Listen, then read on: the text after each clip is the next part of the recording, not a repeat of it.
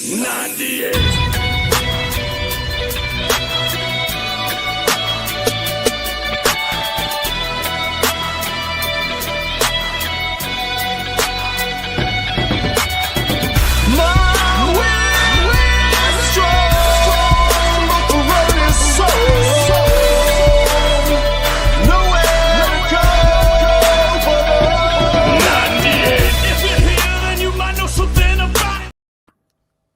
Welcome to our 98 FTG Friday Night Live Christmas edition.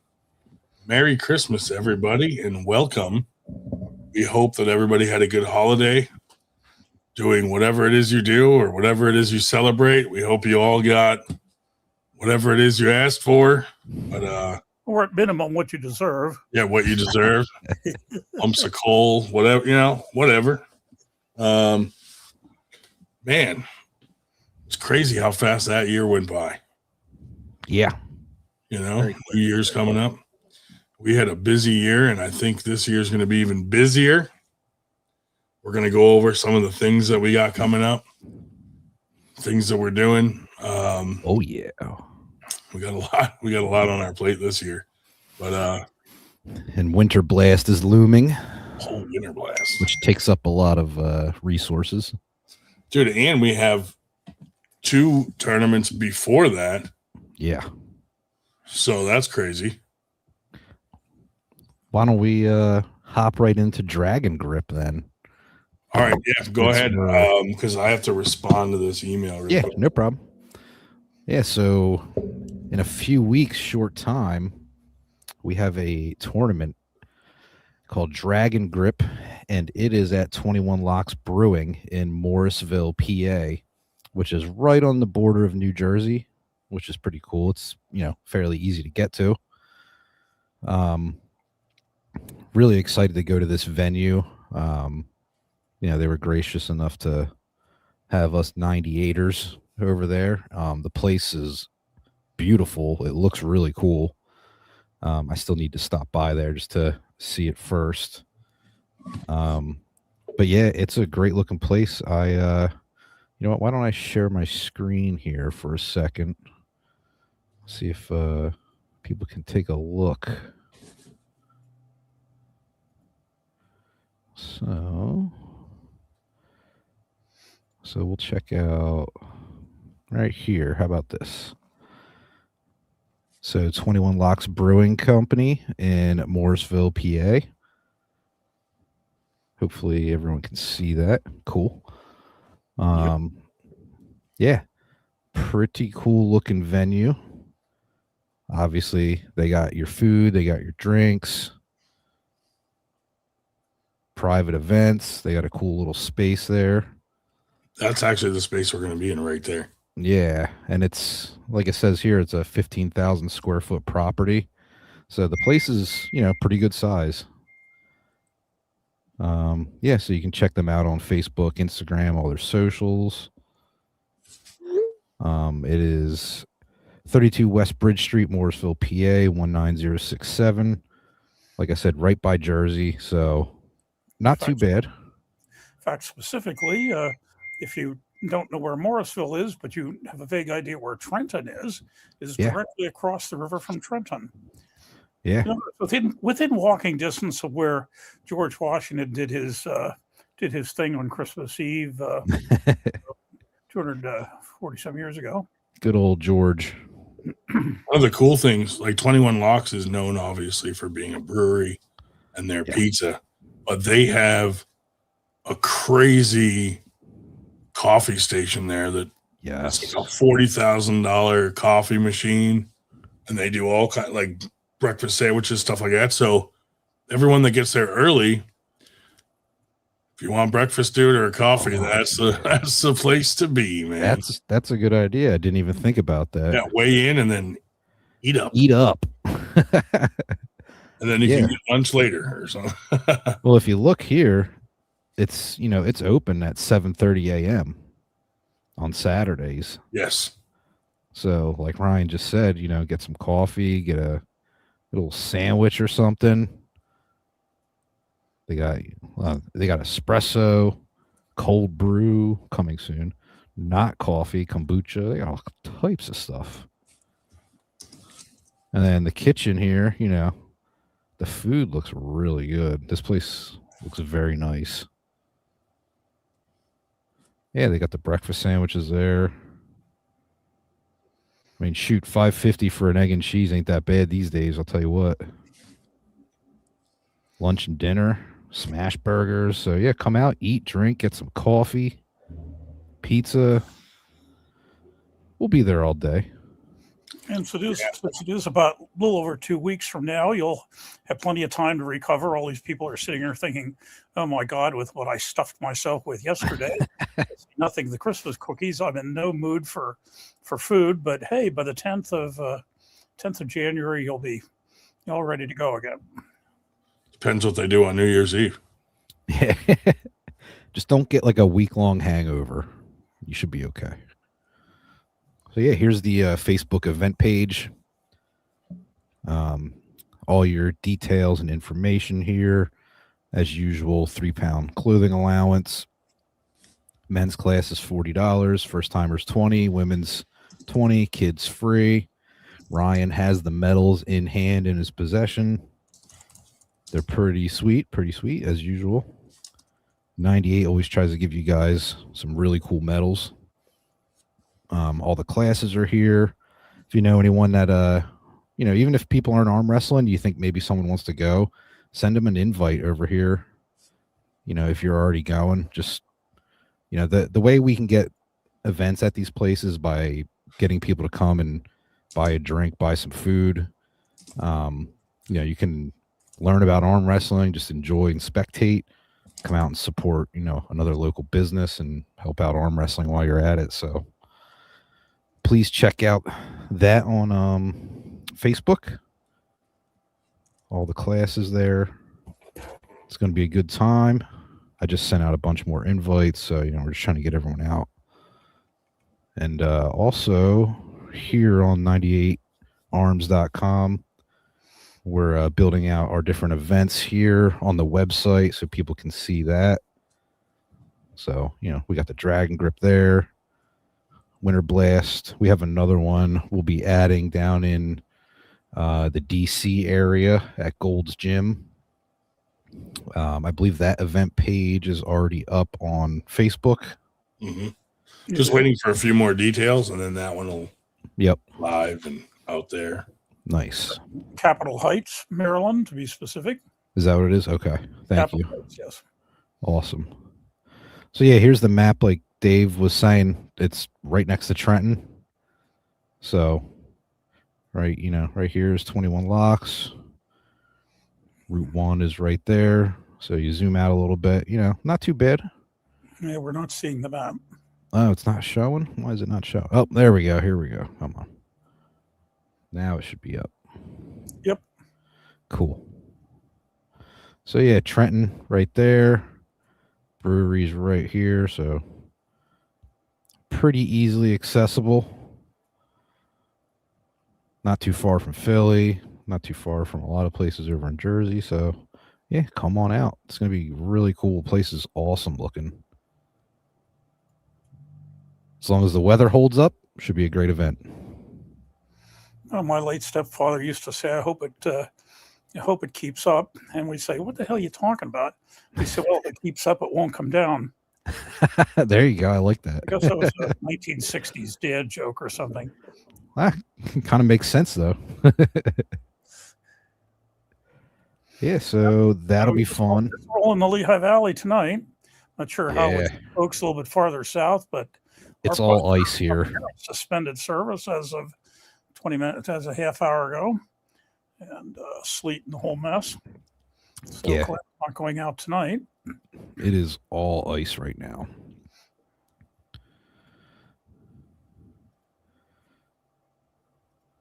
So yeah, we got 21 Locks. Looks like they got a couple pool tables too. That's cool. And right here we're on their events page.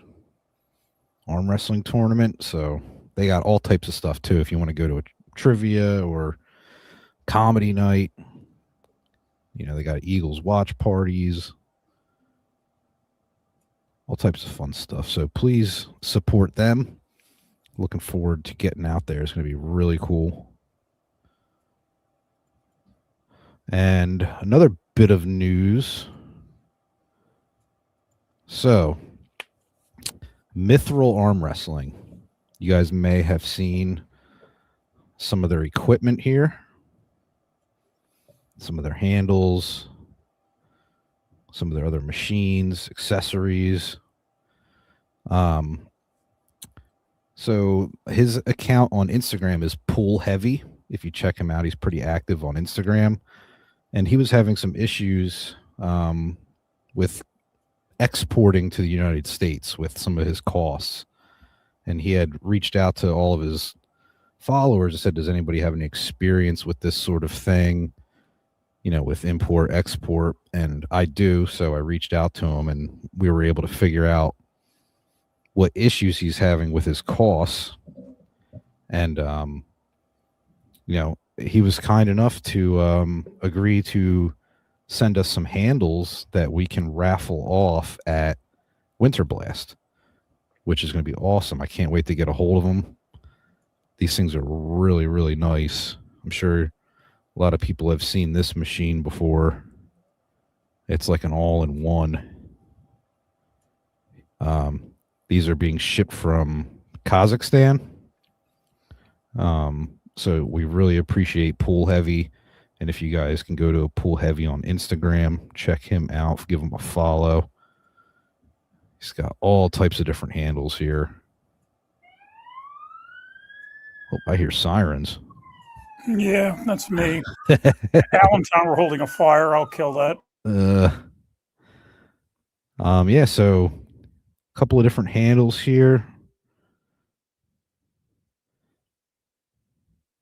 He's got, you know, some of the bundle packs too. I know our buddy Leroy Walker uses a lot of stuff from this guy, from Pool Heavy. He bought his, you know, his real big pro machine. Hey, speaking of Leroy Walker, look at that.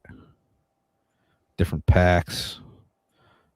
These handles are pretty sick looking. I really can't wait to get a hold of them so we can raffle them off over at Winter Blast in March 27th, March 28th. Really appreciate him, you know, sponsoring that for us. Yeah, some of his other machines here. You know, it's I'm not going to sit here and tell you they're cheap, but it's some pretty quality looking stuff. And Leroy really, really enjoys it. So, hey, if you got the money, there you go. Invest in that machine. That thing is crazy. Yeah, so go to mithrilarmwrestling.com, based out of Kazakhstan. We appreciate his support. Oh, it's got a little Leylaton pack also.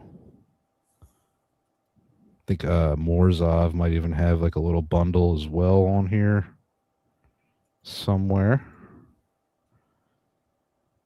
Yeah, give him a check out and yeah, contact, home, catalog, online store. Looks like he has a WhatsApp shop also. He ships pretty much everywhere by DHL. So please check him out. Where else are we going to go here?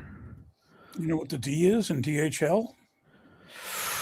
Oh, is it Deutsch? Yeah, it's the outgrowth of the German postal system, or I guess. Yeah. Yep. Very good. You know what I used to call it? I used to call it DHL stood for days and hours late. That was my go-to. And here, another stepfather thing was the DL&W, which was the Lackawanna Railroad, which is the Delaware, Lackawanna, and Western, which they call delay, linger, and wait. Perfect.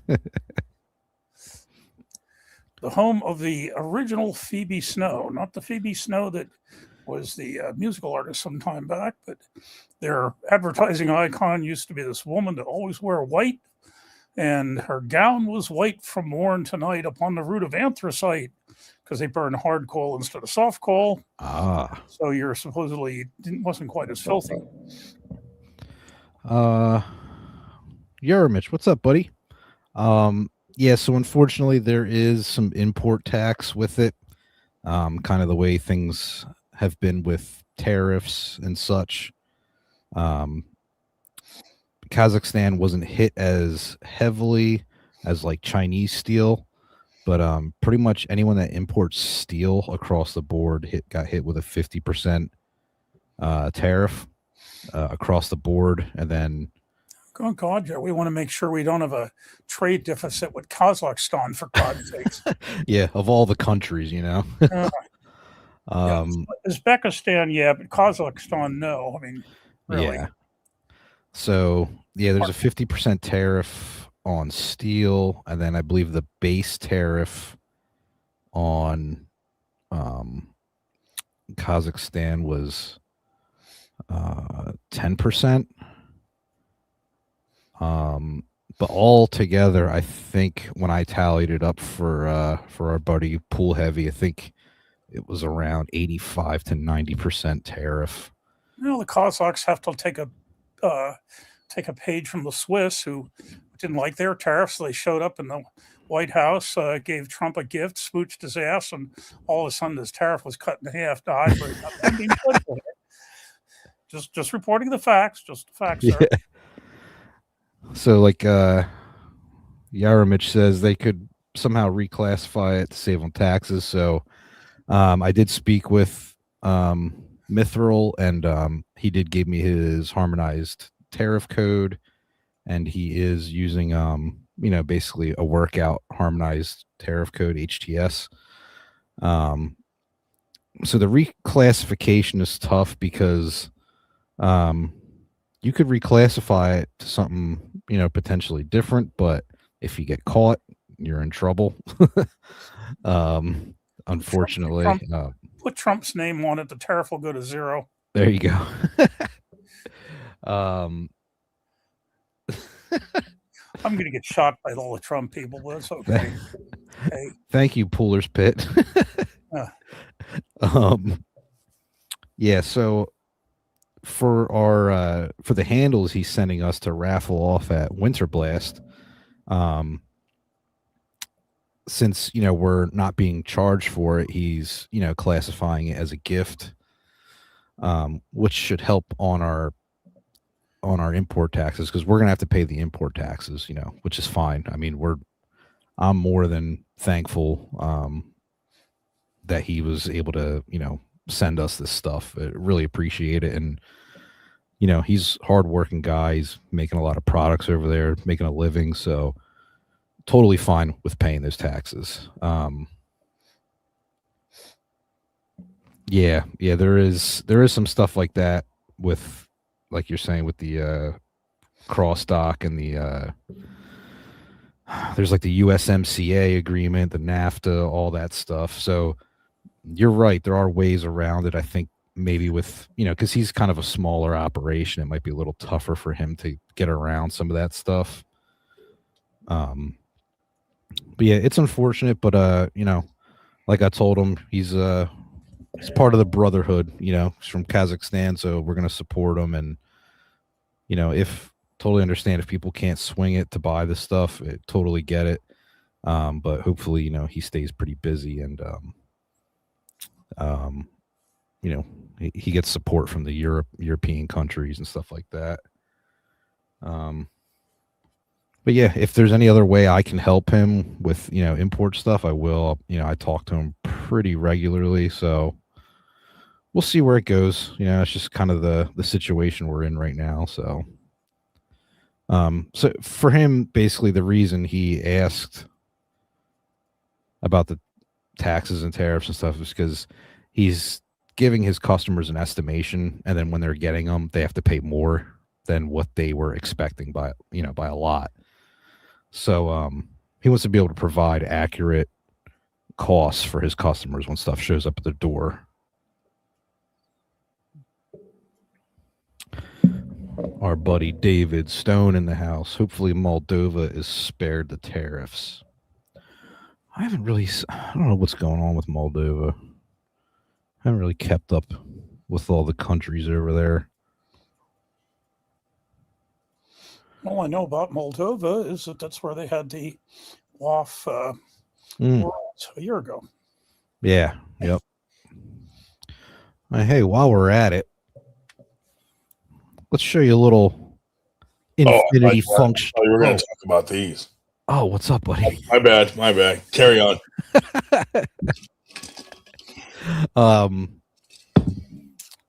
How about infinity functional performance? How about Oh, that? you want to pull some of that up? Let's see. Boom. Yeah, dude. Our biggest sponsor.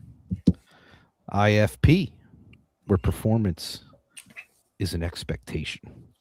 Yeah, these guys will be at Winter Blast as well. They're helping out with helping 98 with the sponsorship. They have all kinds of things. It's not just like stem cells or like, PRP, TRT, or the like here, mental health. They have peptides, weight loss, I wonder if they do something about my mental health. hormone Or even my management. damn shingles, which I'm slowly getting rid of. Like I mean, gut health. they're offering amazing packages to anybody in 98 that Yes. competes in the 98 tournament and to the franchise owners. So, I mean, if you saw the package, you guys would be like, damn. So even if you're already on TRT or getting treatments, I would at least reach out to these guys and compare what they can offer for the price of discounts they're giving versus what you're currently doing, just to see, what the difference is. Might save you some money. Yeah. And right here they have, physical locations in Dallas, Garland, Gilbert, Arizona, Scottsdale, Arizona. Ray Cody said him and his family will be at Winter Blast, and Oh, yeah. he loves Infinity Functional Performance. He is now a client. Yeah, you can go check out their services, Billy Ortega everything says, right here. "What's up, Buttercups?" Oh, let's go. Friendly man. guy Billy from Ortega's. Texas. Billy actually put in a good word with us with Infinity Functional Performance, so thank you for that. And then they reached out to us, which was really cool. I saw man. Billy has about half of the annual TAL event schedule up on his page. Keeping an eye on that, because who knows, maybe I'll actually try to tie in, a trip to Texas with, a tour of the Southeast, There you go. whatever. Nice. There's Glenn right there. Yep, good dude. Met him at EVW 21. And he graciously saved Milo Larrett's life. Milo was dying on the floor, and My bad. they were Aaron looking. Martin actually is the one who hooked us up with IFP. Oh. I don't know what he's up to, but bless his soul. Yeah, Milo was hurting on the floor. Everyone was sick at East versus West, and they were trying to find Glenn, get a hold of Glenn, and I was like, hold on, let me call Ryan. And then Ryan put the phone call in or the text, and then Glenn hooked up Milo with a IV bag and saved his life. I mean, yeah, we pretty much saved his life, Randy. Yeah, we did. Milo owes basically. us. Milo owes us. And dude. he said that, and he will be coming on the podcast. We're just trying to work the schedule out, because he said, you guys saved me. He's like, I gotta come on. So he's coming on. We're gonna hold him to it. But now Milo's cool. He's a cool dude. Yeah, he still likes us, even though Ryan kept calling him Auden. Even trying, yeah, dude. Every time I saw him, I was like, "Hey, Auden, I'm a huge fan." And when I'd see Auden, I was like, "Huge fan, Milo." And both of them had the same reaction of just saying, "Fuck you, Ryan." Pretty much. They got that from their dad, who thinks the same thing. Yeah, pretty much. Yeah, so please check out IFP. We appreciate their help and their support. Very cool dudes. It was very nice to meet them, and see a face and shake a hand, make it legit. Ryan, while you were gone, I did share Mithril, told everyone about the Yeah, I saw that. handles. Okay, cool. Yeah, the handles that they are sending us. Really appreciate that. The stuff is sick. I love these machines that he makes. Oh yeah, there's the Morozov pack. What's up, Brian? They've got a couple of people in the house. Yaramich is in the house. Yeah, lots of cool stuff on That was Mithril. that was an awfully quick. Or no, How was Christmas in Canada? Oh, it was good, man. It was good. Does Santa go up that far north? Yeah, he starts here, right? Yeah. Yeah. How you guys doing? Good, man. Just, coming down from putting together a million toys. Yeah. Oh, No, I'm just catching my breath. I was working out, and then I seen you guys went live. I'm like, oh yeah, fuck. So, yeah, it was. come on, say happy holidays, guys. Fuck, I'm looking huge, man. too big, dude. I know. It's like, look at that shit. It's like I just. Oh popped my my head goodness. off that Yeah. Looks like it's about to give birth to another forearm. shit. Yeah. Oh yeah. It's a buddy. hand I'm giving hock it. in My there. elbow's good now, man. I'm ready to rock. David Marr in the Marr. house. Yeah. It's David gonna be arm wrestle time now. Robert, what's up, buddy? Merry Christmas. Merry Happy New Christmas, Year. everybody. Yeah, and a much needed little break from the normal shit, Yeah. Yep, we're getting the grind back going, getting guests scheduled out for the show. Getting more sponsors for Winter Blast. All of the above. So, trying to. yeah, it's It's hard coming to get together. sponsors. I'm trying right Tough. now. I'm messaging and sending out things everywhere. So Yeah, we'll see. Some want to do it, but it's such a okay. Well, we'll look at maybe doing product reviews, and then we'll make a real. And then you have to wait, right? So it's like, fuck, yeah. You always got to wait. I guess I got to build a relationship. Yeah. Like I did that once. Now I got 3 kids and a grandkid, right? You know what works for me is I offer like sexual favors. I knew it. I knew it. Yeah. You teach them how to do semen retention. God. Ryan's semen in retention person. program. I show how to do it in person. Yeah. Oh man. Well, Oh, hey, it's good, man. I got to see my grandson. Yeah, I saw that. I saw the picture. Good Yeah, pictures, man. Did you see one guy said, "Oh man, looks just like you, man. You're still in the game." Yeah, he's like, Ah. he thought it was your kid. yeah, because it does look. I was like, I don't think he had a kid that recent. I know. damn. Everyone's correcting him. No, man, this is granddad. Blah, blah, blah. It does look a lot like me, but my daughter looks a lot like me too. Yeah, that's funny. Yeah, he does look like you. I'm just kidding. Same haircut. JJ Williams, what's up, man? Yeah, dude, I didn't realize how big the Barbie fucking playhouse is. Holy Christ. Fucking takes up like half our living room. It's like 6 feet wide by 4.5 feet tall. I'm like, Jesus Christ, where are we going to put this thing? It's another house. I regret getting it. I'm Yeah, but the daughter don't regret it. going to put it out in the yard and be like, go live in it.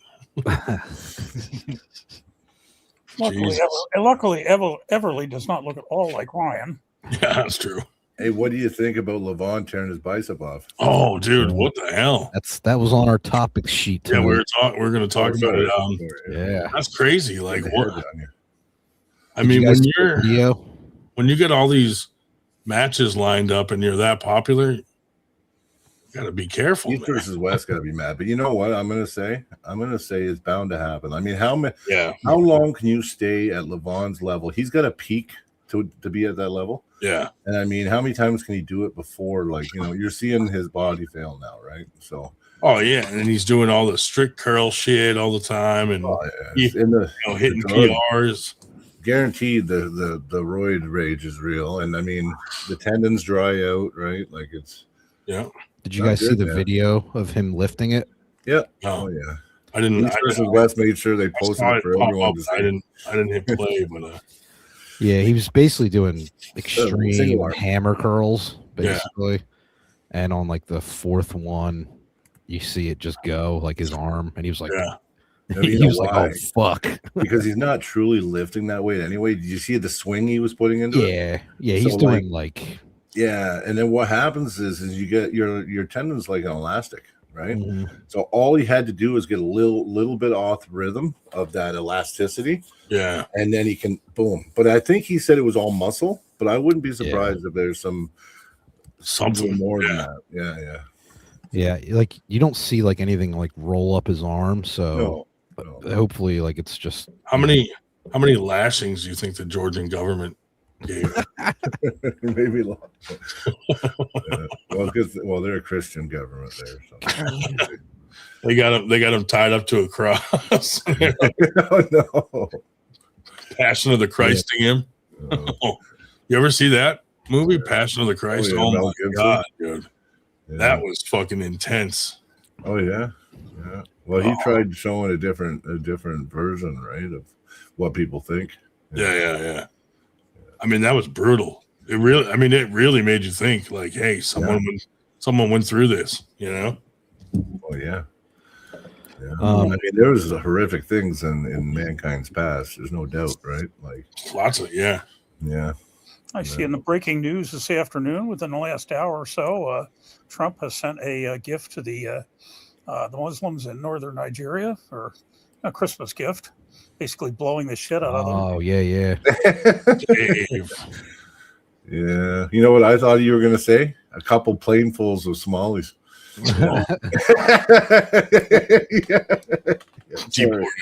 Deported. Yeah. Oh yeah. So Jesus. yes, so since Levon's hurt, now we get left hand Devin versus Vitaly. Yeah, because Devin's For the not ready. title. It's because Devin wants more time for to train his right, and then I they're get that, they too. scheduled the right hand in April, from what I heard. In Cologne, Germany, Yeah. at FIBO.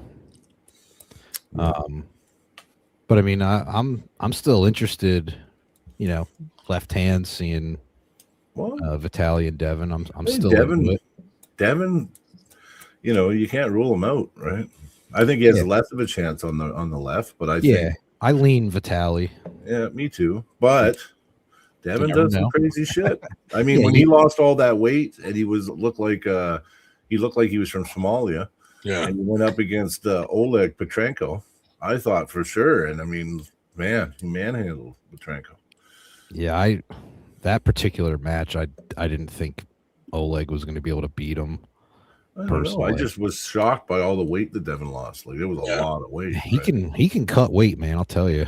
Yeah, I He know. can throw that weight off. Yeah, oh yeah. He I mean, you just can does- never really count him out because no. sometimes you'll see him losing to someone at the side table, but And then then he whoop kills their him in the turn in a in a super match. And you don't know how long you know what? When he came here to Alberta the last time, Yeah, he pulled for 3 days. He pulled over 150 people a day for 3 days, yeah. like nonstop. Yeah, he did that down in Virginia here too. Yeah, and it was ridiculous. And I mean, yeah, so what? You got him a little tired, and Yeah. Yeah. It's like, Yeah. Plus, there's a difference between hanging out and pulling and then and in being a serious. serious super match where he's playing head When games. you're hitting, you got to get the Yeah. setup. You got And he's fighting you in the setup, so you're getting blown up, you know. yeah, it's totally different, man. Even I fall victim to that before, because I had beat a teammate of mine pretty bad in practice. Like, I was Yeah. holding him, and he couldn't do nothing that day with me. So he ego pulled me. He said, "Well, let's have a super match." Well, he ended up whooping me 3-0. Damn. Wow. Yeah, well, because it was different, right? In the setup. Well, it was just, he was really better at, like, he would feel my setup and make the right adjustment, and then I Yeah. would try to adjust, and he would make another adjustment, and he was just beating me in the setup, and he was quicker off the ready go. So I was always catching.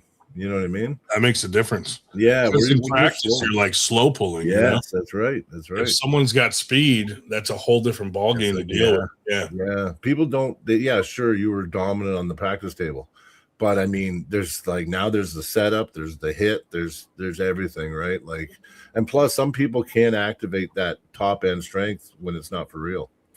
Like, I've even done that where in competition, I'm way stronger than I am on the practice table.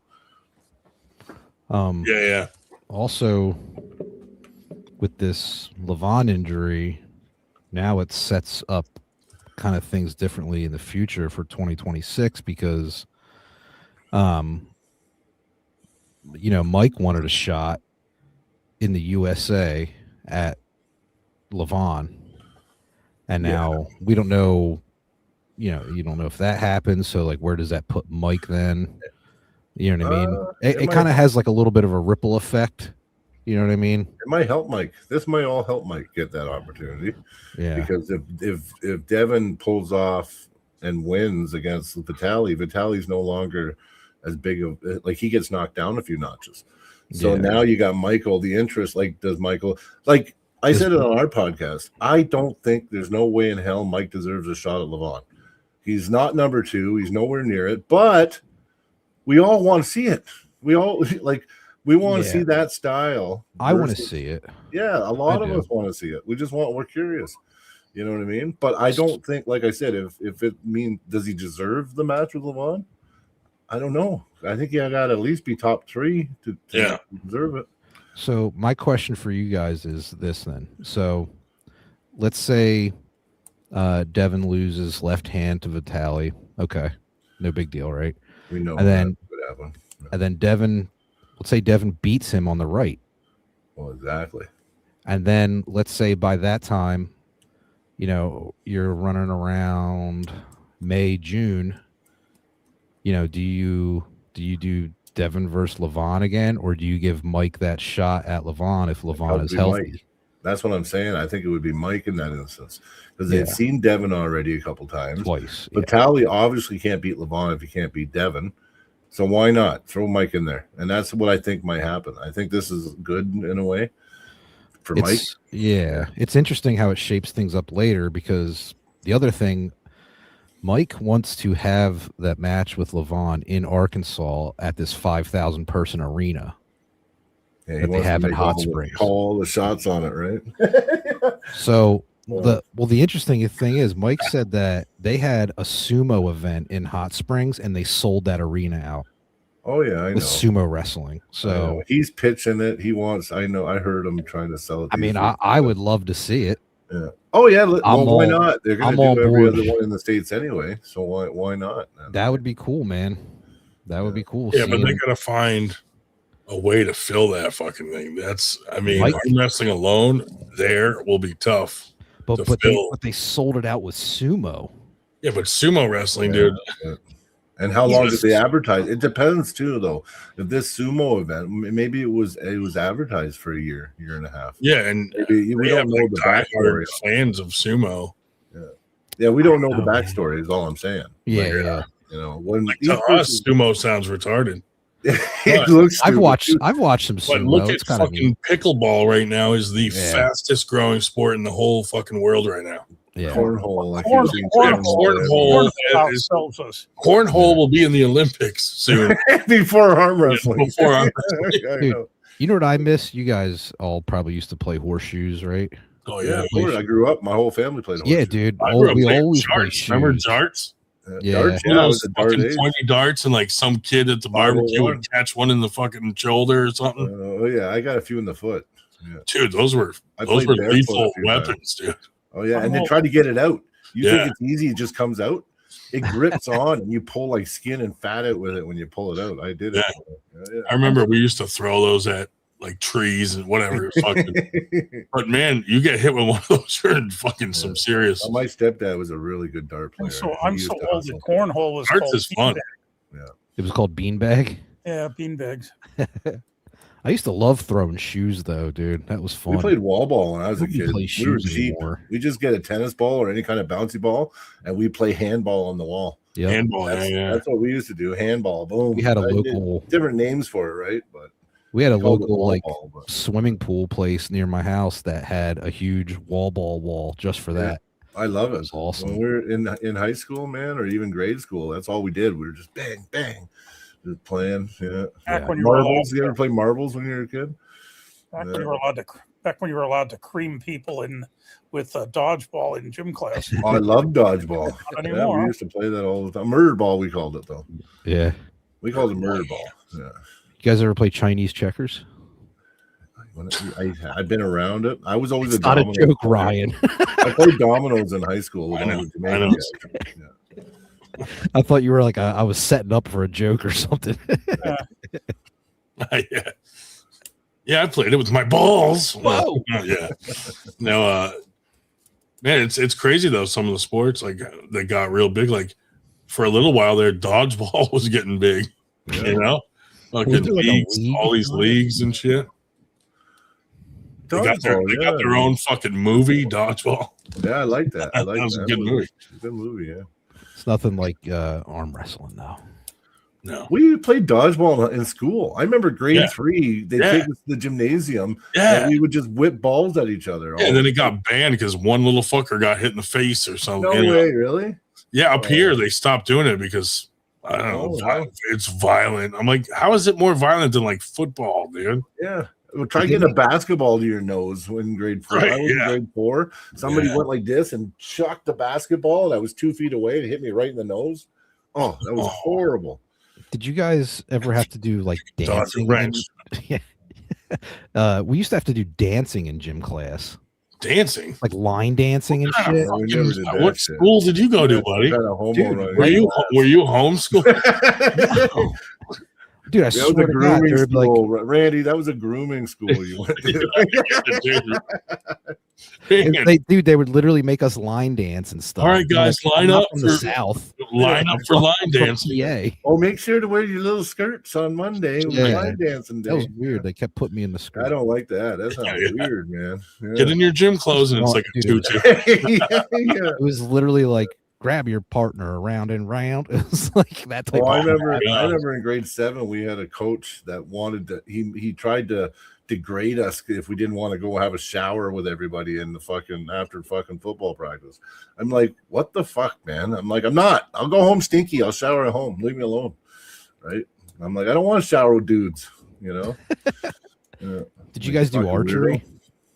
Yeah, we did archery, and then I almost killed somebody because you're supposed to wait for everyone to get back past the line, and I just didn't give a fuck because I smoked Oh, a yeah. joint on break, right?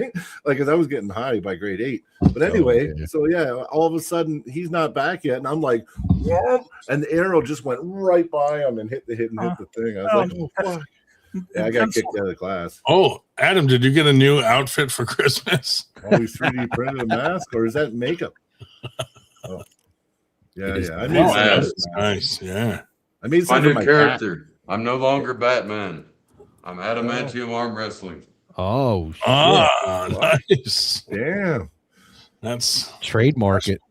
Bring that to the table and I'll fucking break your arm. Carolyn asked Randy, was that in the South? It was not.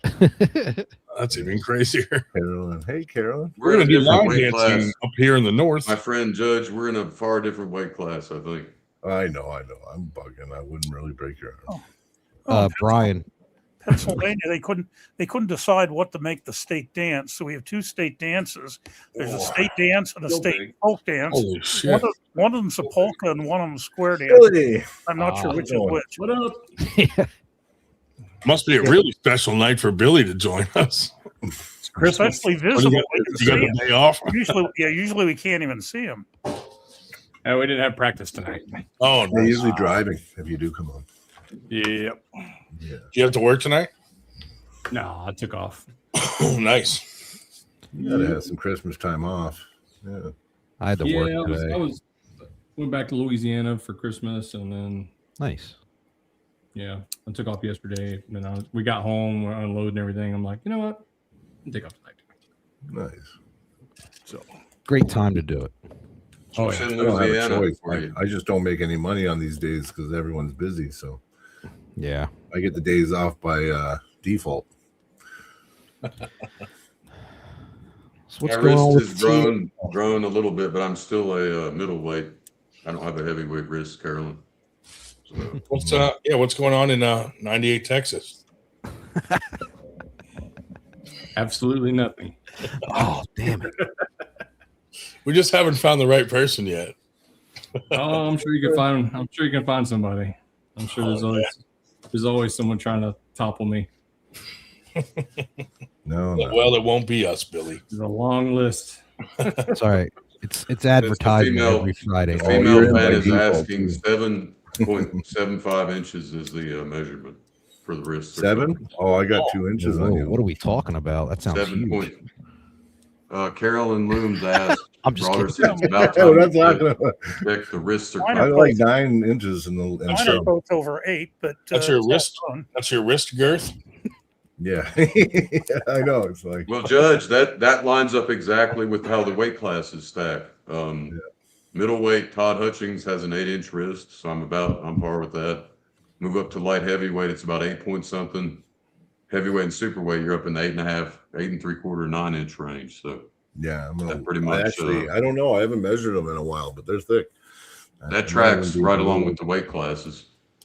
So now I don't know. Now Todd Hutchings can beat some heavyweights, so it's kind of Oh, interesting. sure So I don't know can. if it's You can beat most of direct. them. He is a heavyweight. He is super heavyweights. He can beat the super heavyweights. yeah. He beat Corey West, and that guy was a gorilla, right? Yeah. So to answer the female fans in the chat, circumference isn't everything. There's a lot of technique and a lot of. It depends if you're a curve, a hammer, or a mushroom. That's what I was told. Jesus. Well, y'all are talking about something different. I'm If talking you're a about C, armor. If you're a I'm C, talking about wrist a hammer or a circumference. mushroom, yeah. Yeah, and yeah. Oh, you're talking about your armor. Oh, okay. I'm sorry.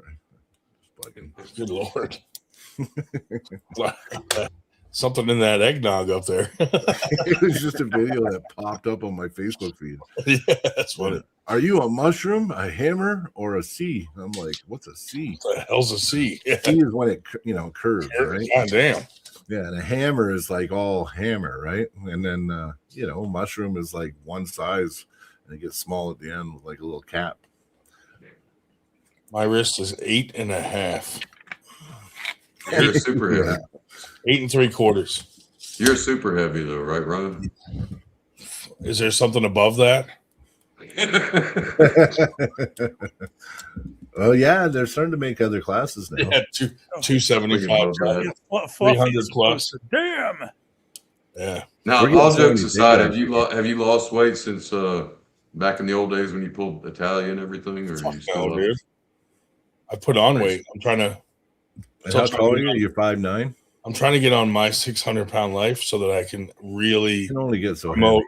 arm wrestling on a bigger stage. Are you pushing 350 or something? No, not that. No, not that You're not much. tall enough to be 350. No, I'm You not have up to be that pretty high yet. damn wide. Yeah, I've been 350 before. Yeah, almost. yeah. Well, you're tall. Yeah, you're tall. I'm 6. Yeah, I'm like 6'3". Oh, did we lose Billy? Well, no, you were 320 or 318 back at that Italian match or something like that. No, that's just what Italia was saying. Yeah. Okay. Yeah. I'm trying to come down. I'm in the 270s now. How's my shoulder? All good yet? No, I still waiting on one more surgery, man. Well, the more I work out, the heavier I get. So I'm turning it all into muscle, but I just keep getting heavier. Oh, you're How much mad. are you weighing now, Judge? So I'm about 318 right now. Adam, you coming to any of the upcoming events in Virginia? I'll be down in Virginia probably It's twice all muscle, baby. a month. All muscle.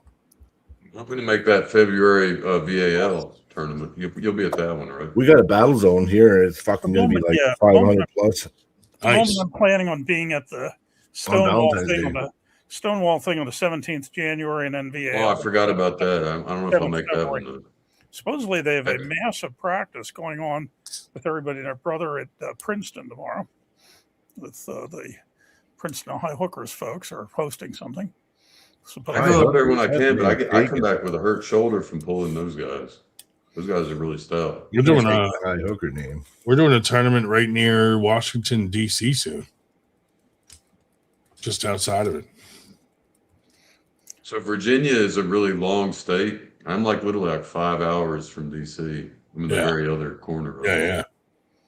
Yeah, I thought we you need were to far come enough south. here and pull, man. Why don't you come here? Battle Zone's in February. Where are you at? We're in Calgary, but I mean, if you're close to BC, I mean, BC's Oh, only you a said couple hours away. DC. Oh, I thought you said Oh, yeah, BC. I said Yeah. Oh, okay. Well, you and I'm sure you and I will pull one day, Judge. I just got to go on Brian's my like, super why are you heavyweight throwing weight. a tournament in my area? Grow my My wrists Perry's by about putting an on a big inch. event in And, Gord. They got yeah. a Battle Zone. It's at the Good Games. That thing I told you about. It's gonna be like 30. It might have the biggest crowd in arm wrestling history. It's gonna be like 30 to 40,000 people there. Yeah, watching arm wrestling. Billy, did you go do a wardrobe change? No, my internet. I don't know. My Wi-Fi keeps dropping out, so Yeah. I gotta get my phone. Gotcha. The only BC puller we've seen over here is Alex Maritzas. Mm-hmm. Saw him. He put up something yesterday for whatever he's up to. Saw a post. But yep, he's been over here a couple times. Yeah. What's going on in Texas, Billy? Nothing right now. Coming up. No, just January 10th. We're doing our beginning of the year bash. Mm-hmm. That's just big practice, rankings matches, super matches, stuff like that. Just having a good time. So you threw it on top of our tournament. Yes. Little On purpose. rivalries. I mean, 2,500 miles away should be enough. I mean, for a practice event, yeah.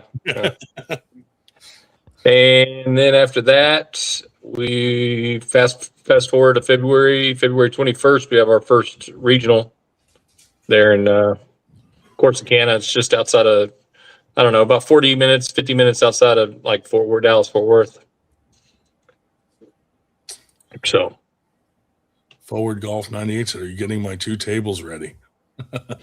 I didn't see an order come through. Did they place an order? They're going to be, yeah. I don't know if they did yet, but I know they were talking to me the other day. They're going to order 2 tables. Yeah. So I've been enjoying this whole Dave and Ryan, this whole new PC era of are y'all going along with mainstreaming the sports and no more Eric Harlan's or Nanya's or Steve Galal's or No, we don't. I mean, are we did we clean up the act and those make guys, it, I mean, those guys kind of ended their own, Yeah. by either being in jail or, I mean, we didn't have to do much to not have them on here. We're having male in general, nudity. the act is cleaned up. It's all PC now. It's all The male nudity kind of Yeah. put an end to that. Can't really. It's have actually, it's more like PG-13 still. Yeah. still PG. Okay, good. that. Yeah. Once in a while, we get deep Close. into semen retention, but Yeah, I got you. Still have a lot of fart Hey. jokes and poop jokes, and What do arm wrestlers usually get for Christmas? what? Sore tendons. Oh, yeah, you got one? Nice. 22-pound mug. How is it? Oh, yeah. Freaking heavy. Dude, I bet. You make it look easy. Well, it's not bad. I mean, I was looking at those online a couple weeks ago going, man, that's fucking cool. yeah, it's 10 Because, like, kg. Because, like, in a dumbbell, you're like, all right, you're used to that motion, but that motion is way different. Yeah, and the handle, and then you kind of gotta. I mean, I haven't used chalk on it or anything yet, but Yeah. it's if you don't use your thumb and you just grip it like regular, it's a lot more difficult. Yeah. So- yeah. Well, here we got a ref question. There we go. Billy, may I ask you this? Say, for example, Nick Stone versus Chance Shaw pull a super match and the pin line fails and breaks twice for 10 minutes each time. Would you call that an equipment failure? Come on, Briggs. Well, Maybe I those mean, little pin strings. Okay. yeah, I mean it would be a equipment failure. Yeah, that's I weird. mean, were they breaking them somehow? Were they like knocking them off, or Were they just falling off? yeah? I mean, because you got to have something there. Postpone match to a later date, or would it be a case where the puller may be doing it on purpose? There's any way to be sure of the pin line to be stronger? I mean, wire or Swap metal wire. out the pin line with like steel cable. I mean, I guess I mean, there should be a way to at least fix it on the fly if you would. I mean, so here's the thing. I mean, I'm sure Ryan does this. I'm sure Brian and everybody does this. You have extra equipment, right? Yeah. Always have extra screws, extra, wing nuts, extra, all that kind of stuff. So if you're running pin lines instead of a pin pad, which there's really no failure in a pin pad, Yeah. then you might want to have some extra elastic string or, something like that, an extra set, just in case something like that does happen. I keep some of my old pin pads on the truck just in case. Worst case scenario, we throw the pads back on her. Yeah. But yeah, He said, Make sure you No, use I mean, quality equipment. all I could think of was that old cartoon. yeah, Windows, that wouldn't happen with quality equipment from Combat Arms Force. So Combat I Arms Force. have some ideas in my head about pin lines and kind of where I think we could go with it, and it would look really good. So Speaking of we'll start work. Make it easier for the refs and use fishing line, Oh yeah, right. Oh, yeah. speaking of an pin invisible lines, line. do you guys remember when you would see people with the plexiglass type material? It was like that thin, clear material. It was only really wall. Was that wall that did that? Okay. Yeah. It was like rubbery rubber band Was it? clear. Okay. Yeah, it was weird. Here's an I saw obvious. those tables up north, and I was like, oh, it's just like rubbery. Here's a easy trivia question. What kind of table was the wall table? Combat Arms Force. A rebranded Combat Arms Force. An unbranded Combat Arms Sports. Was it? Hey, That's cool. Yeah, the original owner Brady Ellis, he made the wall tables. Yeah. And then would he just use bigger pads? Well, yeah, we still actually we still make the 7x9s. Oh, nice. Yeah. So we still have all the we can get the material for it and everything like that. Actually, that's what Robert Kelly, he uses WAL pads for all his little events now, and we made them. So. well, your tables come I here don't- because there's a guy with a Combat Arms table for sale on Marketplace in Red Deer. How much? Ooh, Nice. It's $400. Snag it. $400 for it. Snag it. I'm coming up. I bought this for Why- 300. why the long used, face, Judge? so I'd What? buy it. Why the I long don't have a face? This long was face. 300. My face is long. What are you saying? You making fun of my face? No, that's an old That's a saying I know for yeah. No, I listen, I'm down with all the tables. But I understand now though, because if Combat Arm tables are his table, I understand why he might frown upon Mac tables. No, look, I'm here's fucking the thing. Yeah. the bear. I'm gonna garner another message from Ian Carnegie, right? 'Cause he messaged me about that. Yeah. And look, I like Ian, I really do, and it's not any shade or anything like that. I'm like I told him, I'm just a traditionalist, man. I am a guy that is like, you know what, the pin pad's 7x7. Keep your elbow on the pad, and then that's what it is. That's the rules. Yeah. But hey, Yeah, there's a I was place, just like we I was talked just about hoping, it. because I talked to Ian about you. Yeah, he brought you up to me. So Yeah, But he you gotta hit keep me it up. on. Which I look. I'm not. Yeah. I like Ian. I like Mac. I mean, I think there's a place for everything. Don't get me wrong. I'm not saying that it shouldn't exist or anything like that by Yeah. any means. I But- hear you. I'm not going to say sorry. I just don't. No. I love the look of his table. What I don't like is the rules attached to it. Oh, It looks like it's a cool table. I've pulled on it. It's a cool table, but it's like he's creating its own He thing did do for that. that table. But you know what? So There's nothing hey, against great, using different yeah, rules. great for You don't him have to use his and rules. great for his league. But like, Yeah. I don't think it would. Like he wanted us to use those tables at Winter Blast. I'm like, there's no way we could do that for our tournament. No, you can't. So I understand that. yeah, but I Listen, think I for don't what think he's it's for doing, tournament. it's a cool new thing for what Yeah, he's I don't doing. think- You know, Yeah, I don't think it's for tournaments. I still Yeah. like. Listen, I'm going to hold events, and my tournaments aren't going to be on a Mac table. yeah, They're yeah, going to be on a regular it's- 7x7. yeah. But you could do some super matches on it. But damn right, and I think it's good for that. But I don't want the polars here to get so used to all this room, and then they go pull at Billy's event, or they go to Worlds, or they go to National, and they're off the pad every 2 seconds. Like, I think that Mac has its place, but I don't think it replaces. It doesn't replace, but it's got a place. I like the super match idea. Yeah. I mean, just like anything else. I mean, different rule sets, different. They work for what they're working on. Working with, like, like here in Texas. We've got this other little organization, Flashpen, and they created their own rule set, and it kind of mimics the EBW rule set. And we went to even an 8x8 elbow pad on, their table, just to give that little extra, little room for buffer there. But I'm like this. Look, you watch NFL football, right? And we got, $100,000 cameras zooming in on the guy's toe, making sure he touches it just in bounds before he goes out, right? But we're not like going, well, you know what? If he had 12 more inches of field, he'd be in bounds. I hear what you're saying. I look at the MAC tables. I don't look, it's not even the rule set so much.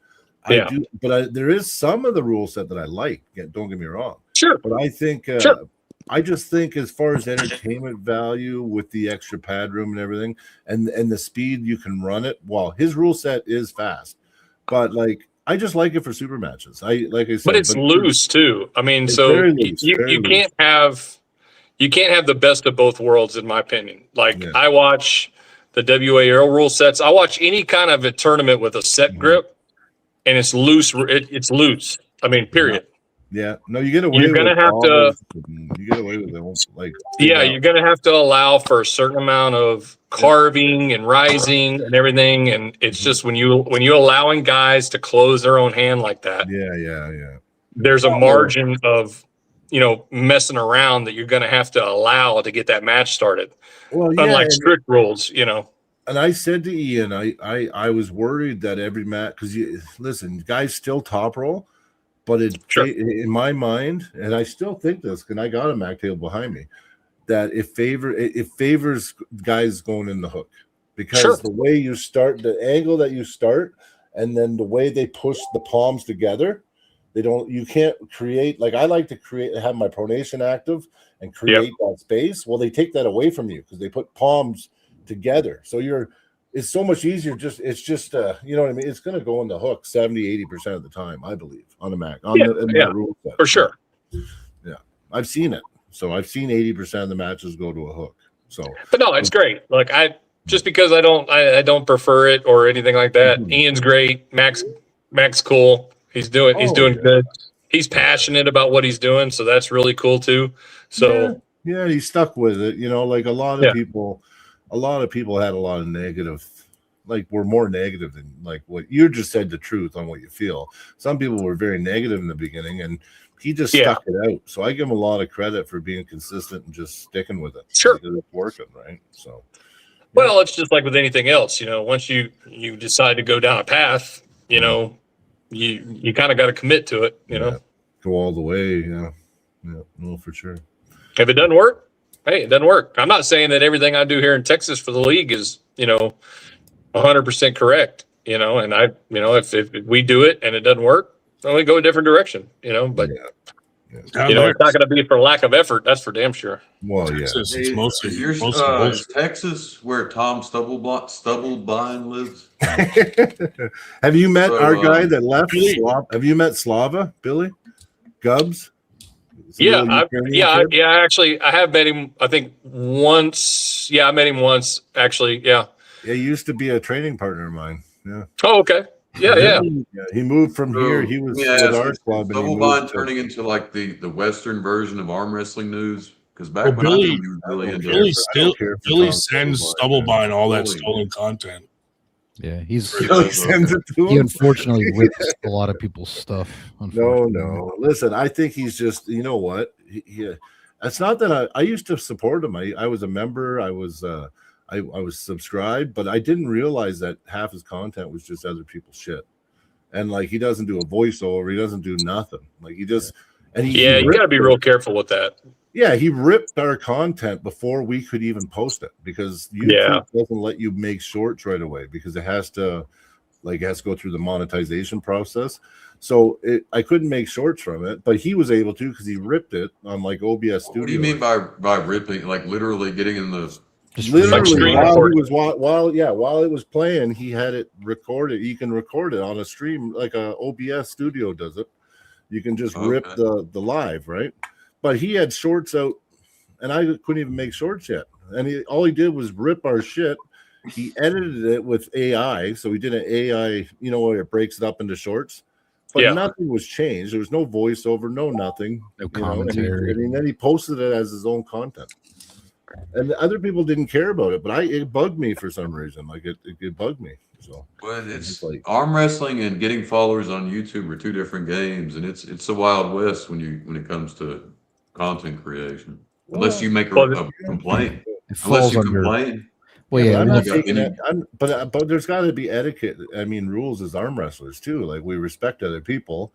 And remember, there used to be. There were back in the day when they were arranging all these podcasts. Everybody picked a different day, and they wouldn't overlap. Yeah. And I still get messages, and we talk all the time about, "Oh, you guys doing one tonight?" And we still rearrange it. Now we still will do that. Yeah. Well, if you kind of look around a lot of the arm wrestling YouTube channels and stuff, a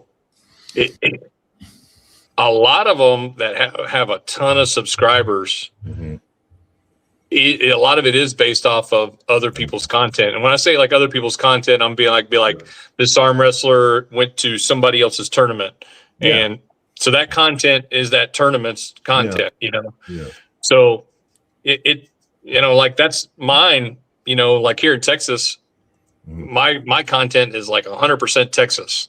Yeah.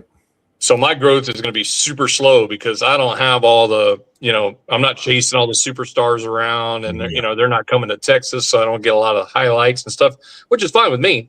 That's what my channel is all about. It's about Texas. So right. I mean, there's an element of if you want to make it big on YouTube, you kind of got to sell out. You kind of got to pander to the whole. I don't have to. We have a channel. I didn't even know you had a channel. I know. I'm just it's so small. I'll give you an instance. So our old a co-host that used to be on Dakota guys, he was always on our pod. He hasn't come on our pod. He's not really on the podcast much anymore, but he comes sometimes. But he posted an arm wrestler's content, and the arm wrestler said, "Hey, that's my match. I wanted to post it." Like, you know what I mean? Like we were all at the same event. So Dakota just said, "You know what? I'm sorry, I wasn't thinking about it," and he took the video down. But it didn't matter because 1,000 people already seen it. And then when my buddy posted it, he had like 50 views. Wow. Yeah, so it has there's instant results and consequences. Really, that's right. We had a guy working for us, and we hired him to do the live feed. And then during the live feed, he'd get up on stage and get footage. And then he told us that we didn't have the rights to that footage because he got it. And I'm like, well, dude, you got it while on the clock for us working our event. And then he wanted to put it on his channel. And so I grabbed it off his channel one day and threw it on ours. And he did a huge post saying that I stole his hard work and all this stuff. And I'm like, it wasn't your footage in the first place to fucking post. Well, yeah. And we ended up having to part ways with the guy because it was just like he just did not grasp that it was our footage because it was our tournament. Yeah, but he didn't have to let you get that footage. The biggest issue is that people violate the Fair Use Act. Yes. You can not like if someone re-uploads your stuff and adds commentary, but you can't actually do anything about it. Yeah. But if you violate fair use, that's where I have a problem. And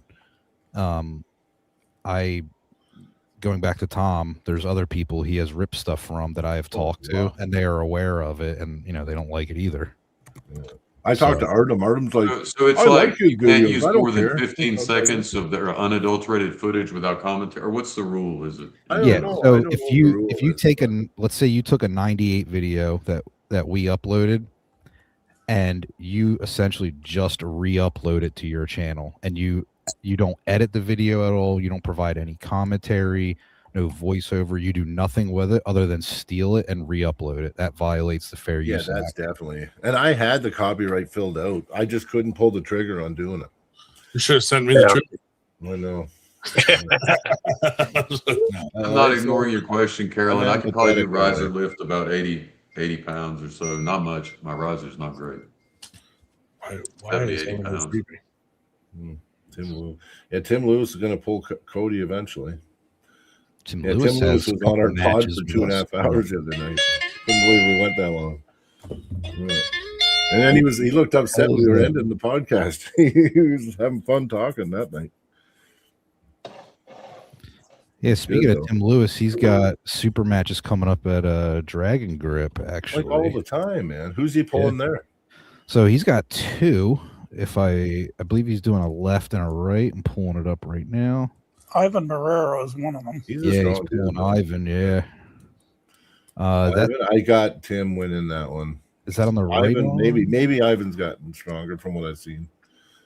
Let me pull it up. Is that right or left though? Left That is left hand, Yeah. and that's $200 on the line for that. Ooh, that should be a good match. January 10th, 2026. Ivan works hard, man. He trains like a maniac. Oh yeah, he's a good dude. Yeah, Yeah, he's a good dude. I hope he wins. I just don't know. I don't know yet. Hey Brian, did you know that he was originally Steve Fernandez's partner in their? Shut up. Yeah, they were Really? originally partners. Yeah. I like him. He's a nice guy. Yeah. I'm like, what's he doing with They fucking parted Fernandez? They Yeah. parted ways really quickly. Oh, I bet. They were partners at first. Yeah. Yeah, because you can't have like a good guy with a slime ball. Like, You heard it here first. No. Partners in Tim's- the YouTube partners, or what kind of partners are we talking? For they threw a tournament together, Okay. one or two, and then they parted ways. No, Yeah, Ivan's Tim- good for the community. He posts lots of stuff. He's very active. He supports all. And his everybody. kids are very active in arm wrestling too now. Oh, that's cool. Yeah, they always come to our tournaments and pull. So Nice. that's cool. Nice. Tim also has a right hand match against Charlie Thomas. Tim has 27 right hand matches and 27 left hand matches planned for Now, 2026. the right hand match, you just think he'd lose every time, right? Because he's just Yeah, another broken one is and more slow tournament looking. than that super matches. Tim is Tuppers were funny because Tuppers were telling me over the weekend they were at like 24 events last year. Garrett was telling me. 24 Tim said events. he had 21 super matches past year. Yeah, I believe it. I mean, Jesus, he's got one almost every freaking weekend. He's like on some card somewhere, Yeah. except Texas. Oh, Dude, those came out great. Are you Tim's one of those 3D? ones- Are you plating those? Did you know you can plate your 3D prints? Right? It's a prototype. It's a prototype. Dude, But send You me know you that. can plate that though. Send me that file so I can change the head to a dragon. yeah, right. I'm buying a plating setup. I want to start turning that stuff into trophies. Yeah. I want I- to metal plate it though. Yeah. I came up with a concept, Yeah. and my buddy here in San Antonio that does all the 3D stuff and everything like that, Yeah. he managed to get it into a file and Nice. printed it for me. And yeah, It's badass, dude. Nice. Yeah. Yeah. We're gonna buy one of those 3D cameras, make our own Yeah. files off things, but yeah. that's cool. I love 3D printing, but now I'm looking at you paint them with this like metal nail polish shit, and then Yeah. you can plate them, electroplate them. Jeez, Yeah, I've seen a little bit of that. that's Yeah. badass. Yeah, you just I take mean, now, whatever you now got. they have copper, metal nickel. 3D printers. Yeah, Yeah. I see metals getting through electroplated, and it was Yeah. cool. It was really cool. Yeah. I had It's to not call- What much. did y'all It's think a thin about layer. Arm God's beautiful satire piece they did the other day? Oh, dude, they're getting nastier and nastier. It's the height of satire, really. I mean, it's pretty amazing. Is there any The lashback amount they're of getting work, from it? They're like small Or- movies, dude. The amount of work they put into it. It's crazy Well, Yeah. yeah. It's- and ridiculous. And ridiculous. Mhm. Are they getting any lashback from it at all, or for people who don't have a sense of Dude, humor? they did one with like, I don't know if they posted this one with Tim Tim Talmadge, and That one, no, then they he didn't. like shoots himself in the head at the end of the video, and I'm like, oh, Oh my god. Lord Jesus Christ! Well, that's what when I first seen the one with Raymond with the fucking sniping him. Oh, yeah. like, I didn't know what to expect. I was watching, all of a sudden I'm like, whoa, that just happened. Yeah, Like, holy shit. dude. I mean, Neil pick up with the Barney. I'm like, oh my god, dude. Yeah. That was awesome. I mean, Oh shit. I mean, it's comedy, it's satire, and it's fiction, so it's not bounded by the usual rules of I wish I had you're not that. impersonating If I had that anyone. skill I level, don't I'd like be it. doing like some productive videos for that. No, I got you. I understand. You'd be in the movies. You'd be in Hollywood making animated movies. Doing I had, something the, I, like- had the gall to suggest about a week ago to Robert Kelly that maybe if he announced his tournaments more than 4 days in advance, and no, I'm not exaggerating, I'd get a better turnout. And he was so upset he banned me from commenting because it was the 98th thing to do. But wait, Oh yeah, he got mad. Yeah, Well, here's the thing. I was telling Ryan about this. You know, Robert likes smaller events, yeah, like his format and everything like that, and the way he runs them and stuff like that. He really enjoys. Like, I sincerely mean this. Like, he really enjoys the smaller turnouts. You know, yeah.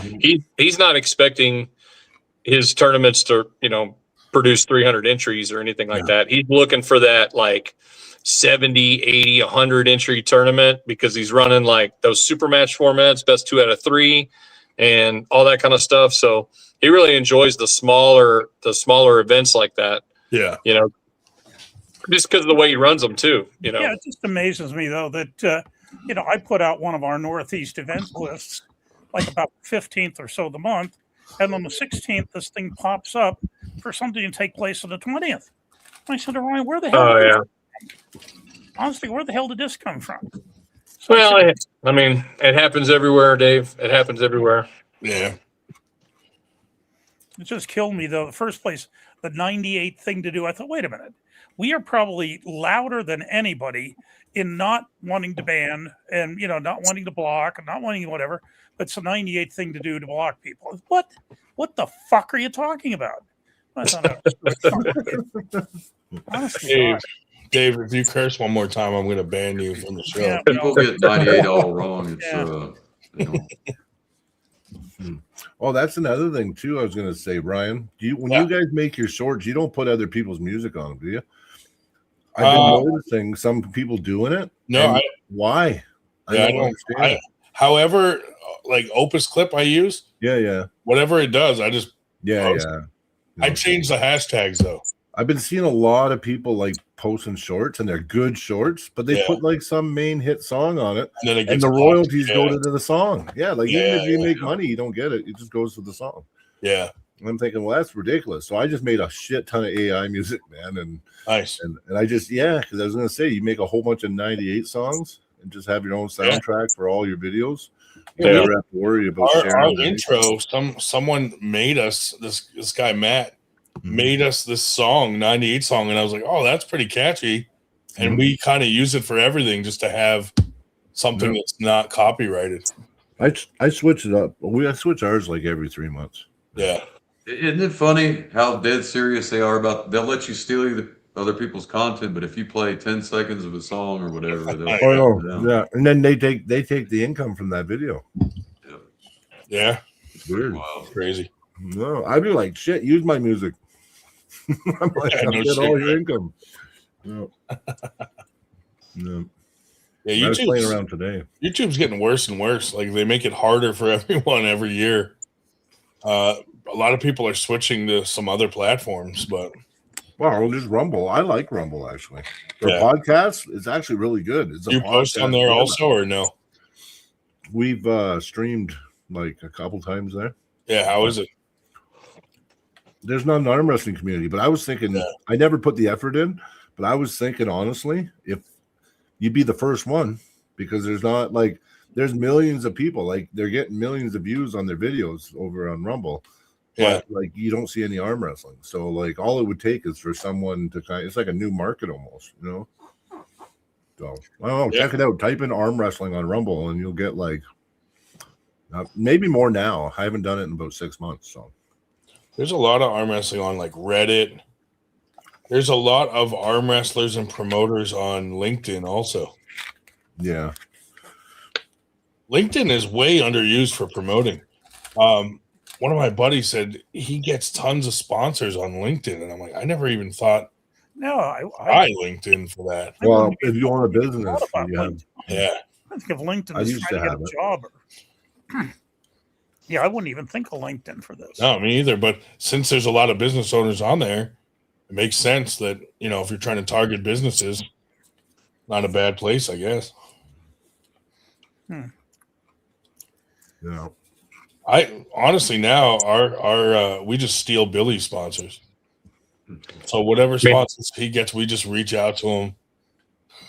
I waste enough time on Facebook without being on anything else. It's pretty lucrative for you. So Yeah, yeah. Working out good. No, but it's pretty cool that he took us on, though. Considering, no, it's good. he's doing a lot of stuff for the sport, so good for them. Yeah. Not a whole lot of businesses that are that into arm wrestling, so it's cool when you find one. Yeah. Absolutely. I mean, he dove in head first.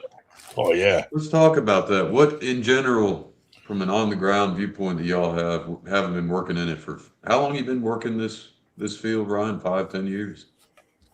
arm wrestling Promoting, organizing, all the stuff you do. 4 or 5. 5 years. Yeah, So, what do you see as holding arm wrestling back from moving up to the next Mine's in the sand. niche? the fact that the only fans we have of the sport are the people that arm wrestle. Right. Like, we I don't. think it's promoters. Yeah, I we think don't. it's promoters. It's promoters fighting each other. Mhm. It's not having the unity that other sports have. If all of us in the United States were united somehow and had like a single nationals and a single worlds and this and that, but as long as that would help. But let's go back to your All first point, divided. which is the most important one. Most people who watch arm wrestling, it's because they arm wrestle. well, think How of do this. you When I'm how do you move watching, it to a broader perspective? if I'm Gotta watching get arm rid of it. wrestling, I get discouraged when they keep stopping the match and every little foul, this and that. And imagine someone who doesn't even know why they're stopping them in the first place. Yeah. Probably boring as hell. If it's hard for you to watch as an arm wrestler, imagine the casual person who doesn't even really care about arm wrestling. Yeah, exactly. Yeah. So, how do we improve That's why I that? think We- one format. That's why I kind of got behind Ian and Mac, because I was thinking, just a super match entertainment. Like tournaments were never really made for the fan anyway. It's Yeah, made yeah. for the competition, right? And us. But I mean, super matches are kind of more made for fans in a way, right? Okay. So why not? Yeah, why not use a loose rule, a more, you know what I mean, just loose all around environment for your super match, right? To bring More in more action, fans. less downtime. Yeah. Yeah. So I mean, and I watched them do 72 super matches in a single fucking what it took to run a tournament, like maybe even shorter. Yeah. So I've seen them do it. So I mean, I don't know. Like I said, I just think that if you don't know how to pull on a Mac table, it probably favors the guy that does or the guy that's a hooker. But I mean, if you've had lots of time on the Mac table and you know what it's about, I don't think I think there's advantages for every style with the size of the pads. Do y'all think there's a factor of where a lot of what we enjoy watching on the sports is they're running up and down a field, they're kicking a ball, there's a lot of activity. Is part of it the problem? We got two people just standing at this table and then lots of breaks, and I'm just trying to break it down to what we could do to really make this I thing into think a spectacle. you're right. I think maybe we mount the table on like a chariot and they arm wrestle while it's going down a field of Now we're getting somewhere. I mean, we gotta. What is it? Russell Crowe said in that movie Gladiator. Who's got the fans amped I up. mean, maybe it'll never get past what it is. Who knows? It might just stay like this True. forever. That's true. Yeah.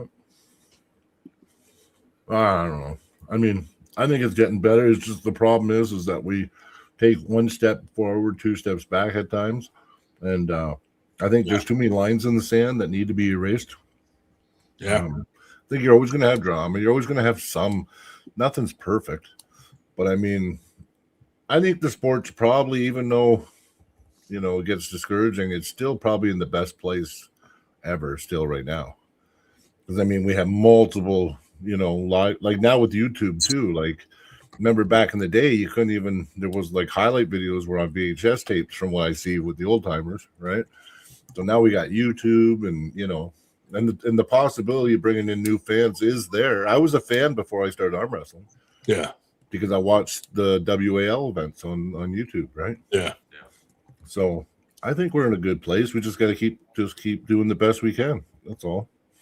I mean, when Devin came to New Jersey to do a seminar, there were a ton of like young kids there, and I'd walk up and be like, "Hey, do you guys arm wrestle? Like, what club are you with?" And they were like, "No, we don't arm wrestle at all. We're just fans of Devin." And I was like, "That's a good sign." You know what I mean? That's a good sign. Yeah, but he's one singular. Like, he's pretty unique. He's the only arm wrestler in the West with over 1 million followers. You just need. There's other guys that need to be charismatic too, right? Like, I've brought people into the sport. I've met guys at tournaments, like Mayhem at the mall. Like I said, I told the story before. I met a bunch of kids that were there drunk, and they were like, "Holy fuck, your arms are big," you know.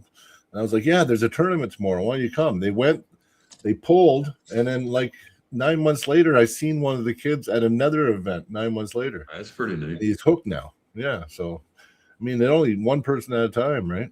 Yeah. Yeah.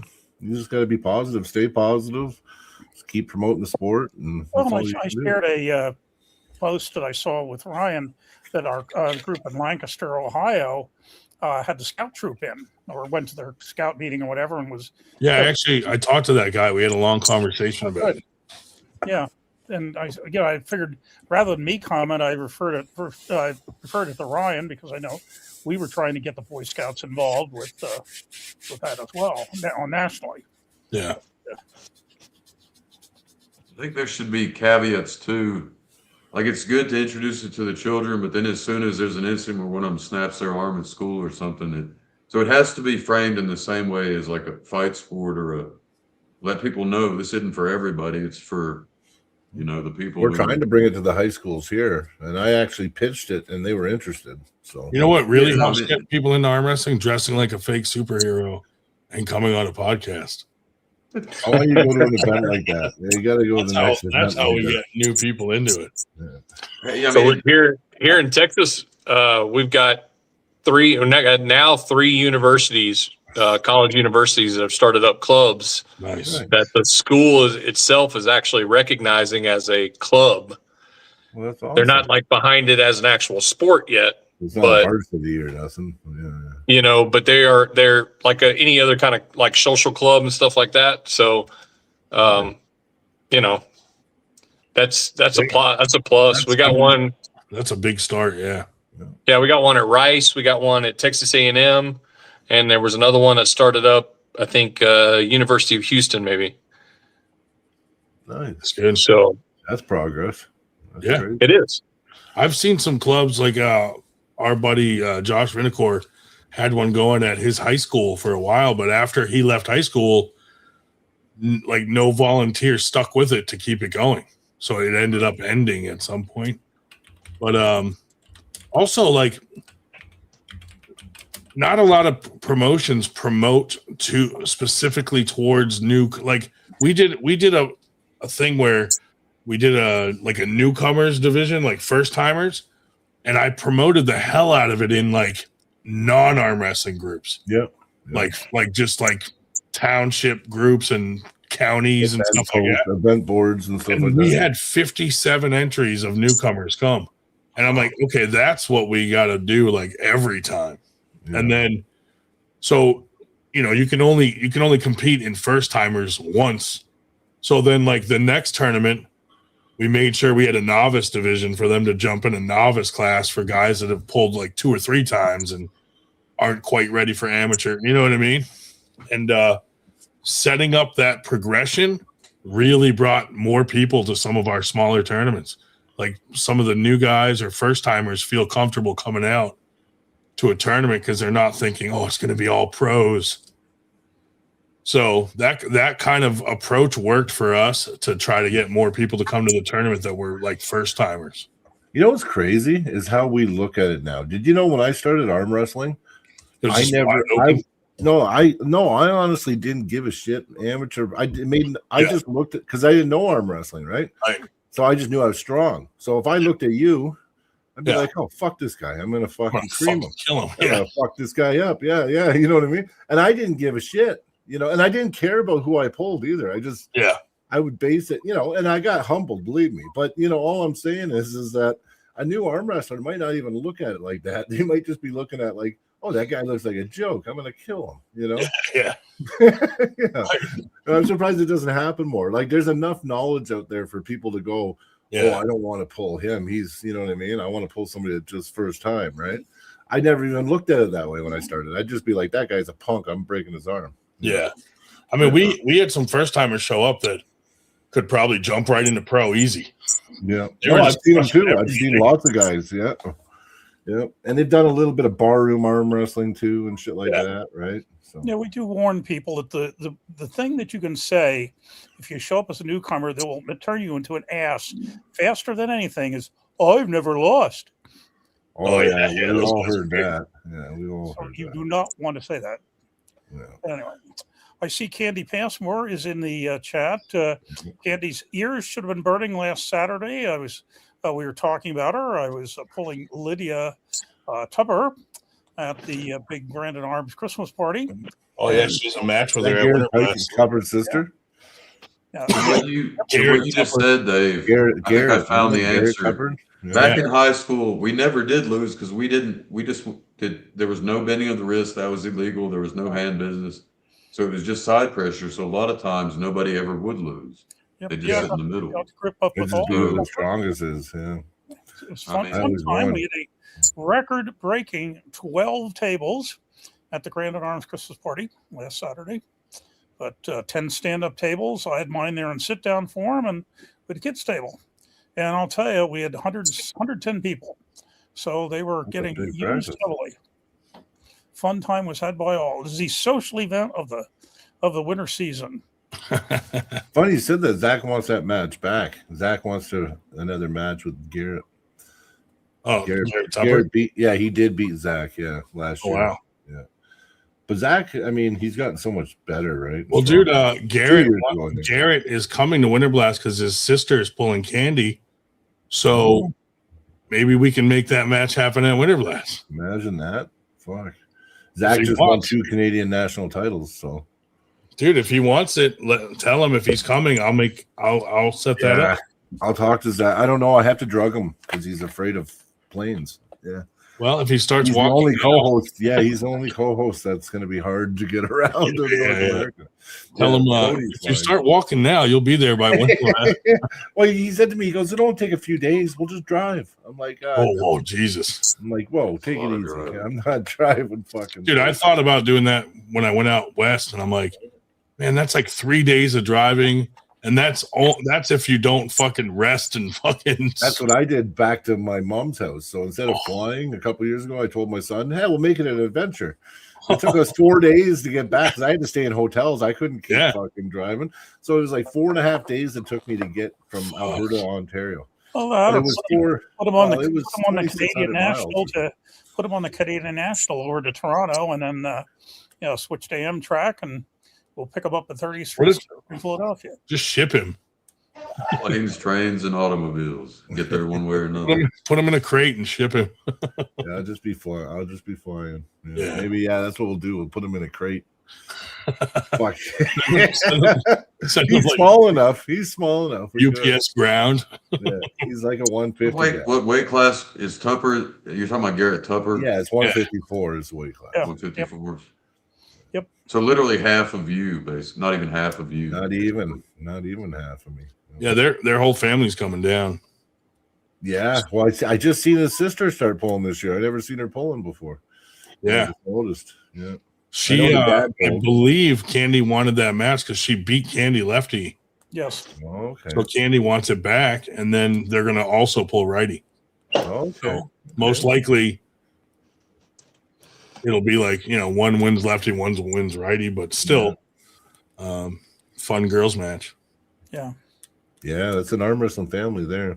Yeah, Both of them. Past Both of them, Warnet yeah. Tuppers. Well, that's the same thing with Lydia and Fitzsimmons' daughter. One wins one arm, one wins the other. Rachel Fitzsimmons yeah. wins one arm, one wins the other. Yeah. Yeah, my daughter wants to start training again. So Nice. well, because she had to stop pulling because she got pregnant. So she was on her way. She was just about to leave for a super match against Desiree from Saskatchewan. And then that morning she did a pregnancy test and it was positive, so she couldn't go. Yeah, that's how I found out I was having a grandkid. Now she's freed up to arm wrestle because she can pawn the kid off on grandpa. Yeah, and grandma. Yeah. No, it's true. It's true. Yeah. Like, I need a babysitter for this tournament. Yeah. That's cool though. Then my son-in-law there, he's probably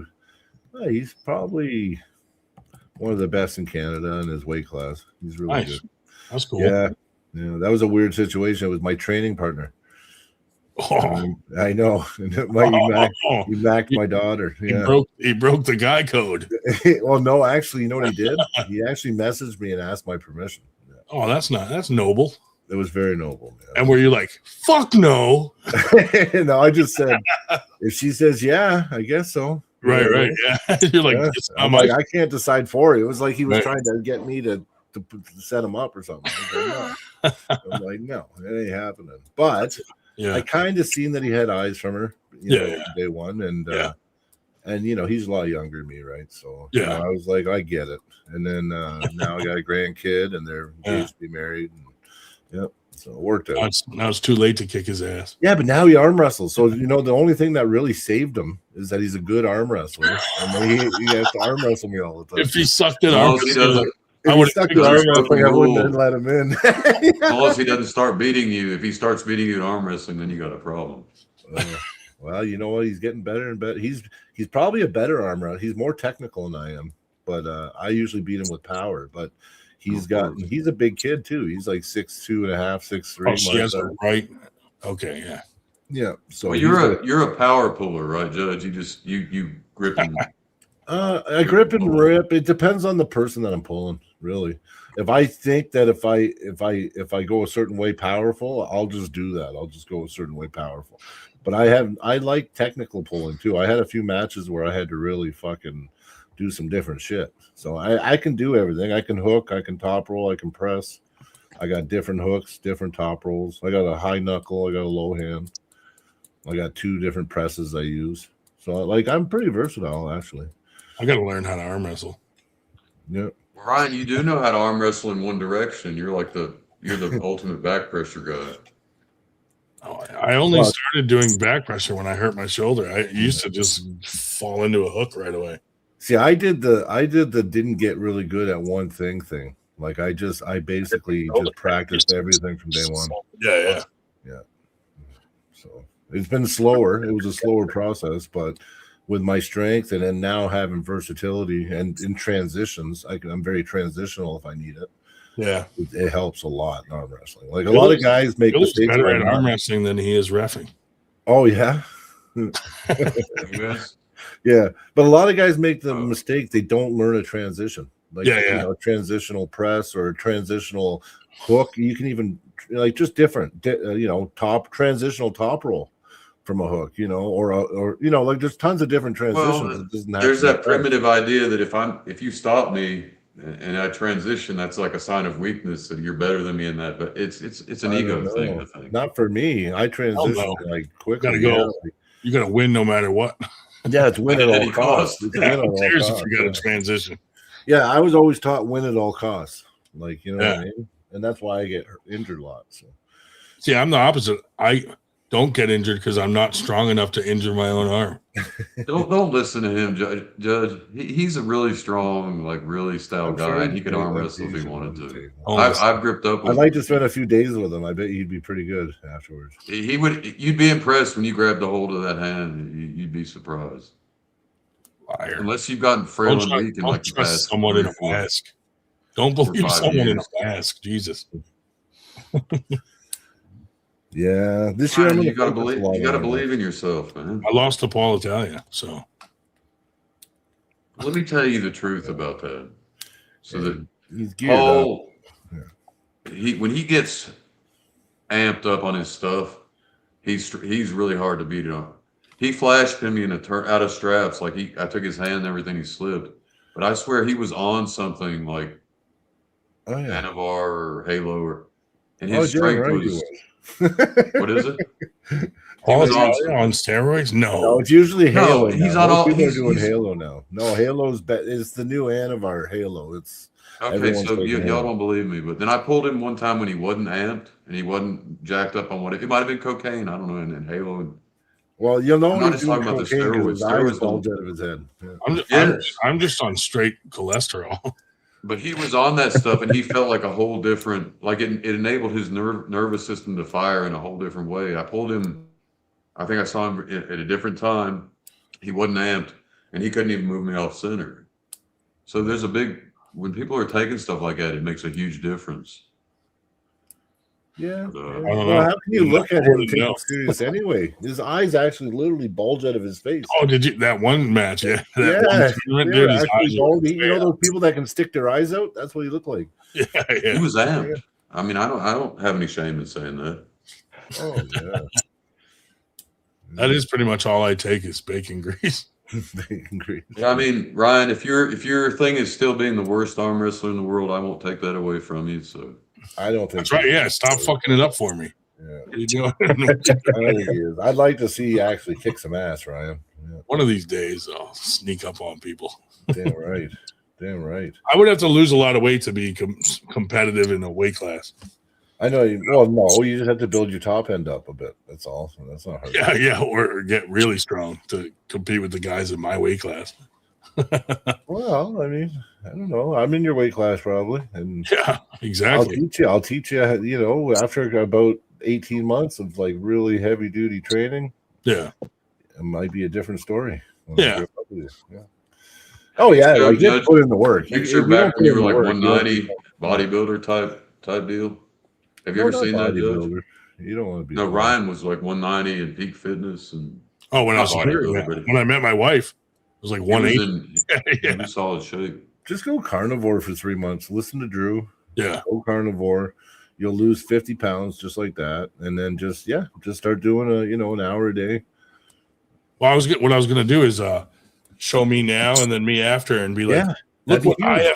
IFP did for me. Everybody done that. Roger Learn did that. He did the big. I Me was 300 pounds and then me 150 pounds. Yeah, and be Dan like- Swartz. Infinity functional performance. Dan Swartz do the same thing. Yeah, he did a big. I was fat, and now I'm real thin. And, Oh yeah, he did. Yeah, yeah, he did. Yeah. I would have preferred he did like I was annoying and now I'm not. Now I'm more annoying. Yeah, Yeah. No, Dan's okay now. I made up with him. yeah. You guys made up. Yeah, Steve. I back him a little bit. Yeah. No, it's Steve. Steve's in my bad books. I've never met anybody and been that. I thought we were that good of friends, and somebody that like acted like I was his best friend, and then just talked total shit about me one day later. Like after I seen that, I was like, yeah, I don't. Billy does that to me all the time with James. Yeah, I'm getting off the podcast and calling him right now. yeah. Well, like I said, me and James get along great. He's Yeah. nothing but good to me. He's I been used to nothing get but along good. with him really good, dude. I just went a different way at some Yeah. point. Like he my post yesterday, James hearted it too. Yeah. Yeah, Well, that's what I mean. But but it's weird, like, yeah. But I don't think you like Steve either, though. Yeah. So we're neutral on that one. no, they're buddies. Oh, I know. Yeah, they throw tournaments together. I just like when they Yeah. start their podcast and it's like, I got the amazing, great, the legend, Steve Fernandez on the pod. Yeah, dude. Like I told you when he said Steve Fernandez is the Dana White of arm wrestling, I'm Yeah, like, I know. what the fuck? Steve's We sitting want, there. we want to talk about what's holding the sport back. Yeah, I know. This I is, know. I know. But you know what? I have legitimate reason, Billy, because Steve said a lot of bad stuff. About Yeah, yeah, I'm agreeing with you. yeah. I agree Oh with yeah, Steve. oh yeah. I'm telling you, I think I'm talking about that. I took it in the reverse. Yeah. So Yeah, no, I'm not talking about you talking or being mad. I'm talking about, and people wonder why the sport can't get ahead is because we have shit like that running around. Well, yeah. I agree. I agree with everything Internal Steve said conflict. about Brian. Yeah. I just noticed he went live 13 minutes ago, and he's alternating between 1 and 2 watching. Yeah, that's all he gets because people know. One's his mom.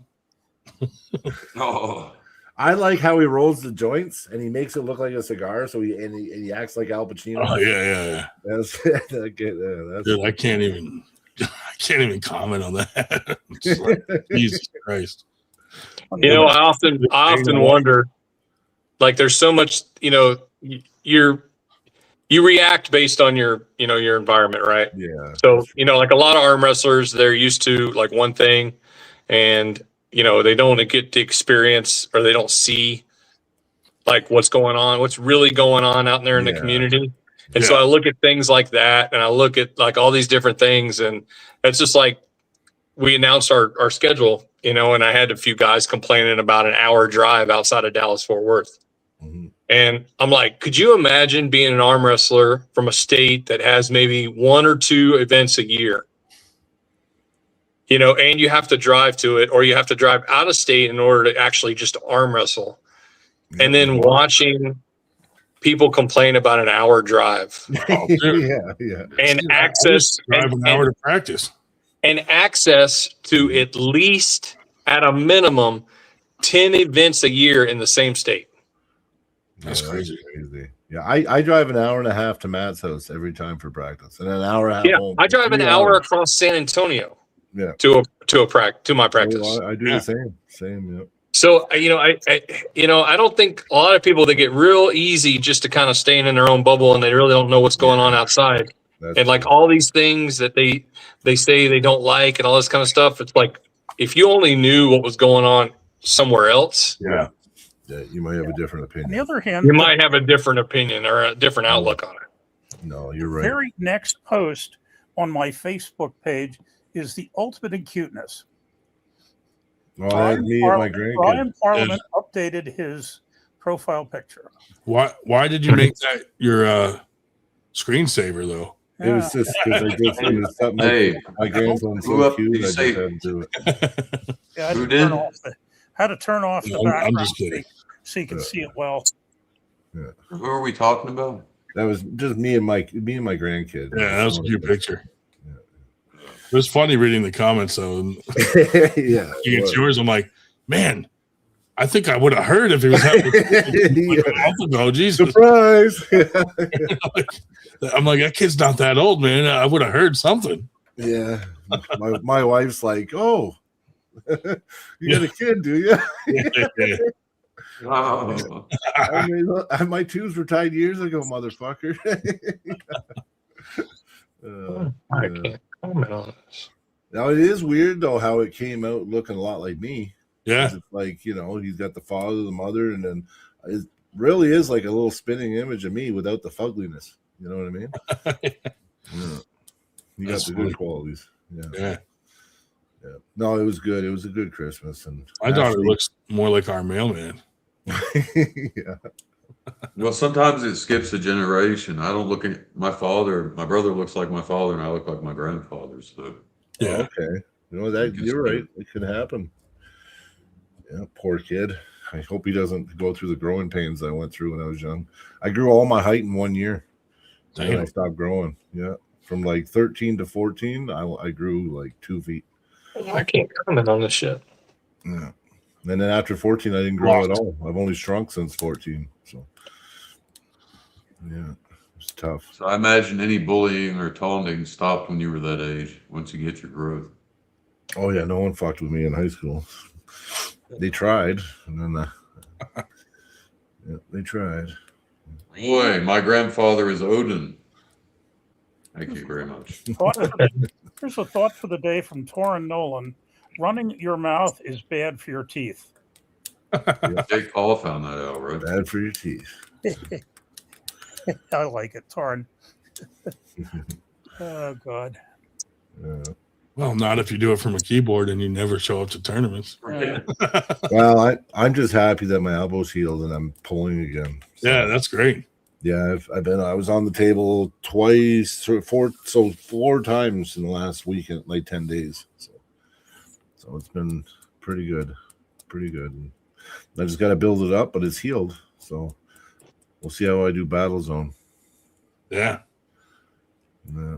That'll be interesting. Hopefully. More PTSD at this point. Like it's fine. There's no pain. But when I ripped sideways and it all ripped on me that day, now whenever I'm pulling, you're nervous. Yeah. It's like it goes through my head again. Like Yeah, like I don't want that happening again. I just got to build that confidence again with my pinning power, right? Yeah. A few matches, you'll get back in. Oh yeah, exactly. Once I get through a tournament and I'm not busted at the end, my confidence. I'll start just ripping it. I'll just start ripping again. But yeah, it's just got to get that one in. That's all. And I got offered a super match against Solomon Latimer, but I already said I would pull him at Ryan Espy's event next year. So I'm like, well, I already promised to pull him somewhere else. So yeah. He's a beast out of Saskatchewan. So no relation to Sean Latimer here, I take it. I don't know. I just know his last name's Latimer. Yeah, Solomon. Yeah, they're not related. He's a big dude. Solomon's a big dude. We got speaking of Mac earlier, Matthias. Yeah, Matthias. Hard owner of Mac. He's coming down to help us with some live feed stuff at Winter Blast. No, that's awesome. So that's cool. Hey, I like that prem stream he made. Did you order medals already for Winter Blast? No. Probably should though. I know. I think I'm gonna have to order for my next tournament as well. Well, I just got the ones for this February one in. Yeah, I just ordered my February ones a few weeks ago, and those came in. Now I got it. Now we have that January. I ordered our January ones. Now we have one that kind of just popped up for February. So I'm like, shit, I got to order those. Oh yeah. And then Winter Blast, I'm like, I might as well just order them all at once because it's coming quick. Yeah. No, I'm not done to the design yet for the Winter Blast medal. I got to play with it a little more. Oh, nice. Oh, shit. Love it. That is nice. I like that. Yeah. See, I wonder about the tariffs. Like, what? So if I 3D. order a bunch, are they going to ding me? I love the 3D ones, man. Okay. Yeah. I don't know, man. Like, fuck, see, I'm We get things with it a little too. Yeah, I'm like, I mean, the shipping on the standard orders kind of high. Yeah. And then I got to pay. I'm just worried if I have to pay a 50% fucking steel tariff. Could you send it as a gift? Would he send it as a gift? Maybe. Because if it goes as a gift, I can avoid the tariffs, I believe. Oh, okay. Gotcha. Y'all got rough up there with the tariffs, huh? Oh, it's gotten. Well, I don't. Hopefully, we're not part of Canada next year, so I won't give a shit. But right now, we're part of Canada, so I care. Dude, shipping to Canada sucks too. Oh, it does. It sucks shipping to the States. You should see what I got to do. They don't even ship my shit anymore. They say, "Did you go on the website first?" I'm like, "What do you mean the website?" I had to go on the website, do a tariff form where I pick whether what it is and all this shit, and then they scan a barcode from my phone, and then and then I have to pay a fucking tariff for sending it.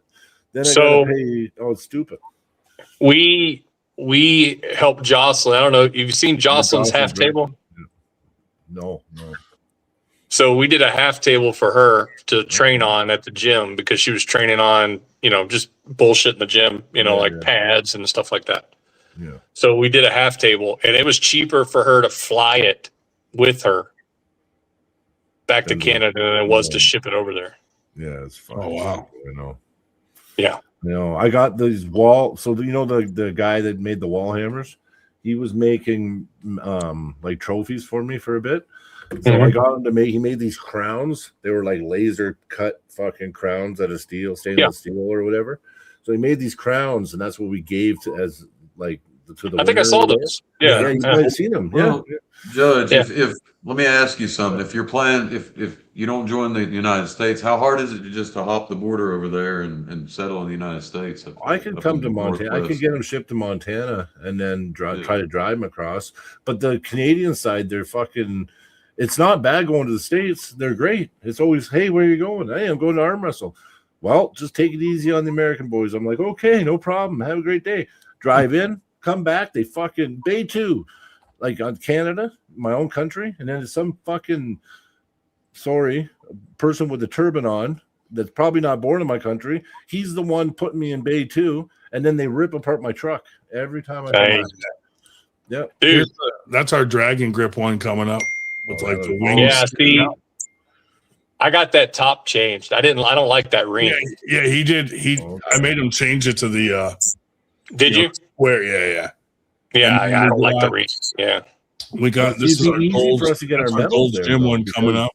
He's already doing so many for 98, right? And then this is what we're playing with for Winter Blast Oh, nice. with the I like like little that. snow on it and stuff. Nice. We're playing around with the color of the dragon, see what looks Oh, best. man. You know. What if you had like a Game of Thrones, like different houses for arm wrestling, and like that would be I mean, we cool. could, That's but what you got to do. You got to have some first place Game of Thrones, like a throne. yeah. That's why, like, because we do the big dragons for the first place, we decided to go with a dragon medal also. Yeah. Yeah. To tie it all in together. But last year we went with the American theme because we were doing the Independence Cup. So we guess what? We have to push our event again ahead. So Oh, yeah? Lethbridge is doing provincials May 9th. Oh, So I can't do anything within a 4-week window, like Yeah, 2 yeah. weeks before, 2 after. Damn. right. So I'm getting hooped, but I'll just make sure the first one's perfect, and then every 3 months I'll just schedule it and post it so no one can say anything after that. So that's what Sure, I'm I mean, but it's the I'm first trying one- to here in Texas. I'm trying to get a 3-week spacing on events here in Texas. And that's about the best I can do right now. Wow. It's difficult here, man. Well, no, we're There's not something that almost every week here in the Northeast. Like, it's Like a terrible. guy, one of the guys hit me up today. The guys that just did this event in December that had a pretty good turnout, and had a really good turnout actually. He was asking me again. He's like, "Hey, they want to do it again," and I'm like, "You can do it at the same time." I said, "But there's nowhere else to put it, unless you're just not concerned with stepping on somebody else's event." Yeah. So it's inevitable then. If the saturation reaches a point, people have to join forces. Yeah, but that means it's oversaturated. That's when people need to step Yes. back and say, people have to say, listen, right now there's not a demand. It's not the best business idea to start a fucking league. Let's just let it run. Let's play its course. If one dies off and there's not events, then we'll start one. Right. But it's just greed and like swollen head bullshit, I think, that oversaturates the market. Well, see, that's kind of the problem too, right? Is that Yeah. you can look at it two different ways. From a puller standpoint, it's probably really good because of Lots of options. and lots of options. But from like a promoter standpoint and everything, it's not, because we don't have enough pullers to Right. support it, unless you just like, smaller tournaments. But then again, that,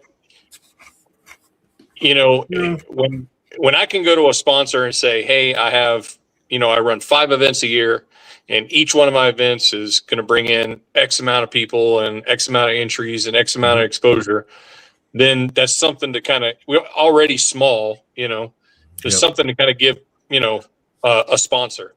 Yeah. But, if, half of the state's deciding to stay over here because in 3 weeks there's another tournament over here, then, it's a constant back and forth. We're not going to be able to appeal to any big sponsors with tournaments that are running, I 40, agree. 50, 60 entries an Well- event. Like nobody cares about that. And also, you know what? It's not that good for the pullers either, because you have those pullers that want to pull the best, and you got those pullers that want good. They don't want to go in and say, "Yeah, I want a fucking bracket with 4 people in it." Like, or there's 3 of us. No one wants that, right? So, like, you're actually hurting the arm wrestlers in a way too, because you're taking away that, that dignity that they would have normally by Prestige. winning a fucking bracket. Yeah. You know what I mean? Like, Yeah, I mean, but they can still choose to go to the tournaments but they're not choosing to do that. Some of them are choosing to stay to that 4-man bracket, 5-man bracket. that ain't You know. helping them either, though, as a puller. No, it's not. They're pulling the same people Yeah. Over and over. Yeah. over and over and over again. Hey, TJ. And that's kind of where we're at. Well, like the super match trend right now is like here in Texas. I could have hit my head against the wall. Like I really could have just headbutted the wall, good kid. He's not. There's nothing wrong with him or anything like that. But he came to an event, and I see him, and I go up and I talk to him. Hey, what's going on? Hey, you pulling today? Oh no, man, I got a super match in 2 weeks. I'm like, what? And he goes, yeah, I'm pulling this guy on my team. Yeah, we've pulled. We're like 2 for 2 because we pulled like 8 super matches now. And I think I can pull the winning record. I'm like, we're talking. You're going to forego a tournament, to pull a teammate. Yeah, Yeah, that's everywhere. Yeah, We have a group Not like that, that here as well. we pull teammates all the time, but we do it spontaneous. We'll be like, hey, want Or a match? practice. Sure. Yeah, you have practices. Yeah. but you don't skip a fucking tournament for a No, and that's You're your like you're opportunity. getting practices on ready goes and stuff Yeah. like that. Yeah.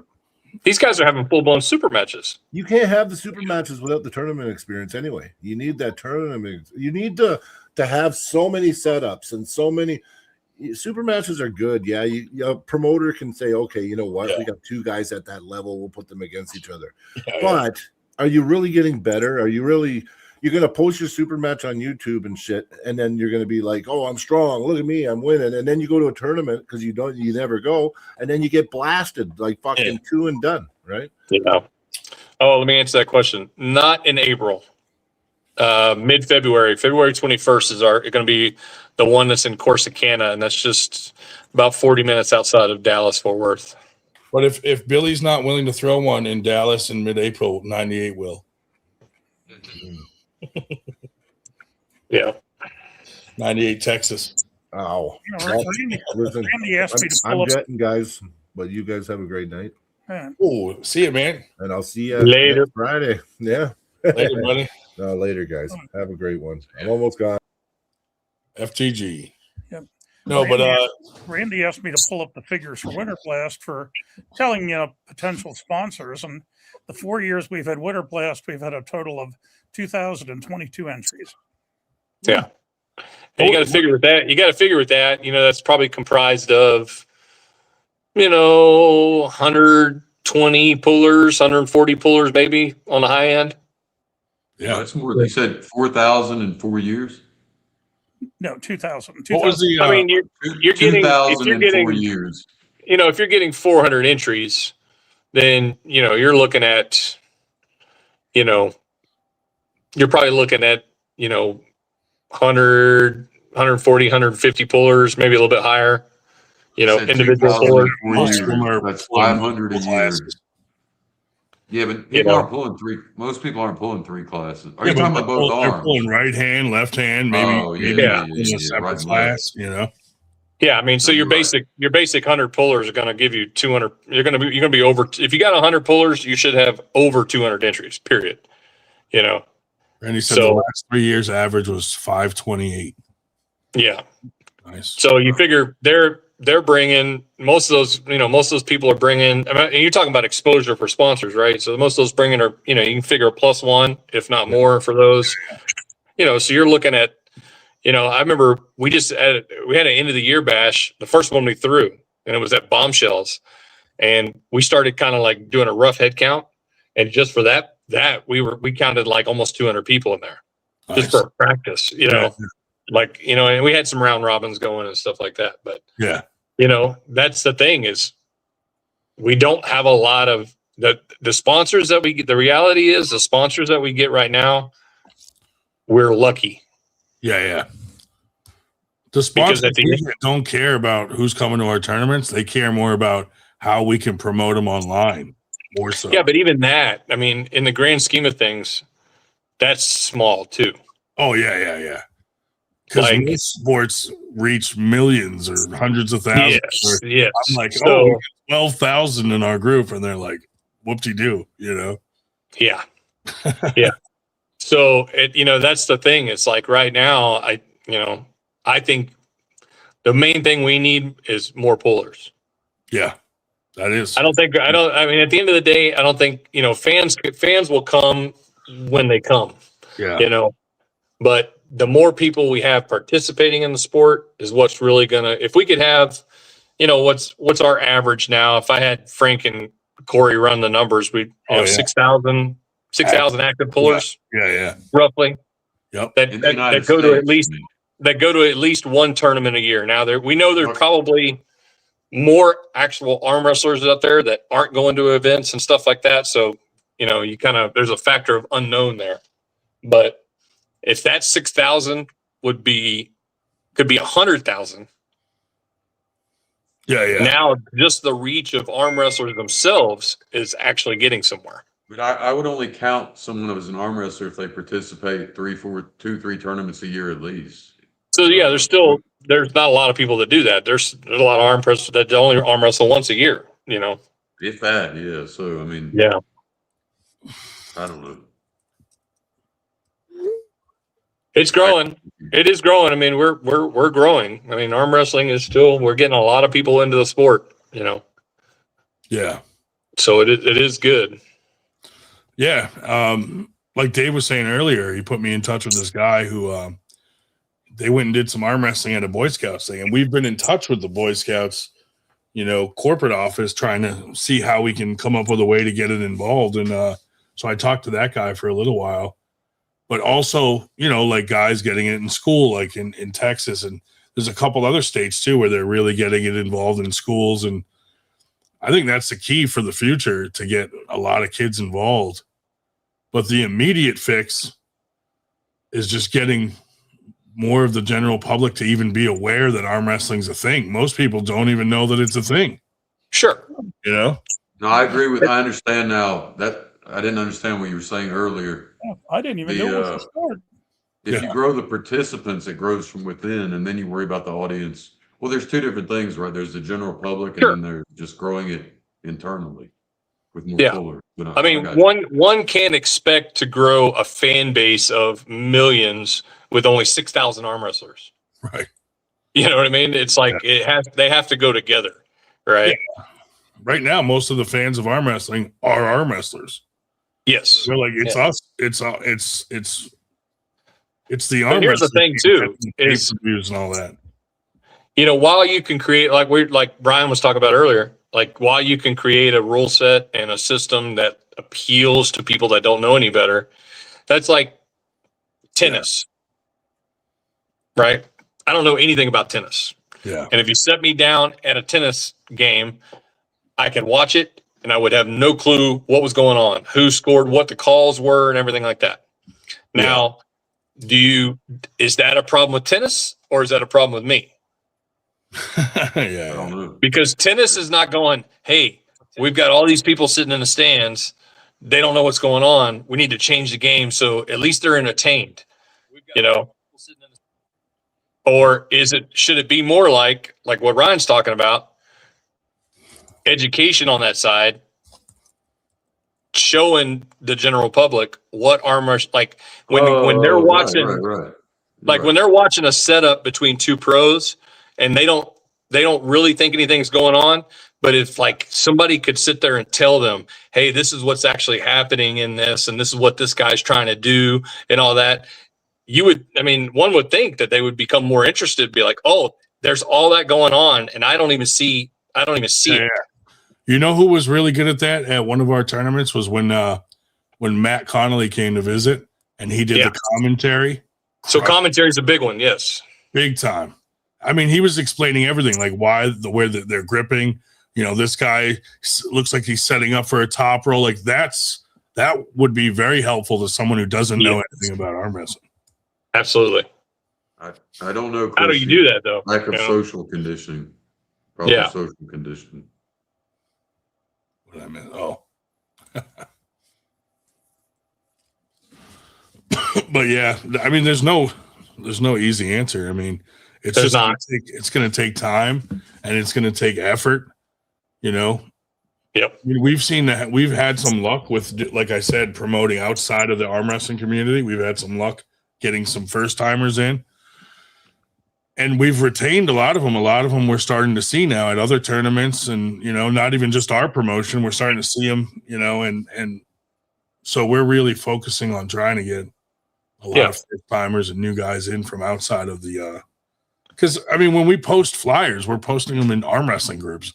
Most of those guys already come to the shit. So we, I think, collectively, if a lot of promoters started hitting the non-arm wrestling groups, you know, we could get a lot of people in. Yeah. To what you were saying, Ryan, that the response I get when I at work or at whatever, when I talk about arm wrestling, like, well, that's people get hurt doing that. That's juvenile or that's child. So the general public impression I get is kind of negative of arm wrestling. Well, because they immediately picture two guys in a bar arm wrestling. Something like which that. is why like, on live feeds, see, that's the thing. Like I try to tell everyone, like people pay attention to YouTube and live feeds and stuff. So it doesn't matter if you're in a bar, because if you make your live feed look professional, that's what they see at home. It doesn't matter that it's surrounded by a bar. So if people just put a little effort into having a banner and a nice table and set it up, like it can look professional, have your certified refs and ref shirts, dress code. You can make it look professional for very little effort, and it'll look good on a live feed. And that's what the people need to see, rather than someone in a hoodie, someone in a t-shirt, you know, reffing. It doesn't look real. It doesn't look like a real sport. So, you know, a little bit of effort goes a long way, I think. And if everybody put a little effort, then we'd weed out some of these YouTube videos that look like it's just people in the streets arm wrestling. Yeah. Well, like my wife gets it a lot. You know, my wife, she'll get into conversations and she mentions that her husband owns an arm wrestling league, and, you know, she gets that reaction a lot. Like, arm wrestling? Like, really? Yeah, yeah. And she's like, yeah, really? Yeah. And then she's like, she explains it to him like it's a whole thing. It's a business. It's a legit deal, you know? Oh, yeah. My wife's whole side of the family were like kind of making fun of me when I first got into it. Like, arm wrestling? Is that a thing? And now they came to a few events and they're like, holy shit, why are all these people here for arm wrestling? You're like, and they're like, it is a real thing. And I'm like, yeah, man. Yep. Yeah, it's great. Well, I think it's time for me to get off here, fellas. All right, buddy. Thanks for coming on, man. Good to see you. Yeah. Enjoyed talking to y'all. Later. You got to go back to work tomorrow? Yeah, I'll go back to work tomorrow. I think I'm gonna head up to Austin on Sunday and get D Woody all his sponsorship stuff. We got him a half table. I got him some handles and stuff like that as part of the athlete program and all that. So cool. Get all that started, and then that's awesome. So we'll probably take some video and stuff like that, or sweet. Get some stuff from content for that. But I'll check it out. All right. Y'all take it easy. Take care, man. See you later. Yeah. Bye-bye. FTG to that guy. Yep. No, Billy's a good dude, man. He really put in a good word for us with IFP and stuff like that, and other promoters, you know. Good dude. Supportive. So definitely support TAL. Doing good things in Texas. But yeah, man, most of the topics we had, we already touched on them. So hey, Jamie. I like it, Ryan. All jokes aside, your approach is pretty solid. Bring in the athletes, bring in the people, and the sport will grow organic. Yeah, I mean, it takes a little while to figure out what the best way to do that is, and we found that just promoting events in non-arm wrestling groups brings in a ton of first timers, and then those guys now go to your tournaments all the time, and you're growing your promotion and the sport because they go to other tournaments. And we've seen a lot of those guys that came like repeat coming to all our tournaments now. So I just put the link in the chat so that Jamie James can quit being lippy in the chat and join us here. Why don't you join us here, Jamie James? The other thing too is I see these promoters that throw tournaments and they put minimal money into it, shitty awards. Like, dude, most of the times we're paying minimum, even on a small tournament, $1,600 for awards, because we're getting the big 5-inch medals for everybody. We're not doing different sizes for amateur. You know, like we're going all out. And I think that has made a big difference too. Like people know if I go to a 98 tournament, I'm going to get a good award. Yeah, you're doing it right. In the old days, it was a lot of Yeah. cash I mean, grabs, you it's know. not a good model if you're trying to make money, but if you're trying to throw quality tournaments and you're trying to grow your brand, it's working out for us, which is our goal. So, you know, every tournament pays for the medals for the next tournament. That's our model. And we just keep rolling that way, and it's working out good. Whatever's left over goes towards Winter Blast at the end of the year. And you help people too. You put people on the map. I mean, even though the YouTube channel is not that, like you said, it's not that massive, but you got a huge following. So yeah, you've helped me. I mean, when I went to, you helped me get with that club I'm with now because I knew who I was from being on the show. So you're growing it organically from the inside, and then it'll spread out, and then the public perception, like Billy said, I guess would just have to come later. Maybe I don't know. Yeah. I mean, if my thing is, like I said, dude, like you see these tournaments that are just in a bar with two guys in a hoodie reffing, and they're not even dressed like refs. If all the promotions really worked together and said, hey, look, we're going to have a standard, you know, which TAL's doing it, we're doing it, a couple others, where there's like a standard of like, hey, you know, we're going to have refs that are certified. They're going to have a dress code. We're going to have a banner. You know, it's not just going to be some fucking Budweiser mirror on the wall, or Yeah, you know, that would add a little legitimacy to the whole thing, really. If you just would do something, if everyone would do something like that. And now that we've grown, so like now we have all these franchises across the country. Now sponsors are seeking us out, which one of the biggest things that helped us was making a 98 page for every state. Now sponsors see the value in that because we can promote them across the country in very little time. Yeah.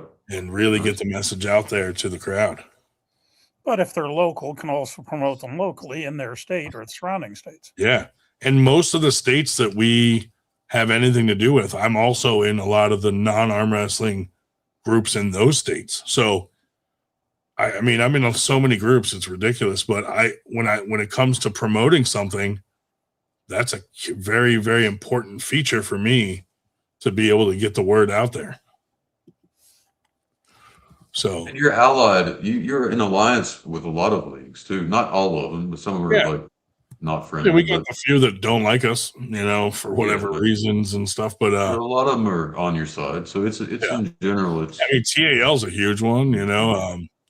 Mikey down in Florida, you know, Pro Gear Arm VAL's with y'all. VAL's an ally for sure. Friends of ours, yeah. You know, and all the franchises have their own leagues in their own states. That's 10 more, you know, leagues that are allies of 98. They're all part of it. Brian Parliament, Through the Fingers podcast, 98 franchise in Canada, you know. And we just got our first golf franchise down in Florida. So there's 98 golf down there now they're planning their first tournament, and they're part of the 98 family, 98 Sports. So that's pretty cool. And you have the web domain for that and everything, 98 Sports. Yeah, I'm actually working on that website now. I'll check it out when it comes out. And then they're gonna have one that I'm gonna help them with for their specific 98 Golf Florida website, which will be it's called Forward Golf Promotions under the 98 umbrella down there. So pretty cool, man. It's interesting. Not onward and upward. Yeah, buddy. One day I'll beat Artem, and then I'll come back and I'll be famous. You should do that. You should just do that. I'll do it, man. I'll beat him. All right, y'all. Have a wonderful evening. See you, buddy. Thank you, Ryan and Dave, as always. Even though I jest, I do appreciate you. Yeah, no problem. All right, man. See you, bud. FTG to that guy. Yeah. So now there's just the two of us here. Is Randy going to come back, or I don't people know. asking rude questions while he was stroking off or whatever in the chat? And Yeah, we know he's I, still. know, I there. saw someone asked, what do you call it? Why does he talk over people? Yeah, right. Didn't say anything. Oh, good. But anyway, good night. Yeah, I mean, you know, we got a lot of good things going on. You know, it's just, man, so like there's so much going on right now. We have a lot going on, and there's a lot of new things that are going to be rolling out in 2026. So, you know, I'm trying to get that all organized and trying to schedule meetings with each group that we deal with is difficult because everyone has different schedules. Even just for our 98 meetings, it's hard to get everybody to show up. And Yeah. Well, that, and I was just thinking too, where you said about we want to have these standards, but you know, it's hard to even internally to get our own people to adhere to standards. yeah, In some cases. well, I know. Oh, like refs and stuff. Like, yeah, we got a couple that, you know, one mostly that just won't fucking adhere to what we want, and for no good reason. It's like, all right, so you want to grow arm wrestling, you want to do good things for the sport, but we ask you to wear a ref shirt, and that's too much to ask. It's like, come on, man. Yeah, Jamie James, y'all popping up Stonewall? Yes, sir. I don't know yet if I am, because we have one the weekend before. Maybe. Yeah, what I'm doing with Stonewall is it's the 17th is of course Saturday. I have a motel for both Friday night and Saturday night. So I was, you know, hope somebody's going to be still doing something on Sunday. Probably not down there, but I don't know if you, of course, if you folks from Winchester send everybody to Stonewall, you might just cancel your practice on Sunday the 18th. But if you don't, I will stop and see you folks on the way northbound on Sunday. Yeah, 2 for the price of 1. Stonewall on 17th and Candy asked how your shingles are. How are your shingles, Dave? Oh, they're, you know, coming along. It's been 5 weeks now, and Shingly. I still get the you know, shot of pain every so often. Getting better, but you know, better, but still Is the there. pain like surface pain or like nerve? Nerve pain. Every Yeah. once in a while, I just get a shot as though somebody's poking me. But I it's have gonna be shingles, but cool. it's just in my pubic area. Well, the hell thing is, like I say, had the both shots, and it's been 5 weeks now. I think. Let's see. Yeah, it started. It was diagnosed on the 22nd, which that's 29, What up, man? 20. What's going on? Yeah, it's been 5 weeks. Hanging out. Yeah. I'm trying to learn this new crap you got me working with. Oh, Randy's back. Welcome back. Did you wipe your hand? He stayed off. He stayed off when it was difficult to get a word in. Oh, I came in and he's masturbating. I was like, oh, okay. Yeah, that was weird. We're Oh, I Candy. had to help my wife with the wallpaper we got for the new baby's room. Oh yeah. Where That'll do I it. hate. Oh God, I got to get hair on my face. I look like a chomo. What the hell? How's the golf? How's golf land going down there in Florida? I'm sitting right now. Right over there is the 5th tee box right there. Nice. It's going really well. We're going to the PGA event. We just paid an ass ton of money, and we're going to be promoting 98 Sports like crazy there. nice. Sweet, man. It's all coming together. Yeah, at least 10,000 participants are going to be there. So That's crazy. 4 days long. That's crazy. Yeah, it'll be fun.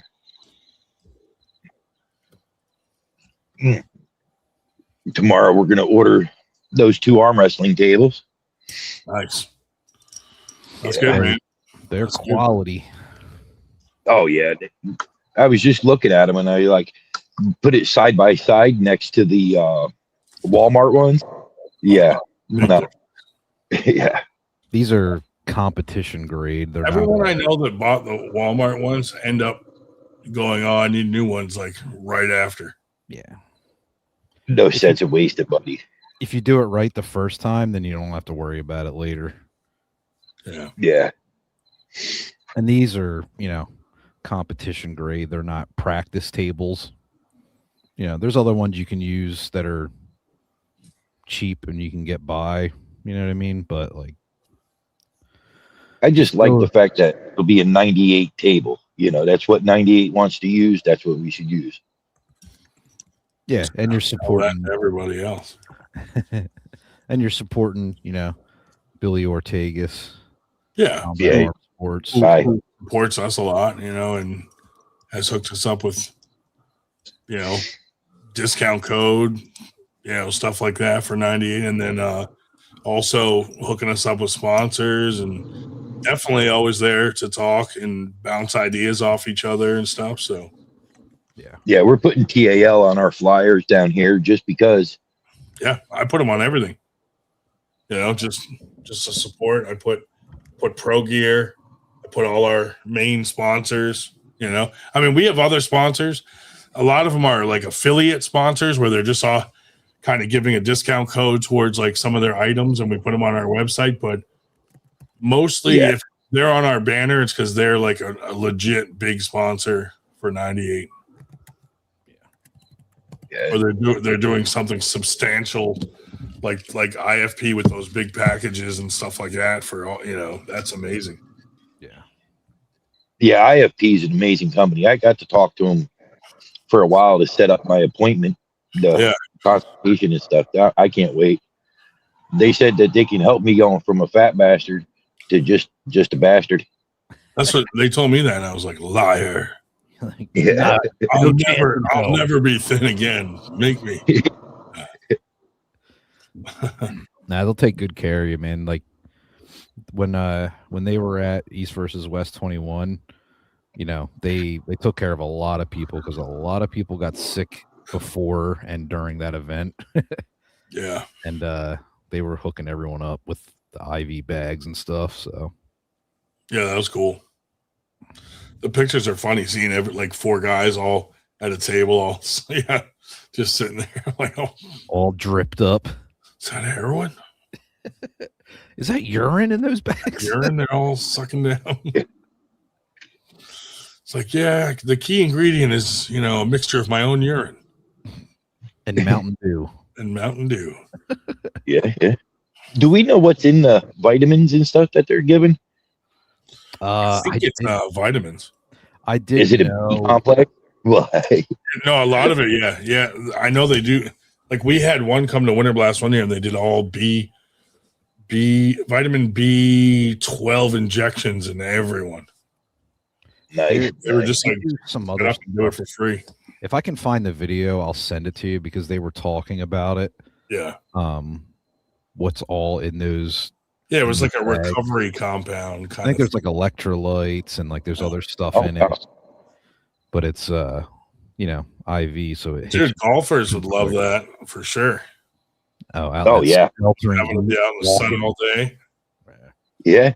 Dude, you could have them walking down the green with a rolling fucking IV bag. We already do. Did you say it was 80 down there? Yeah, it was 82 today. But there's alcohol in it. Yeah. What's in an IV bag? It's vodka. What was it? It was like when I left work, it was in the 20s, I think, today. Yeah, today was chilly. Yeah. Yeah, yesterday, Christmas Day. Everything froze up. I didn't leave my house today at all. Yeah, that's too cold for me. I had to, unfortunately. I had to put together a lot of toys and put batteries in a lot of things. Yeah. Yeah, we I don't think we said anything earlier, but we have some pretty cool guests coming on in January. Yeah. Should we spill the beans? Go ahead. I'll put it out there. All right. Yeah, we'll make flyers and promote it, but on January 17th, which I believe is a Thursday. Let me double check my calendar here. Don't want to lead anyone astray. No, I'm sorry, January 15th. Michael Jackson coming on. Michael Jackson. January 15th. The time is yet to be decided, but Robert Baxter of East versus West will be on. Yeah, buddy. Nice. He decided to come on, and we appreciate it. Super nice dude too. Like, What kind of funny intro would we do with him? we're gonna do Baxter burgers. Yeah, we could. Do the SpongeBob there where they're flipping the burgers. We're like, Robert, we'd like to do a funny intro with you, and he's just like, no thanks. Absolutely not. Yeah, no. We're good. We'll mispronounce his name. Yeah, we'll call him Dexter Tan. Robert Bastard. Robert Blaster. Robert Tan. Robert Tom. And we're here with Robert Tan and Dexter Baxter. Yeah. So Mr. Baxter will be on Thursday the 15th, January. Time That will should be be great. decided upon since I'm they're gonna have to behave on that one. Yeah, you gotta calm down, dude. I'm just kidding. Robert, I just want to start out this podcast with "fuck that guy." Yeah. You just start out with an apology off the rip. Yeah. Robert, as a religious man who doesn't curse, how many times a week do you masturbate? And have you ever practiced semen retention? Yeah. So, I'm gonna Not go- gonna- He just messaged me. He canceled. yeah. He's You know, like, it's "Oh, crazy. I work for him. he just wanted to watch to see what we were about, and he's like, I think I'm gonna not come on. I'm gonna bail on this. He says, "Fuck that guy, Ryan." I worked for him in Dixon City, Pennsylvania. Oh yeah, Yeah. Across from the Valley View Mall, damn. Doing what? flipping burgers. Flipping. Christ. Yeah, I used to. Used to have some very good practices in Dixon City. Unfortunately, Jason D'Arienzo doesn't do them anymore. But in fact, that was I need a list of practices here. In fact, it was at the Dixon City practice. Is the one where Ryan smuggled the dildos into my trunk. Oh yeah. That's great. That bag of dildos in your trunk was that Bag of dildos. Dave Allen crossing state lines with a bag of dildos. Lots of Yep. paraphernalia. Yeah, it was at the Dixon City practice. Yep. We were gonna call the cops and be like, "Hey, this guy just shoved a young looking fella in his trunk." So they'd go search his trunk and find a bag of dildos. Yeah, I got to group up with Schoolboy at that one. Of course, after he'd grouped up with 72 gazillion people. Oh yeah. But That was a fun Bag. event. That was a fun event. As we call them now. School bag. Our other guest we booked is actually on Saturday, the 17th January, and that is none other than Duvan Bornman. He will be on Mr. Borkelman, Reichard's younger brother, who's a beast. Yeah.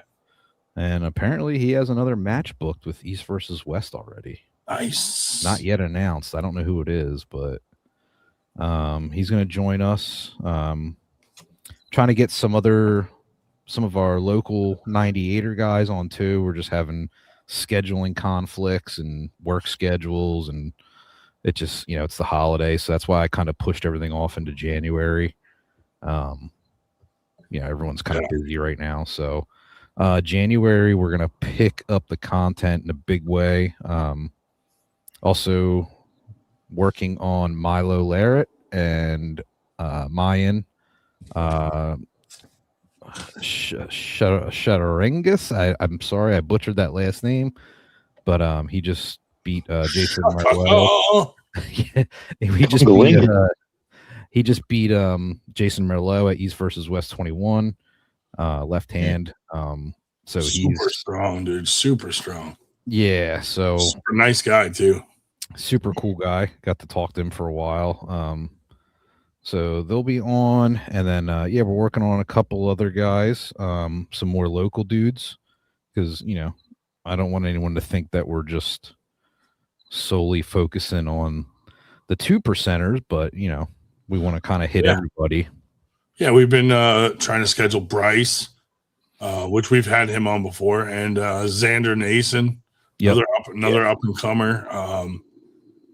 Just the schedules. We got to get the schedules worked out. It's just tough. Xander works 7 to 7, so there's never really a good time to get him on. Yeah. Did So you guys see that 17-year-old left-handed? What the hell's his name? Blonde guy. He looks like he's straight country. I mean, he's country as the day is long. But he's 17 years old. He was just pulling in his first event. He was all over the YouTube and stuff like that. God dang it. off the top of my head, I don't remember. Where he's from? He's looks like Midwest, if I had to guess, somewhere out Midwest. I mean, Corn-fed. But he pulled at an event. And I know the person that posted the video is friends with it. He pulled at an event. It was his first time pulling. He went undefeated and just friggin' wiped the floor with people. He was just like super strong. Yeah, I just heard about these matches. Paul's pulling Bryce Meadows and CJ Twine in January at VAL. So Bryce wants to pull someone at Winter Blast, and he's just waiting to see whether he gets any injuries or how things go at these matches first. So if he doesn't get injured, he might pull someone at Winter Blast, which would be really cool. Yeah.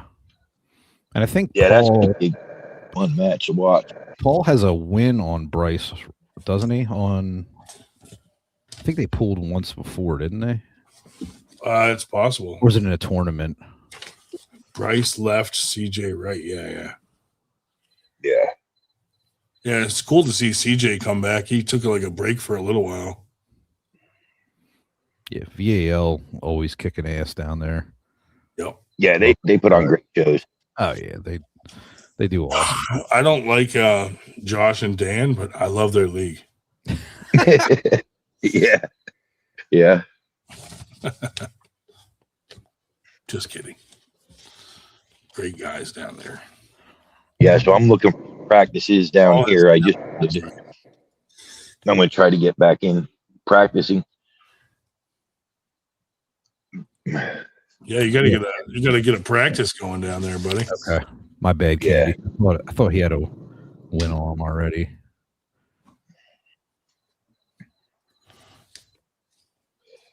That's going to be a really good match, though. It'd be entertaining for sure. Oh yeah, can't wait. What is that? January what?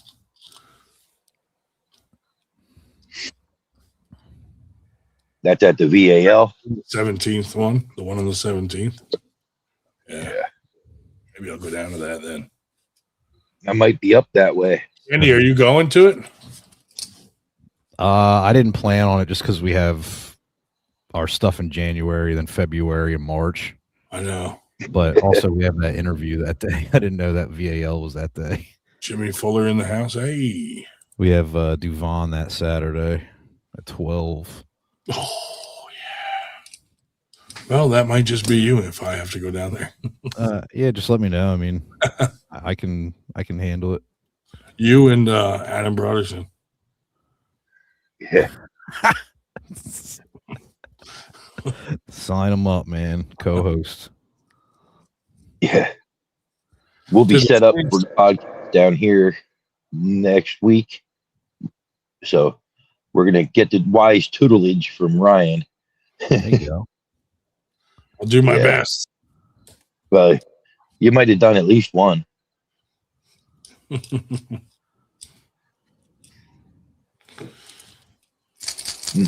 Next time you recommend something, you should put warning labels on it, because I downloaded DaVinci and I got as far as putting the video in the editor. That's as far as I've made it.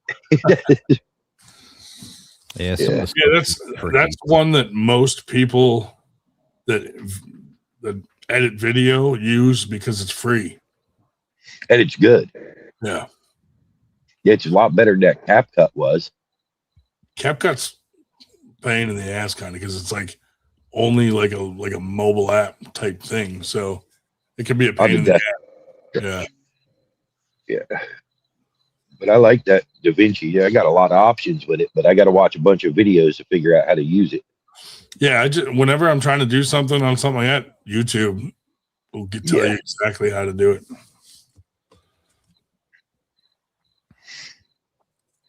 Yeah. I use Premiere Pro, and that's like they use some movies use Premiere Pro, and Yeah, Marvel uses it. And man, that is a pain in the ass if you don't. There's so much to it. Like it took me a while to learn how to do just like the basic stuff. Yeah, they got the studio version and all of that. That's freaking crazy. I got to look at people. They got this board set up that's just freaking huge. Oh yeah.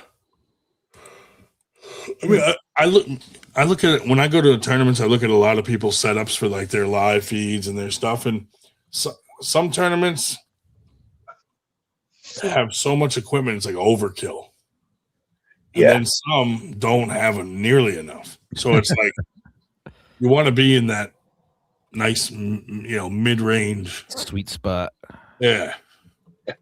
Well, anything we do has to conform with the, what we're looking for at 98. Whatever 98 wants, that's what we have to have. Yeah. So you put the list together, that's what we're going to get.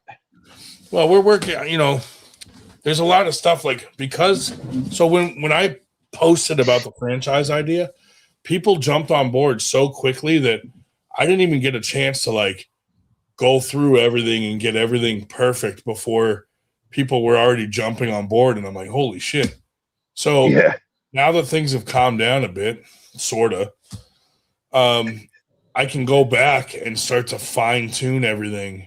And then start sending everything out and be like, hey, this is what we expect of you. This is, I did like a general one anyway that most people got. So, but, now I can fine tune it all, take it to the next level. Like we're trying to launch our own referee certification process to make it easier to get ref certified within our league, stuff like that. Get the kids going.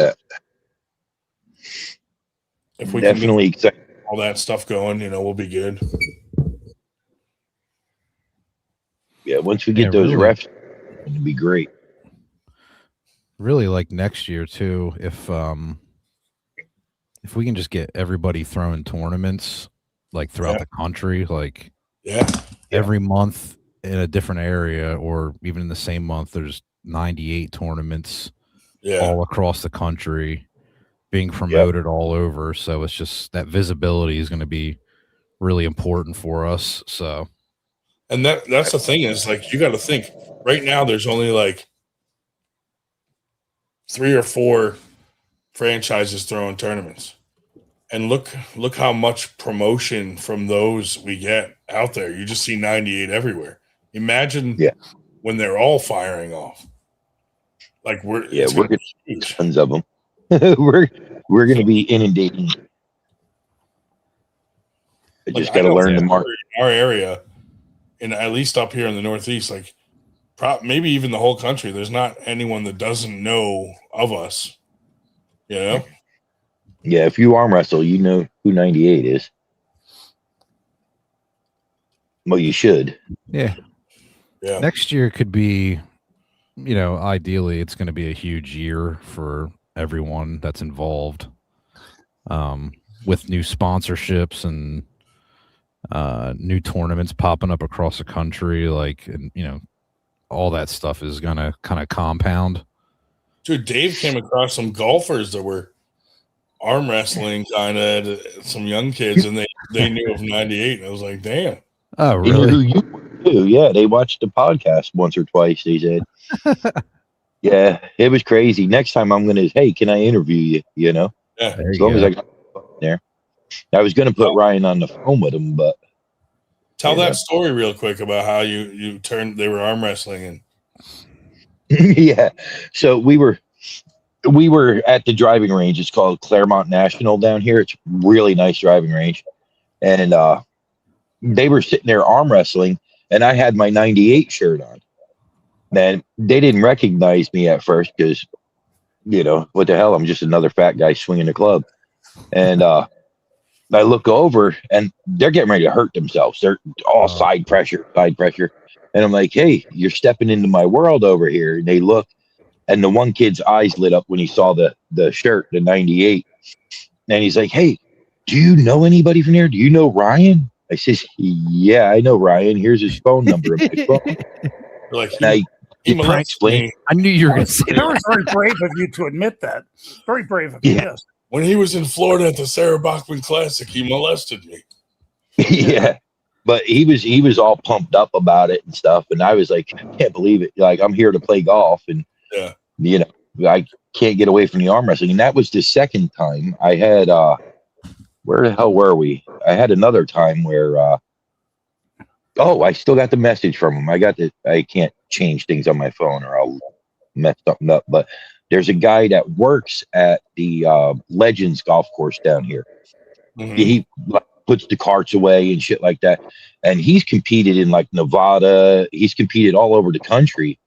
And he wants to get back into it really bad. And he knew who 98 was too.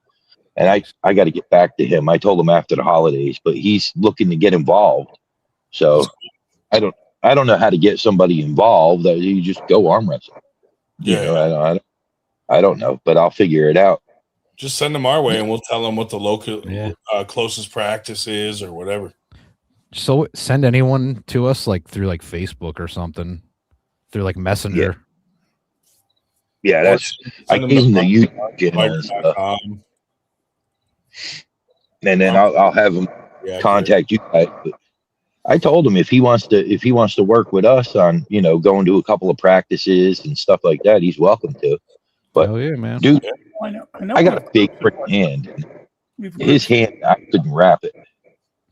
We've You groups know, in Orlando, Sarasota, Jacksonville, Miami, and I'm sure others as well. But I know we have in those four, locations for clubs. yeah, we're in Central. We're over. We're about 40 minutes from Orlando, and Isn't that maybe- where Mike is? yeah, I'm 15 miles from Yeah. the border, his county over there. Yeah. I'm going to reach out to him here soon, but you know, it's been Yeah, hectic I here. talked to him, told him what you got going on down there, and he said he'll help with any tournament, doing the brackets or announcing whatever. Yeah, he's great to have, you know, to help like that because there's a lot I still have to learn, Yeah. you know. Well, But there's a lot Ryan has to learn too. Just teach- yeah, you got to learn how to hands gain a stroke and catch it in your hat, right? How to keep my mouth shut. Yeah. But once we get things rolling here, we hope to see some 98 tournaments going on here Hell yeah, man. I don't really want to do anything in March. That's going to be a lot of traveling because we're coming up for Winter Blast. We're going to bring the RVs up and, you know, stay for a while, Yeah. try to help out up and stuff, you know, whatever. But we're going to be there to support. Nice. I might even, you got an amateur division going off? Oh yeah. I might be able to get in there. Definitely compete, man. I'll give it a whirl. I mean, I'm not going to get any better if I don't. Yeah. I'm probably just not going to get any better, but I'm going to try. Yeah, why not? It's all in good I mean, fun. Guys that I like, okay, so like the one guy out of North Carolina, his name's Nick Johnson. Yeah. Friggin', he could grab my arm and wrap it behind my head. Like the dude is, and he's half my weight. Like Yeah. it's amazing. That's what attracted me to the sport. It's like, you know, sure, I can probably lift more weight than he can, you know, but doesn't matter. Right. Oh yeah, Yeah, it's the there's a greatest. lot of guys like that. I tell people it is the worst sport in the world to be a bullshitter. Yeah. Tell everybody I'm really great at football. I can do this. I can do that. I can, hit the downfield. Yeah, X number of yards. Nobody's going to hand you a football. If somebody you tell me, oh, I'm really great arm wrestler, I've never been beat, somebody sure to put their elbow on the table and say, so Yeah. Yeah. But, like you look at like, okay, so if Adam Hoyne, if he's all dressed in nice, proper clothes and stuff, he just looks like a businessman going out for a day. Then you put your arm on the table with someone like him and Destroy you. laughable at best. Yeah. He's super strong. Yeah. Super strong. And a really nice guy. He's really nice too. Yeah, I want to have him on the podcast eventually. it's a great sport. It's a great sport though for hustling because you can look like absolutely nothing. And just to pull names like Bo Horner. I was talking to Bo Horner about the first time he went to a practice or he saw Zach Lee, he thought, I can crush that dude. They're like, no, not quite. Yeah. It's a great sport. It's going to take off here real quick. Yeah. Real quick. Yeah. It's just got to take more work. Like that's one of the things when we sign the papers and we agree to be a franchise, it comes with a job. It just doesn't come with perks. You got to work to get them. Yeah. Yeah. It's not easy street for sure. No, I mean, that's the thing. If you're not doing what the model is set up to do, nothing's going to happen, Yeah. But if you're doing what we're supposed to be doing, well, and the point people made, everything's there lined up for you to grab, It really is. People commented that the one thing the golf people are going to learn very rapidly is that, shall we say, there's not as much money in arm wrestling as certainly in golf. But, no, definitely not. Yeah, there's not. No. I mean, we got so far 140 people that it looks like is going to be here. And the potential for that it's a lot of money, Yeah. It would take me about 7 or 8 arm wrestling tournaments to make that level of money. Yeah. Well, when I made arm wrestling, originally in my mind, I was like, the concept will work for any sport, pretty much. Absolutely. That concept got us invited. Pros or the elite guys in the sport, and we refer to them as the 2%, and the rest of us are the other 98% playing the sport. So that's why, I also registered 98 sports so that we have 98 arm wrestling and then we have 98 sports, just in case. At the time, I didn't know if 98 sports would take off. 98 arm wrestling would take off or not. But I in my mind, I was like, maybe other sports might, adopt. Exactly. So now we have 98 sports, and now that's going to be like the parent company, and then 98 arm wrestling's under that, and then we got 98 golf. We got 98 whatever other sports jump on board with us. 98 curling. Yeah.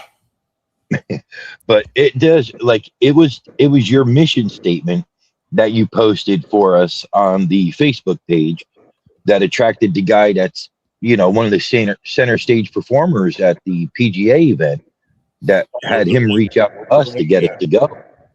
Oh, good. If it wasn't for that, we wouldn't win. So it was that vision and that model that even got us in the door at a PGA event like that. That's cool. Anybody can buy a ticket, but it's a lot different being able to get up on stage and talk to people and interview them. Yeah.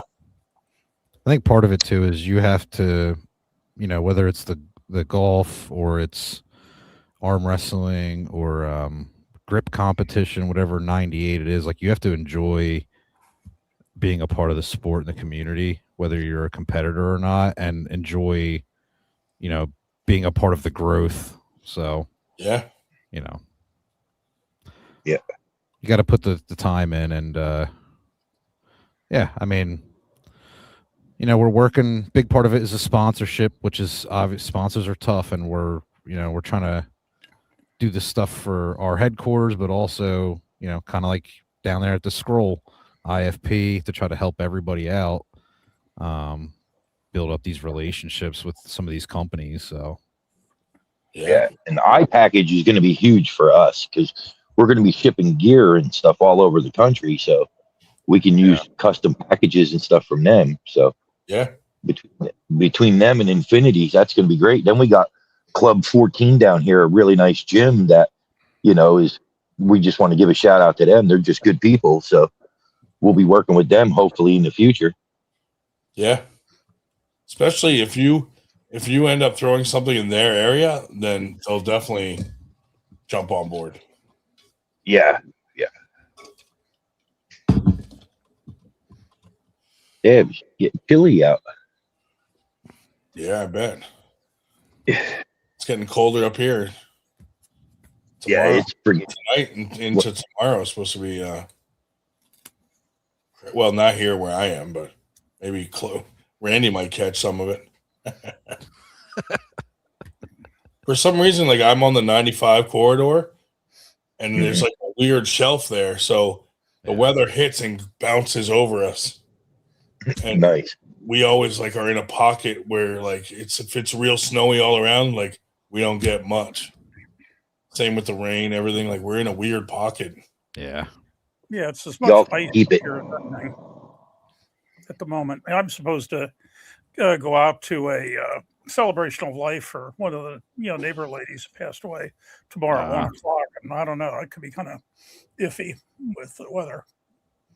Well, they need to rename that fucking event. Mhm. Yeah. So, is there any up and coming tournaments around down this way that you know of? Oh, I'm sure. Let me pull up. I tried to find it on there. Look, I'm challenged when it comes to these apps and stuff. That's why I'm just thinking about hiring my daughter. Well, let's see. New window. Armfighter.com. This way I can at least go and meet people, see what we got going on. Events. All right. Let's see. What do we have here? Nothing in January. Nothing in Florida Battle in the Fort on February 21st. Yeah. Warehouse. I did hear about that. Yeah. Yeah, House of Horsepower 12. Oh, Matt Connolly must be really bored. Oh my God, there he is, dude. Hello. How are you all? Buddy?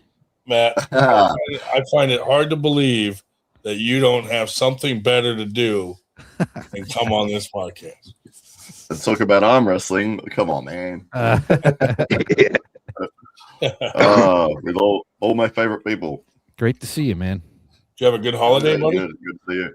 Yeah, it's been good, mate. It is, what day is it here now? Saturday. So, yeah, we had Christmas a couple of days ago. Just did the usual. I thought you guys did Kwanzaa. Do what? I thought you guys did Kwanzaa. What is Wrong that? country, I've never heard Ryan. of that. Oh, wrong country. My bad. Not like Hanukkah, but in a different country. Yeah, Fort Walton Beach is the only thing that shows up between now and Winter Blast down in Florida. Yeah, but there could Yeah, be well- more. They Oh just yeah, it could be others as well, but it's the only thing that's appearing on Arm Fighter. Yeah, we're gonna change that.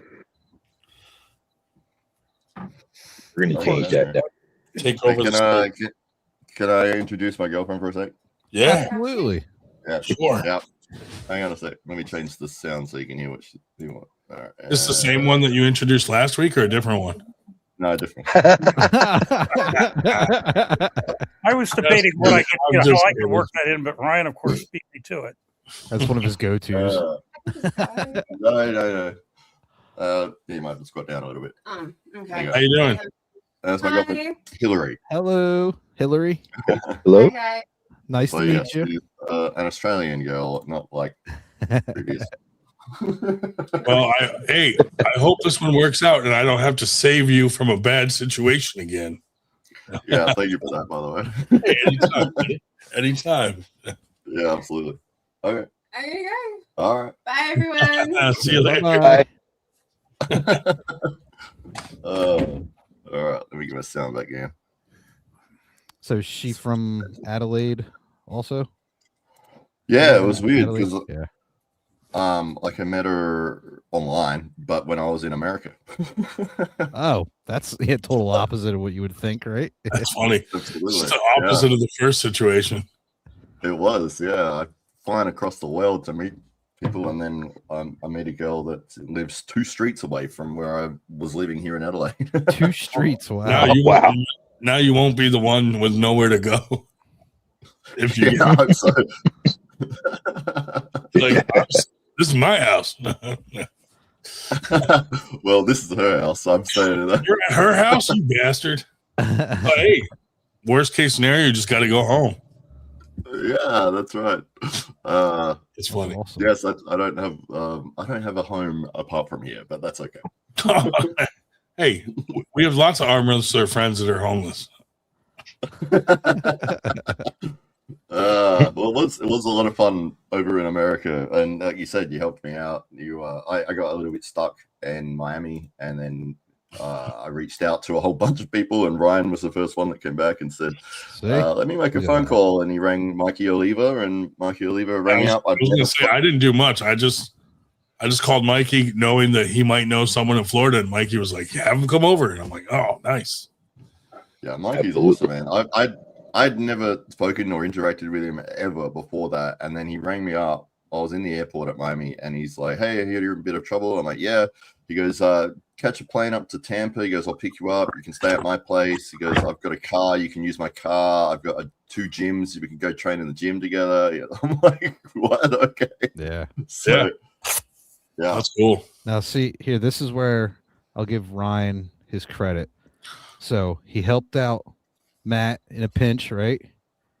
Guy was going to fly home to Australia, and then Matt got to continue his arm wrestling USA tour, right? And then Ryan saved Milo's life at East versus West 21. Saved his life. So yeah, a little bit of credit to Ryan. You know, he'll help you out if you need him. Once in a while, you know. Oh, wow. When I'm not talking about semen, I'm saving lives. Yeah, he may be a jerk at times. He's also useful. Hey, 4:30 in the morning in Accra, Ghana, and Donnie is in the chat. I just put the link in the chat there, Donnie, and we can have people on. Oh, from Donnie's probably he's probably working on an apartment complex or something. Yeah. Matt, did you hear about Ryan saving Milo? No, I didn't hear about that at all. What was happening? What's the story there? Saved his life. Basically saved his life. No big deal. Wow. Did you make a phone call for him as well? Yeah, he did, literally. So, yeah, it was at East versus West 21 in Atlantic City. We were all there, and it was kind of late Saturday, and a lot of people got sick at that event. So it was a little bit of everything. People were at the Kris Kringle 3 out in California. They got sick there, brought it to Atlantic City with them, and then people got other sicknesses at Atlantic City. It was kind of a disaster. But Milo was on the floor, like turning yellow, just like looked like shit. And he was asking if somebody had IFP, Glenn Cochran. There you go. Look at that. He was like trying to get a hold of Glenn Cochran from IFP to get him an IV drip because he had IV drips for all the athletes. And I called Ryan up. Ryan hooked up with Glenn, and we got Milo an IV drip. It saved his life. We're exaggerating the end part a little bit, but it just sounds better. So what was it everyone got sick with? Food poisoning or something? There was food poisoning. There was norovirus. I got sick from my daughter. I mean, everybody brought everything at this place. It was chaos. Devin was sick as shit. Did he just say he got sick from his boner, or did I mishear that? What? Boner, Dave. Wishful thinking. Must be my ears. Yeah, Dave, your ears only hear gay comments. But everyone got sick. I mean, I was taking the elevator down to meet up with Ryan because I got up late, and I'm in the elevator, and then it stops at the 16th floor or whatever, and Devin and Auden get on, and I was like, I just looked at him. I was like, I'm sick as fuck. And then they weren't feeling good either. So it was. Did you get them sick? No. Devin was already sick on his way there. Mike showed up sick too. Michael Todd. Oh yeah. Everybody was fucking sick, dude. It was crazy. Wow. Yeah. Yeah, that's all. But we saved Milo's life. That's all that matters. Of course. Well, that's all that matters. That's right. Was he grateful? Has he reached out and said thank you? He did, and he's gonna come on the podcast. He sent me a message and stuff. So good dudes. I sent him a bill. Yeah. Health insurance. Ryan, what's your life worth? No. Rondon insurance policy. Yeah. If you take an ambulance in the US, like from wherever you're injured to $5,000. It's $5,000. Something like that, probably. I think 3 or 5. 3 to 5. Yeah. If you don't have insurance. It's cheaper to die, Matt. If you have insurance, some of that's covered if you have insurance. Yeah. Some of it's covered. My God. And if you have to take you might still have to pay some sort of deductible or something. I don't know. It depends on your insurance. If you have to get airlifted, hopefully no one ever has to experience that. That's pricey. Just die. Yeah. Why, how much is it in Australia? If you've got private health cover, it's free, and in certain circumstances, it'll be free. If you don't, I think it's around $600. Oh God, that's cheap. That's not bad at all. I'm gonna fly to Australia to get an ambulance. yeah.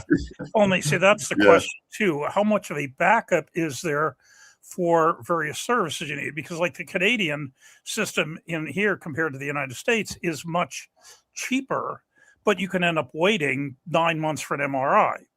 I mean, it just a lot of those people, they're diagnosed with cancer, and by the time they're seen, now it's like stage 4. Yeah. When they applied, when it was like stage 2, or whatever. Yeah, no, it's probably maybe it's not to that level in Australia. We don't have as high a population, but you can still purchase your own private health insurance, which would get you seen faster and surgery faster and all the rest of it. You just have to pay a certain amount per month. Most people don't use that because the public health system is pretty good and it will cover nearly everything. Yeah. So but the older you get, the more expensive the insurance is, obviously. Yeah. Yeah. Oh, you got to hear this, Matt. So, you know how we have all the 98 franchises? So when I started 98 Arm Wrestling, I also started 98 Sports because I thought the concept of 98 Arm Wrestling would work in other sports. Well, Dave here, Forward Golf, is the first 98 golf franchise that we have now down in Florida. Yeah. Fantastic. Yeah. Well done. Crazy? That's amazing. Go with pants. Yeah. That's amazing. What are you? Do you work at a club or something, or is it you have a team or something like that? No, we're basically following the 98 model. Like I've been with 98 now for I think it's about 9 months. I don't know, and started off working with the arm wrestling side and realized I am horrible at getting sponsors for arm wrestling, and then came down here. I was like, wait a minute, 98 Sports is what we are. Golf's got a lot of money and a lot of opportunity. So we're holding tournaments all over Florida. And then we're going to branch out quickly and start a league down here because we got incorporated with the state of Florida. So now we can run a golf league and it'll be a 98 league. And we want to intertwine it with arm wrestling. So we can have like at our Calcutta events and stuff, have arm wrestling tables there and get some of these people introduced to arm wrestling, kind of spread it around, And I picture like these golfers, how they get when they get drunk. And instead of like the trophies they get like a belt. They would go crazy. Get them belts instead. Oh yeah. Those guys will get a mess with that. Get little dragon. How long has that been going for, the golf franchise side of it? Oh, it's brand new. It's brand new. The first tournament's February 1st. Yeah. So we'll see. We'll see how it goes in February. Yeah. Cool. I do like the idea of the 98%, because everyone does focus on the 1% and 2% guys, and 98% of the rest of the people are the ones watching, the ones that are doing the sport all the time. They have tournaments. So yeah, I love it. I love the idea of it. Yeah, and like East versus West caters to Devin, Levant, all these bigger names. but those aren't the guys getting the pay-per-view because they're on it. Like That's right. it's us that enjoy the sport and play the sport, that get all those pay-per-views and buy shirts and are fans of the sport. So that was like kind of our vision, was like, why aren't we focusing more on that than trying to be just like everybody else that wants to do these crazy super matches? We wouldn't be able to compete with East versus West on that level because they have a much larger budget than we have. So but we can compete at our level. Absolutely. Yeah, well, that's the thing is some of the best matches that I've ever seen have been just in our local club. And it's like between guys that might only 6 months in. Yeah. And they've just had an absolute war with somebody else who's maybe 8 months in. Sure. And it's Like the match you had with Tal at the New Jersey State Championship. That was crazy. Yeah, that was a lot of fun. I couldn't get my hand back. I was like this, and I he couldn't get through my arm, but I just could not get back from. I mean, that match went on. That match went on forever. Yeah. Yeah. Yeah. I was trying to commentate it, and I got kind of like caught up in it. I was just like, I was like, Still going. That's still going. That's sort of, if I get a stop on someone, usually there'll be a few hits until they get exhausted, and then I can work my way back. But I just could not get anything back with my hand, and I don't know how to press. Good, though, man. Oh yeah, he's very good. Yeah, absolutely. And he was he was all over all the 98 or all the EVW footage and stuff wearing the 98 shirt. Yeah, which was nice. A lot of people showed up with 98 stuff, which was cool. I guess you didn't do a group photo. I was dying, dude. I know, yeah. I was in rough shape. Randy let us down. Yeah. I tried to organize like a big group photo, and then I had fucking chills like crazy and a pounding headache. It's not great. I'm hoping though, like the golf thing, even though that's kind of out of our wheelhouse, maybe that will attract more arm wrestlers of the sport, just because we're gonna get 98 out to a larger community. We actually had was it like Nathan Middlebrooks and stuff? Yeah. And some of those guys were like, yo, I love golf. They were like all about it. So, Later, Candy. Merry Christmas. There's definitely some interest already, which is cool. Yeah. Yeah. The last East versus West, that was obviously near enough for you to go to, Randy, or did you have to travel for that? It took me 2 hours to get to.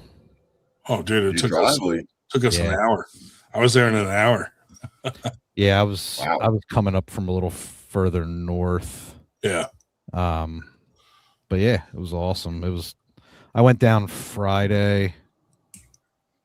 Got to meet a lot of people and like Dexter and Robert and stuff, and saw a ton of the guys, the local guys around here. Everybody went. It was fun, man. It was a lot of fun. I just wish everyone wasn't sick. Yeah. How did you find the atmosphere of the event? Because they didn't show a lot of the crowd, but it didn't look like there was not a huge crowd there. It wasn't. There was a lot of empty seats. Yeah, there was a lot of empty seats in the back. But I don't know. My personal feeling, I thought the atmosphere was great, especially when Jerry and Camille pulled. Like, that was the loudest arm wrestling crowd I've been a part of, when Jerry got into a King's move and transitioned and pressed Camille for a win. I mean, dude, like, I was grabbing Ryan by the shoulder, like shaking him and yelling, and like, I was like, stop touching me. You're going to get me sick. But I thought the crowd was great. Like, yeah, like, they didn't have maybe quite the attendance that they obviously wanted. I think part of that is when you're all the way on the coast in New Jersey, you're a little further out inland. I think if they brought it to like Philadelphia, probably would have had a little bit better attendance. People don't like to go to Atlantic City because you got to pay for parking. the food, the drinks are more expensive. It's You casino got prices. to walk a long ways to get to the event. People generally don't like to go to stuff there. So if they did it, like for instance, like where we do Winter Blast, they would probably get Winter Blast numbers to their Probably, event. yeah. They keep doing it like in Atlantic City for some reason. I think they do it because Robert is friends with the athletic commissioner, Yeah. and he knows people in Caesars. He has affiliations with Caesars, which owns Harrah's Yeah. and all those other casinos. So Yeah. He introduced the guy at East Versus Yeah. West. which is cool. Like, Yeah. we as fans and promoters and everything, we appreciate that someone like that would, want to have an event like that there, because it's a good time having everybody there. The 98ers and the 2%ers. It was all good. I had a great time. I thought the card was pretty good. There was a lot of surprises. People didn't expect some of those wins and outcomes. And that is apparently the first card that Robert and Shnizana, I don't know how to say her name properly, Babieva, that's the first card they actually built together without any outside influence, I guess. And I thought there were some pretty good turnouts for those matches. Paul Lynn lost to Bogdan. That was crazy. Tobias Sperong 3-0 Georgi Dezernov. Michael Todd 4-0 against Georgie. Jerry went into a frickin' Kings move. I kept yelling out inappropriate things, and for some reason, every time I did was right when like the entire room went silent, no, dude. and all you heard was me yelling out something fucking retarded. Grab your steak and twist it. I was like, yeah. Like the whole room got quiet. Like I kept yelling like to Jerry. I was like, Jerry, lick him. And it right when I yelled, like the whole room just dropped silent. And then everyone's kind of like, who's yelling that out? I was like, oh man, why does it keep doing that? Oh, that's fantastic. Yeah, Rudikid Bornen got a big win over a schoolboy. Oh, The left hand is for drinking tea. yeah, That's what he said. that's what he said. Yeah, Yeah, No, like, that was I good. don't think he trains Right-handed. his left. yeah. Right-handed, he fucking dominated. Yeah. I was impressed with it. Duvan fucking crushed. Strong kid, man. Two nicest kids. Yeah. Then once again, Rickard made one of his speeches where he got the whole crowd almost crying, when he was talking about his brother. So I did another write-up about him after, and I got another letter from his mom again saying thank you and all that stuff.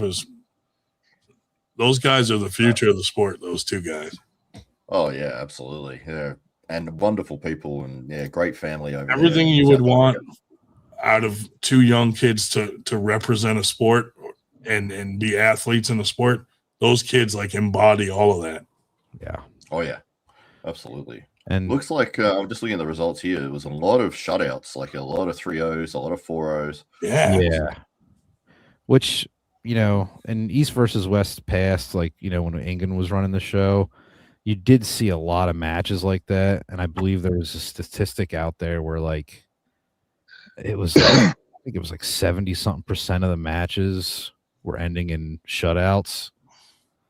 It definitely happens, but it's like, when Sporong 3-0's Georgie, like I didn't expect a 3-0. Maybe you might expect, Georgie to win 1 or 2, or maybe you expected him to win outright. So I think some of the results were interesting, and the matches maybe were a little more entertaining than maybe the outcomes show. But I had a great time, and I definitely plan on going back. Speaking of Duvan, he'll be on our show on the 17th of January. Awesome. He's going to come on and talk, and I believe he has a match scheduled already again with East versus West. Hope he Oh, turns. fantastic. Hope Yeah, he they- turns 18 before that podcast. I don't know. I don't know who it's against, but yeah, apparently I think Robert said they have something lined up for him. Nice. So Yeah, because didn't he win the qualifying tournament or something over there, and then they matched him Yeah. up with Pork Chop? Well, that was a whole fucking mess. yeah, there was a whole other. So some of the guys that won in the tournament were supposed to get opportunities on the undercard thing, and they made some last minute decisions not to use some of those guys, and it really pissed off the guys that earned it. Oh, So I was talking to Baxter the other day, and he said they're gonna try. They're doing something to make it up to those guys, so to make it right. So, but Okay. those guys were not happy that day, for sure. yeah. Because wasn't it Pork Chop won the 110 kilo plus, and then Devon won the 105 or 100 kilo Yeah. one, and that's why they mashed them up together? Yeah. So, but both of those guys were supposed to pull the other two guys that Oh, were in. You know what I mean? So it was James Clark and Paul Cruz that kind of got screwed. Yeah. So they were pretty irritated. But they are going to get taken care of according to Robert Baxter. So yeah. I'd love to see Paul Cruz get some big opportunities. He's incredibly strong. yeah, he's pulling. Hand is so thick. He's Yeah, pulling got big hand. Nathan McAllen at Winter Blast. Yeah. Oh, okay. Um, Fantastic. Oh, and he might pull. He's pulling someone else left with the other hand, right? Who wanted to pull him lefty? Paul Shoot. Cruz. Oh no, Bryce Meadows. Bryce Oh. Meadows wants to pull him lefty, and Paul Cruz is going to pull Nathan McAllen righty. So Nice. if Bryce doesn't get hurt in his match with Paul Passmore coming up, then he'll be pulling Paul Cruz lefty at Winter Blast also. So you got super matches at Winter Blast as well as the tournament. Yeah, we're gonna do them Friday night, like usual. Ever since the Paul Italia Nanya match, we have not done any super matches the day of Winter Blast. We learned our lesson. Yeah. Fire alarms and delays and yeah. Dude, never again. So Friday night, we'll have some matches. Auden might have a match there. Jeremy Parker wants to pull him. So if both of those guys come, that could be a match that happens. Yeah. Awesome. Awesome. Yeah, we'll see. Yeah, and that'd be awesome. Yeah, I'd love to see Paul get some big, get on the big shows. He's been that number one rank in the tri-state area for so long, and it's just he obviously won the tournament in East versus West for a spot on the undercard, and then he didn't get it. That's just horrible. Yeah. I know he did the WSA house thing recently, but who knows when that will get released? They're targeting I February. know you were on it. Are you allowed to talk about it yet or no? Not yet, no. But I can say we had a great time. We know the cast members that are on there. Yeah. There's certain things, but yeah, there's literally a $250,000 fine if I give something away. Yeah, don't do that. Oh, how can we get you a fine? I'll cover it. Yeah. Yeah, hopefully I won't give Text away. me but what I could we say. had a lot of fun. Speaking of Paul Cruz, yeah, him and Pork Chop pulled at the Global Elite MAC event like a month ago. Yeah. And nice. Pork Chop beat him, I think 4-0, I think. Wow. Yeah, that's crazy. Pork Chop's had Are they quite saying- the year. Oh yeah. Yeah, he's Is been it pretty are they active. same weight class? Yeah, Pork Chop moved down. He's in that 251, 253. What is it, 251? I forget. No, Yeah. I think he didn't he go lower than that because Cruz lost weight. He's not in the Maybe He's they're the not in- 230s then. yeah. I think they're in the 230s. Yeah, something like that. I know they Well, they're dropped. kilos up there, but Yeah. they're in the same range there somewhere. They go by maple syrup ounces up there. Yeah. Pork chop. I just want to see if I've got this match. If it's on. Yeah, it's on somewhere. YouTube. Yeah, there's like a highlights, like a quick clip. Yeah, perfect. Hey, Dave, let me know if you need me to edit that sponsor thing I sent you. Yeah, definitely. It's just the numbers. That's it. Yeah, I A little bit. just made the layout quick so you had something to look at. But if Yeah. whatever the amounts are, just let me know. I'll put what you need in there. Yeah, that'll be perfect. Yep. Yeah, because this week is crunch time. We're going to canvass town with about 10,000 flyers. Nice. Yeah. Yeah, I set that up so that if you turned it into a flyer, there was a front and back. Mhm. That way you can also use it as like a flyer to actually hand people if you need to or whatever. Absolutely. We got that event page set up through what's that site you told me to go to, Eventbrite. Eventbrite, yeah, a lot of Knuckles Up used to use that for all their events, so that you could like buy a ticket. You know, it's like a ticketing agency. Yeah, it's pretty good. Yeah, Pretty easy. there's a lot of cool stuff you can do with Eventbrite. Yeah. Watching the match, and it looks like every round was a hook and Yep. pork chop. From a hook. Yeah. Have you been on a Mac table at all? I have not actually gotten the pool on one, but Ian actually brought it to East versus West 21. Got into a little bit of trouble for that, but yeah, Robert wasn't thrilled with it. Yeah, he made a statement like, "We didn't know he was going to bring it," and Waff was kind of irritated or something. Yeah. Like, what do they care, dude? Jesus Christ. Okay. They didn't use it. They didn't use it in the tournament or anything. Like, what the hell? Yeah. It'd be funny if they swapped it out just sneakily. It's just the next guys come up and they're like, "Hang on a second." Well, yeah. Yeah. How did you find Atlantic City? What's that? What did you think of Atlantic City?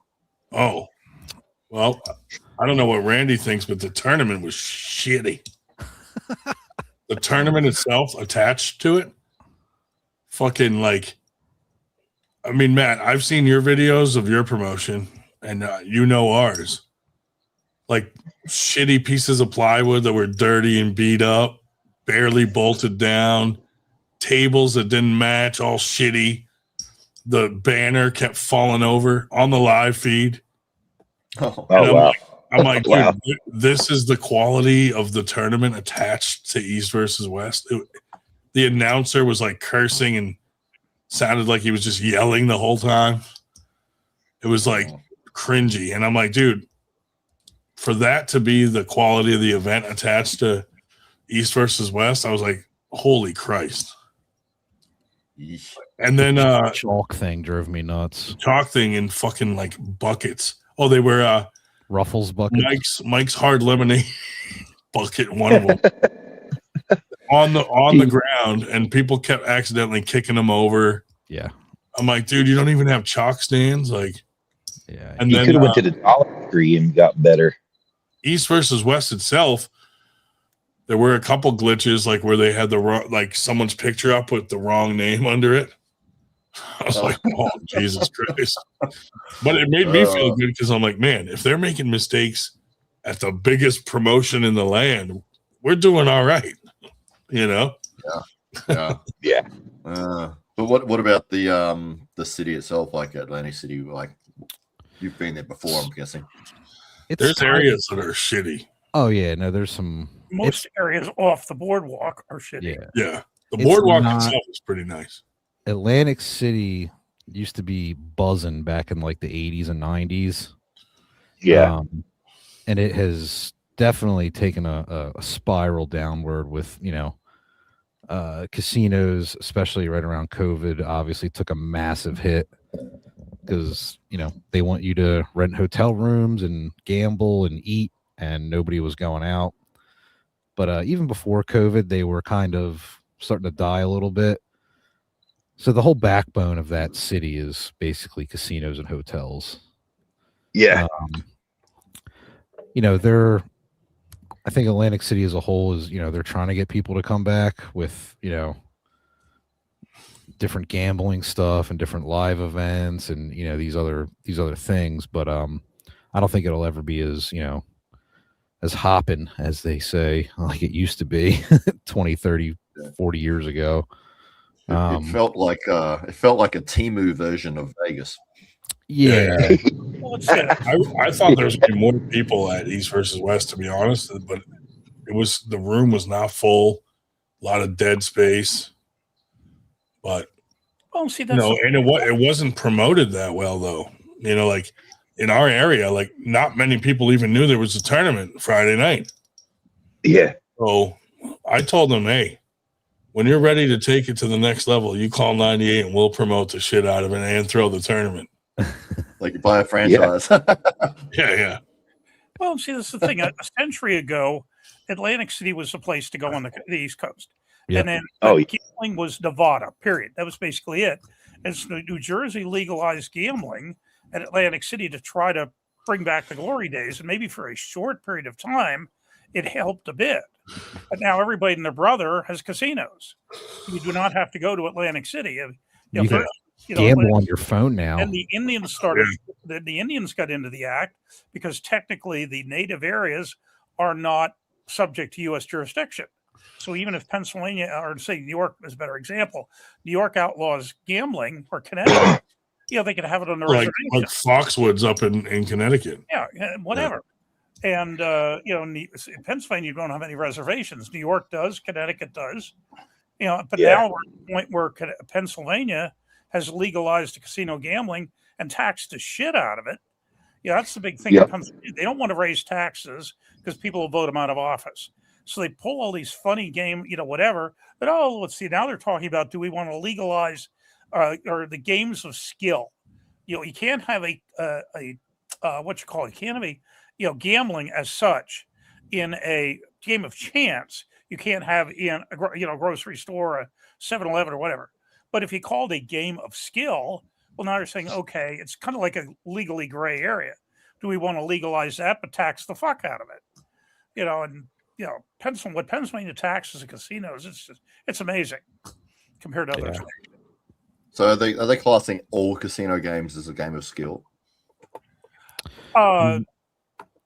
No, a lot of them are like, you'll see these games of skill in like gas stations and stuff now. Yeah. They'll be asking you questions. It'll be like almost like this is just a random. I don't know. I'm not the best person to, answer that question because, quite frankly, I tell people I don't gamble because I know too much math. I want to go gambling with Tim Lewis, dude. He's like banned from casinos because he can count cards and shit. Yeah. Yeah. Very good. Oh, yeah. He's a math whiz. He's gonna find a casino he hasn't been banned from. Yeah. And be like, hey, buddy. He used to teach calculus and advanced math in high school. Yeah.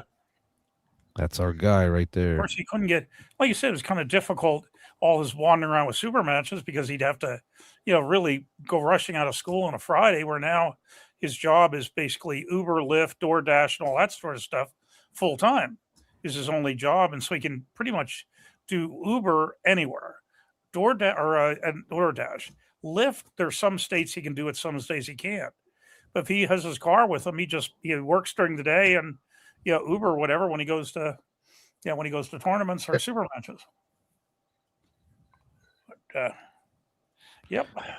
Yeah, Atlantic City's they're trying to revitalize, but unless they have like an event there, I mean, most of your clientele is going to be pretty much older people. The retired people that are bored and go down and hit the slot machines and such. There's a lot of poverty in AC too. There's been for years now. Yeah, the boardwalk has gotten bad with drugs. The drugs have really, especially the fentanyl and everything else has really kind of trickled in all over the place. That's where I get mine. You're driving too far, man. You live closer to Kensington. Yeah. if I had to get something, that's probably Yeah. that's the place to go. Yep. Oh, God, yeah. Is that the zombie land? Yeah. Terrible. That's Zombie World. Wow. You didn't get to that's visit that, did you? I didn't get to. No, thank No. If we held a tournament there, we could set a new world record for arm breaks. Oh my God. Yeah, but they wouldn't feel it. They're all fragile. Yeah. It'd be the first place where there's a lot of arm breaks, but no ambulance because they don't fucking know what happened. Yeah. They won't even Well, care. they just keep walking. Actually, on my way home from Atlantic City, in the middle of the intersection, when I was in Philly, there was a guy. He was doing the fentanyl flop Oh, yeah. in the middle of the intersection, bent over like a folding chair, just completely Yeah. out on his I don't feet. know. I don't know how they stay standing up in those positions. But right at the end of the Ben Franklin Bridge, where you have to come to a stop at the stoplight. It's like right where the overpasses are and stuff. Yeah. Folded over like a lawn chair, just You standing ever, there. get out and push one of them over? No, I'm not touching them, Just man. like, how fast did you hit him with the car? I'm always like, I've always wanted to drop kick someone. Well, Like when in wrestling. you could hit the guy and be like, I was just trying to get him out of the road. I don't even think the cops would care, dude. They'd be like, It's speed bump. crazy, dude. So, Ryan, I got a question. What so I've been watching, I'm new to the arm wrestling sport, less than a year by far. And I've been watching, and it seems like all of these EVW events that are going off, well, I'll always watch them because, well, I love the sport, but strategically, they're in the wrong place at the wrong time of year. Who the hell goes to Atlantic City in the off season? It's because it was cheap, Like- I bet. Probably That's why. cheaper. I don't know, but whoever's making the decisions of where and when to make them, I think they need to It's like we're research. having it in Colorado, in Denver in February. Like what, that's what it feels like. Like no one can even freaking get to them and no one's there. Atlantic City in June or July is a lot busier than, Yeah. I think that's it's just why, just because. Oh God! Diabolical Billy in the house, dude. Yeah, he does have Atlantic City, that bleeding shithole looks like the epicenter of a fucking nuclear fallout. Bombed flat out. Casinos half sunk in the piss poor ocean. Overgrown, Yeah. crawling out of the pines. yeah. I blame the It's pretty good. China and Neil's wardrobe. Dude, the Arm Gods video was amazing. That was funny.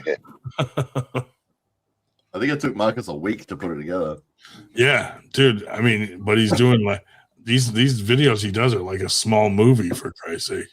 Yeah. Yeah. Good stuff. Absolutely. Yeah. So, any plans to work with Arm Gods again with a co-promotion or anything like that? Yeah, we've talked. When we did the Independence Cup thing last year, we knew we weren't going to do it every year. We were going to kind of probably skip a year to they got a lot going on over there. We have a lot going on. So, but like they sent over James Wall over to Ray Cody's event out there in Arizona. I think they're sending James Wall over to Winter Blast. He's probably going to pull Brandon Elsesser. That's a good match. Wow. Yeah, that's going to be a really good match. Stuff like that. So, but yeah, maybe next year we'll plan for another, independent style cup or something along those lines, try to win it back, Yeah. But yeah, we're definitely talking about stuff like that. And they've been real good about sending guys over to different events, Nice. but, it's got to make sense too. We don't want them sending someone over for a match that, doesn't really make sense, Yeah, that's fair. Yeah. And any more James Brown impersonators in the future? Maybe not that specific one because he was kind of a dickhead at the end. Oh, was he? Yeah, the next day he was kind of a douchebag. Oh, He just made some weird comments to me, and I was like, "Oh fuck, dude." was Yeah. he doing it as James Brown though? No, well, I think I brought this up. Like, he had a whole list of all the things he does, and it was like Obama, Martin Luther King, you know, and then the last one was Mel Gibson, and I'm like, fucking Mel Gibson, dude. That just did not make sense to me. But yeah, fucking maybe, yeah, William Wallace, maybe with some like half his face blue, maybe you can kind of, I don't know, but freedom, I don't know, but it just was funny to me. But yeah, he was kind of rude the last day, like bitching about things, and I'm just like, well, dude, fuck you then. Did he tell you to get off of You that got paid a ridiculous amount of money for 10 minutes. Yeah. It probably would be bad taste to have the Brits over on the 250th anniversary of us giving them the finger. Oh yeah, we can't do that. We can't do that. Is that this year or next year? No, it's Next coming year. year. Yeah, That's the one coming up. Great. July. Yeah, he did. He was only on there for one song, and then he did a little bit of commentary for a minute during a technical, you know, problem, and then he left. But he, you know, He was still there the next day. no, he was messaging me the next day. Oh, And I really? was- What was he complaining about? So I told him, like, well, like the agreement, we had a contract, and it was he got half in advance, and then he was going to get the second half like a couple days after Winter Blast. And he messaged me like the day after Winter Blast when I'm still there cleaning stuff up and packing up and stuff.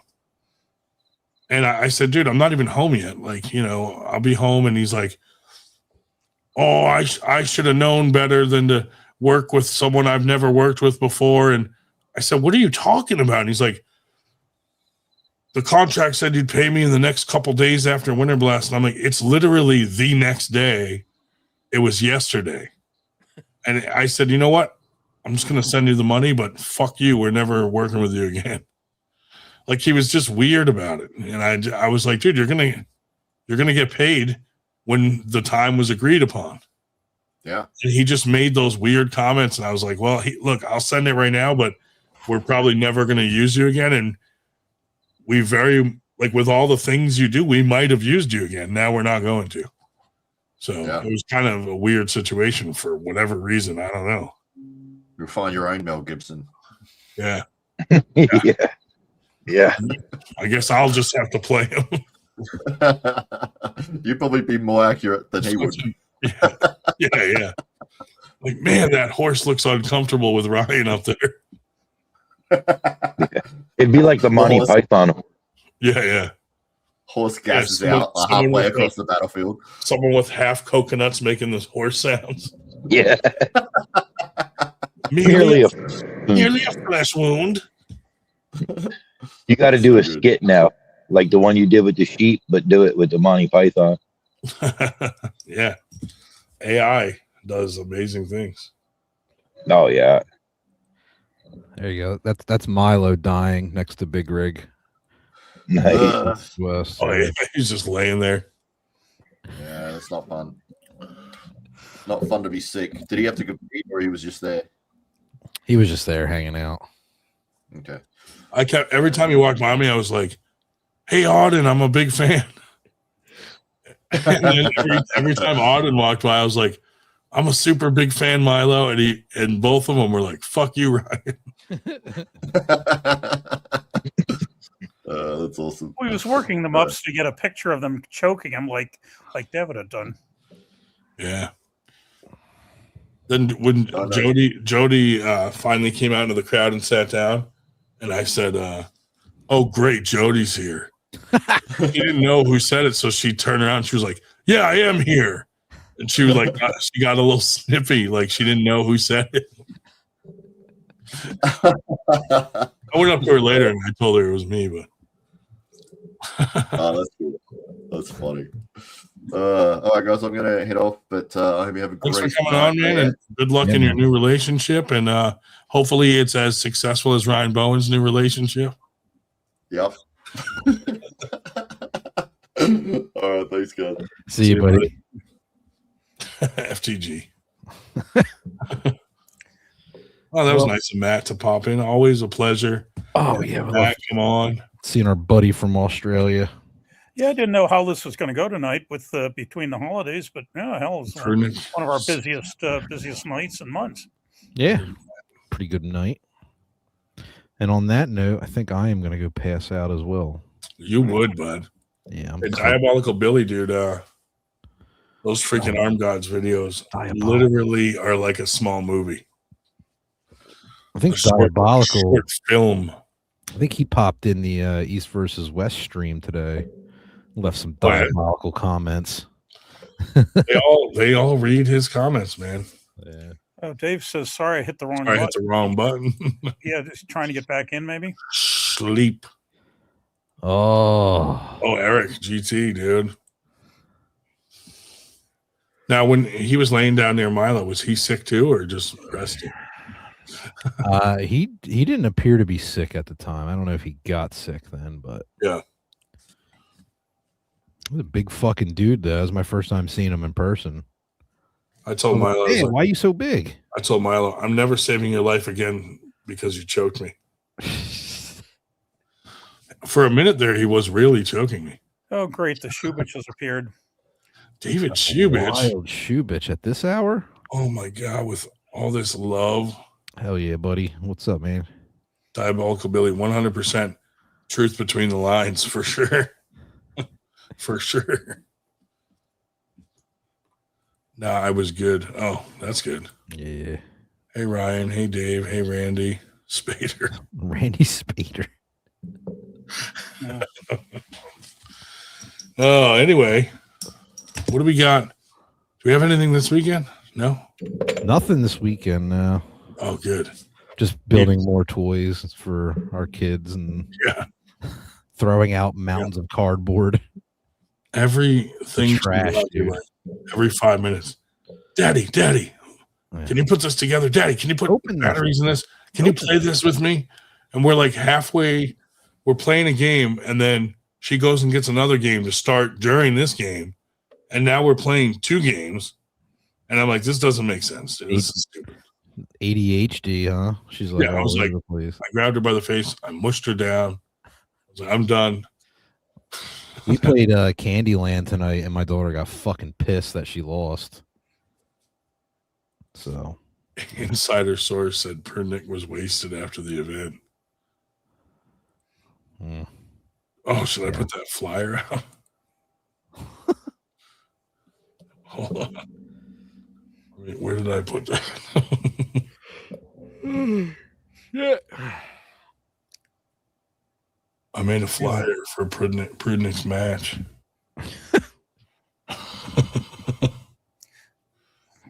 You saw that, right? Oh yeah. Well, don't say it like that. Oh, I saw it. Oh my god. Yeah, this match is coming up. It's a Predator match. Naughty Text revealed. FTG. Prudnick versus Chris Hansen. I don't know if that's appropriate to put up or not, but I don't really give a shit. I'm gonna say Chris Hansen because Prudnick might beat him in that one moment, but as soon as he tries to leave the building, he's getting tackled by the SWAT team. Just like on the show.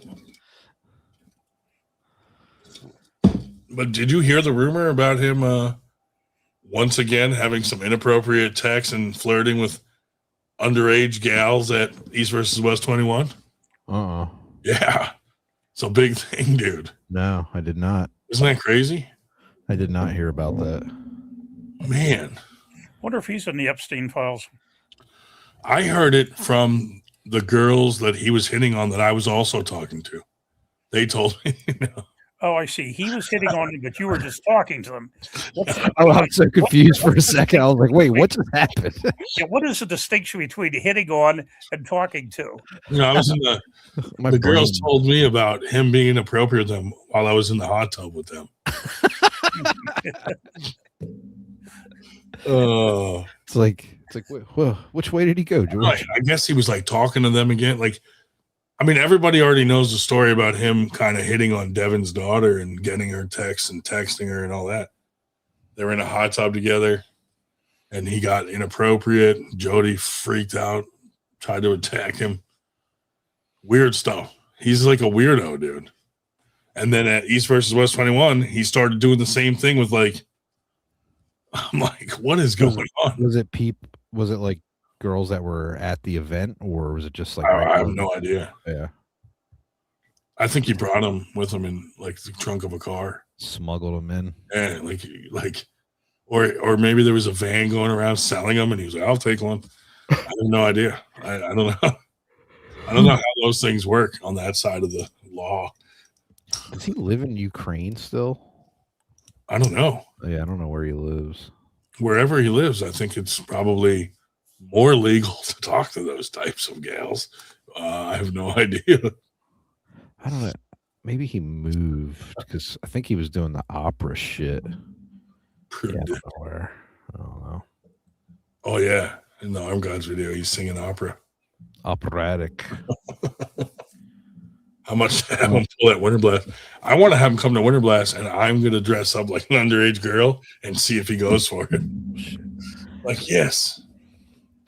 Get in the hot tub with him. I mean, with his match against Nick Bearbody came on tonight. 5 seconds. Jordan, I thought Jordan was going to beat him before. Like, Jordan was my pick. I'm a little biased. I do like Jordan a lot, but yeah, he beat him like what 3-1, 3-1, I think. That was a war. Yeah. That was impressive. Yeah. All right, fellas, I'm gonna hit the sack. All right, Randallson. Okay, nighty night. Good night, and Dragon Grip right around the corner. I know. I'm sure I'll talk to you tomorrow. Yeah, kind of snuck up on us. Yeah, it's coming fast, dude. You see? Yeah, I think with the holidays too, everything just kind of like, and then East versus West, and it all just kind of rolled into one.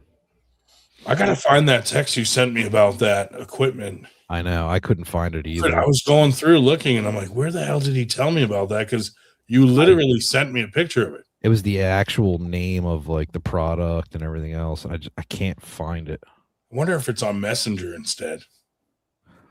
Maybe it was on there. I only checked text. Yeah. I forget the actual like name of like what it's fucking called. Yeah, because I could just get like the it's like a stretchy material that goes over it. Yeah, but you can order just that. Yeah.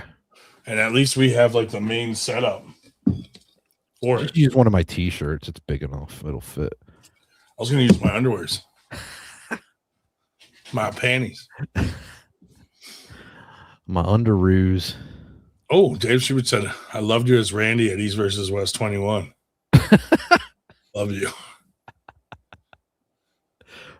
Schubert is I'm cool. doing the office as Robert California. Robert California. Stargate and oh god. Later, Big Rig. Ultron. It was cool to meet everybody down there, though.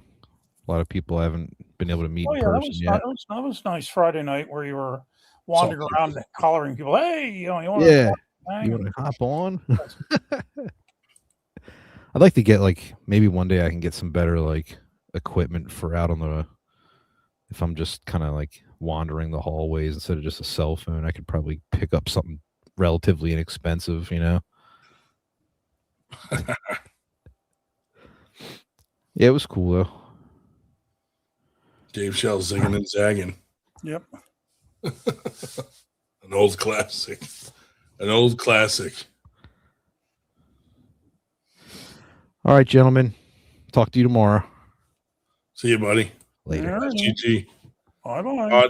Todd, if I can make it down there to a TAL event, you better be ready for this. Pretty sure it wouldn't be much of a match for you, sir. Randy's highlight was meeting Dave Shubich. in Southport. Yeah. But anyway, Yeah, I saw Shubich. we covered all the topics that we wanted to cover tonight, and then some. I saw the video. Shubich beat his teammate Michael Hawks at the tournament in at the one with the 4 days notice. They're saying, Outlaws did really well at that tournament. Well, yeah, it's within commuting distance, but in taxi distance, and nobody else knew about it. Shubich Shubich didn't lay down for Mike. That's fucked up. No, that is. His own teammate. Oh my god. We did really well at a tournament that's right next to where we practice that nobody else knew about. Gee, what a surprise. Dave was unhinged in his comments to James. Mm-hmm. Did you go unhinged on him, Dave? Yeah, I don't know what the fuck he's talking about. I just told him to get his ass on the program, and then he said basically his private parts were big enough that he would need two frames. I said, well, we only have 6 people on now, and we're allowed to have 10, so we can give you 2. But Jamie didn't come on anyway. Unreal.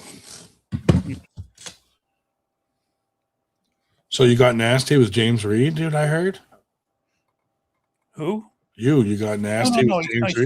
talking about, I think he's talking about Jamie James' comments here on, I thought that's what he was talking about. Oh, earlier. Yeah, Jamie James earlier. I think that's what he was talking about. God knows with Shubich, you don't know what the fuck he's talking about. But I think that's what he's making reference to. He was unhinged in his comments to James. Yeah, I presume that's what he's talking about. I thought he was talking about your comments to Robert Kelly about and James about No, all I said to James was when they said about if you don't, they put up a picture of the medals and said, if you don't know now, you will soon. And I said, when? After it's over? Because it was like 4 days away. I mean, no offense to those guys, but they really don't promote the events. Well, that's the thing. I mean, what I felt like saying to Kelly is, look, I get shit.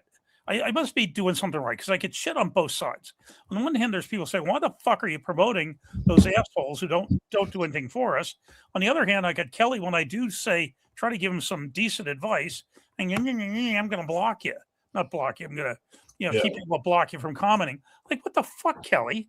What was wrong with saying, hey, maybe if you get some more people if you announced it more than 4 days in advance? I agree. Like a lot of the events up in that area, like, I don't know, maybe Shubich can correct us. Like maybe they're more promoted in that area, but I don't see them ever. No, I know you don't. And we've made it clear that we will promote them if they send us the flyers. But see it. A lot of them are like, when I do see them, it's like really close to the event. But yeah, anyway. Yeah, it's like, what the hell? And that's not the only time. But these things pop up like, what the hell? Where'd that come from? Yeah. We did have some big talks with Baxter and Dexter recently. They're impressed with the 98 network that we've created for promoting, which is really cool to hear. No, he was talking about James Reed's post. What was James Reed's post? And all I said is, when are you going to announce it? Tell us what it is after the event. He said, I'm just aware because it's local, though that one was sprung a month in advance. Yeah, I don't know. I mean, I guess we're used to promoting our stuff further out. So when someone does it like closer. Well, I saw something on there was something went up that I didn't see the last minute. It was dated the 20th of November, but all it said was, there's going to be something that Kelly's coming to the Northeast. There's going to be something in the Northeast with Robert Kelly. It did not say where or when exactly. It just said, yeah. See, I try to make the page 6 months out, the event page, and I put it out there so that people can save the date. Then at 3 months, I start posting it kind of regularly. And then as it gets closer, when we're like a month out, 2 weeks out, I start really, really pumping it out there. Oh yeah. And Like a lot of times I put it in non-arm wrestling groups to try to get new people to come. Well, like Shubich just said there, I'll actually quote Shubich once about prepping for an event with, a month before. And yeah, I hear that from Tim Lewis all the time. He gets these, these calls or these texts from like Fernandez saying, hey, some about a match there. And he said, you have to let me know a couple months in advance. When they let me know 3 to 4 weeks, he said, I'm already tied up with something else. Yeah. Well, I didn't even think of this. It was a week after East versus West tournament, Yeah. which that's not good either. But I think that was more Robert Kelly's planning, I guess. But yeah, it's a shame. Here's why I think it's a shame. That venue is awesome. So, if it was me, I'd want as many people to have an opportunity to come to that event as possible because it's such a cool venue. But well, I'm thinking of going to the thing on the 3rd January, so we'll get to see if James Reed agrees with your Shubich and basically throws me out. Same with the January 3rd event. What was on January 3rd? January 3rd is that Arnold qualifier that just popped up with at a church in Harrisburg. Yeah, that's weird. It's the Legion Arnold qualifier. That's some Legion. The Legion's the name of the church. Legion Church on North Front Street. Yeah. Well, we got ours January 10th, so it doesn't surprise me that someone would throw something close to ours. Yeah, the 3rd in Harrisburg, ours on the 10th. The 17th is Virginia. 24th, I think at the moment, or the 31st. And the week after that's another Virginia on the 7th. Yeah. 14th, and we're the 21st. I try to get our stuff spread out away from people, but it's impossible. I mean, even if we set our dates 6 months in advance or a year in advance with some of them, someone throws something on top of it, and it's like... In some cases accidentally, in some cases deliberately. Yeah. And I think I can honestly say the only time we have ever done that we've deliberately scheduled something just to give somebody a big FU, was when we scheduled that thing in Cherry Hill. Oh, for Greg Sharp? The same day as Greg Sharp's, because he had just announced everybody that went to Winter Blast was banned anyway. Yeah, so when he said that, I was like, well, that means we can throw an event because everyone's banned anyway. Yeah. Everyone that came to Winter Blast was banned from his event, so nobody that comes, technically, it won't be a conflict of interest. Well, and then the Arnold, like she was saying, Arnold qualify for what he's good at arm wrestling. Well, I mean, never, right? Basically, but still, I haven't seen much on that either. Arnold. There is nothing up about the Arnold. Do you think that they're thinking that the Arnold qualifiers themselves are enough advertising?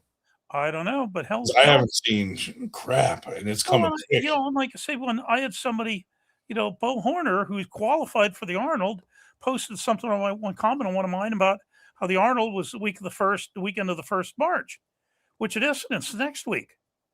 I mean, so that's how heavily they promoted it. Somebody that is qualified for it and going to it, in fact, did very well at it last year, thought it was a week earlier than it actually is. Yeah. Which is not surprising, because everybody pretty much the last couple years, when it's basically everybody was thinking it was the weekend that goes from February to March. Like the last couple of days, February 1st day. Well, but it's not. It's the first Saturday in March. And so this year, the first Saturday in March, is very late. Yeah. Like 6, 7, 8. Here's the medals for our Dragon Grip tournament coming up. I like it because the wings kind of pop up off of the medal. And then we got, let me see. We got this one for our Gold's Gym one that's coming up down at Gold's Gym in Maryland. Mm-hmm. And then this is one of the ones we're playing with for Winter Blast.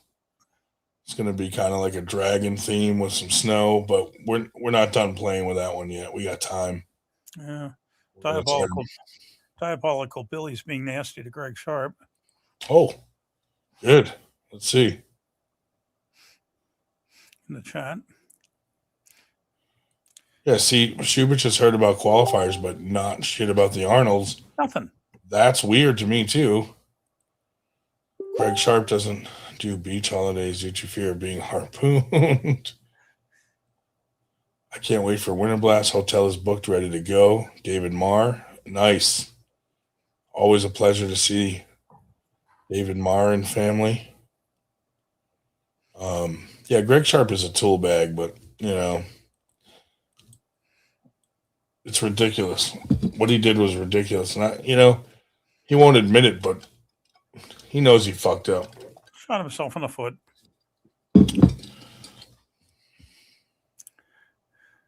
That's why he wouldn't come out publicly and say the ban is off. He just quietly told people, don't worry, you can come.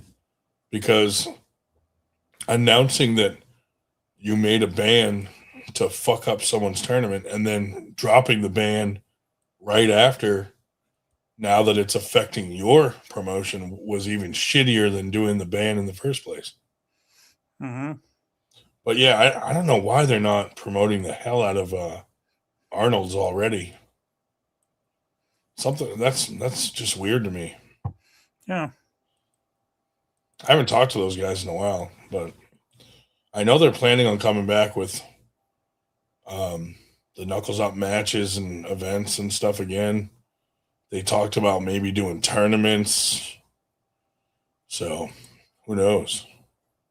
Mar has officially been to more Winter Blasts than practices. I fuck with it. Yeah, that's true, dude. That's probably true. No, speaking of which, I don't know if you've seen it, but I did send you a note about my exchange with Nick Maripodi. Basically, I told him to get his ass to practice. He said, no, I have to hit the gym for a few months. I said, why? You know, you're not going up there to beat them. Well, he thinks he has the technique. He just needs the strength. Well, he hit me up and asked if we still do the podcast. I said, yes. And he said, can I come on tonight? I said, yes, I'll send you the link. Then he messaged me and he was like, send me the link. I sent him the link. He comes on for about 10 seconds and then logs off. And I said, where'd you go? And he goes, I didn't know that many people on the podcast. And I said, well, no shit. But so why don't you come on and talk to them and introduce yourself? And he goes, I need more tournaments under my belt before I come on the podcast. And I'm like, well, then why did you ask to come on it in the first place? And then Mar was it Mar was nasty to him? I'll tell you. Some people. Mar was nasty to who? Nick. He was? He just called him footface. Somebody did a hashtag footface. Yeah, that's not mean. I said Mar. I thought it was David. Yeah, it was David Marr. Yeah, that's what I said. Yeah, but that's not mean. No. Well, I think that's probably kinder than what we could have said. He probably didn't even notice. I would imagine. He's just an odd character. Every time he's like, when's your next tournament? I'm like, why do you keep asking me? You never come to him anyway. And then I tell him, and he's like, oh, I got to practice more before I go to a tournament. I'm like, well, you don't go to practices either. Mm-hmm. It's just the goat. Footface is the nickname bestowed by Beer Man. Yeah. Yeah, somebody else that's kind of vanished.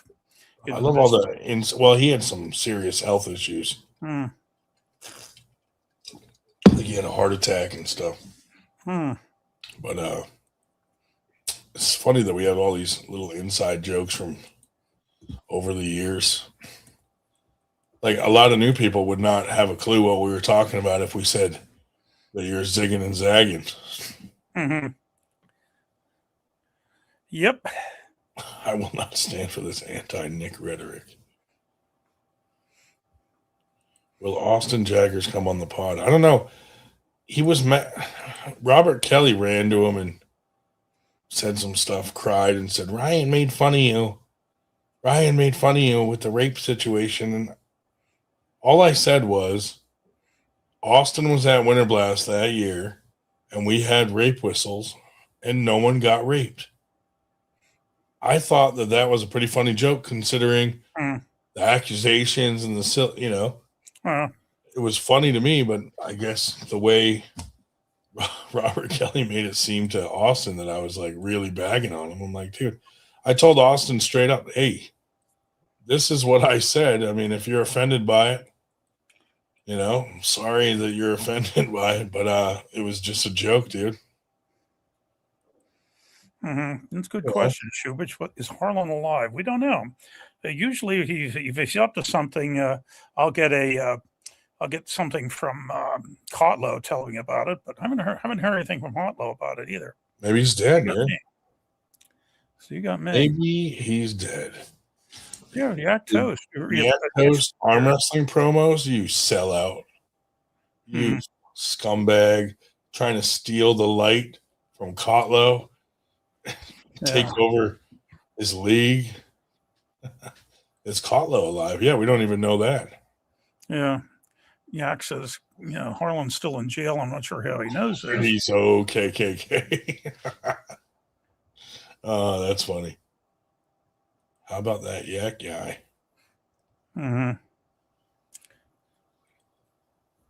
Yak is is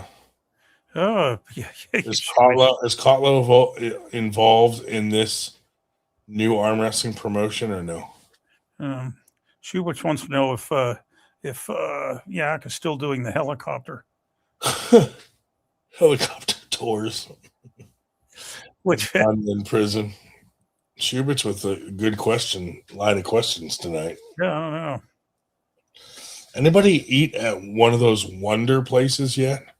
Wonder? No, never heard It's of it. called Wonder, and it has like restaurants that all the top chefs in the country, like there's like a Bobby Filet restaurant there, and you go to this one place and it's like a kiosk, and you can order food from all these top chefs like restaurants. I tried it. Well, we tried it tonight, but I tried it a couple weeks back.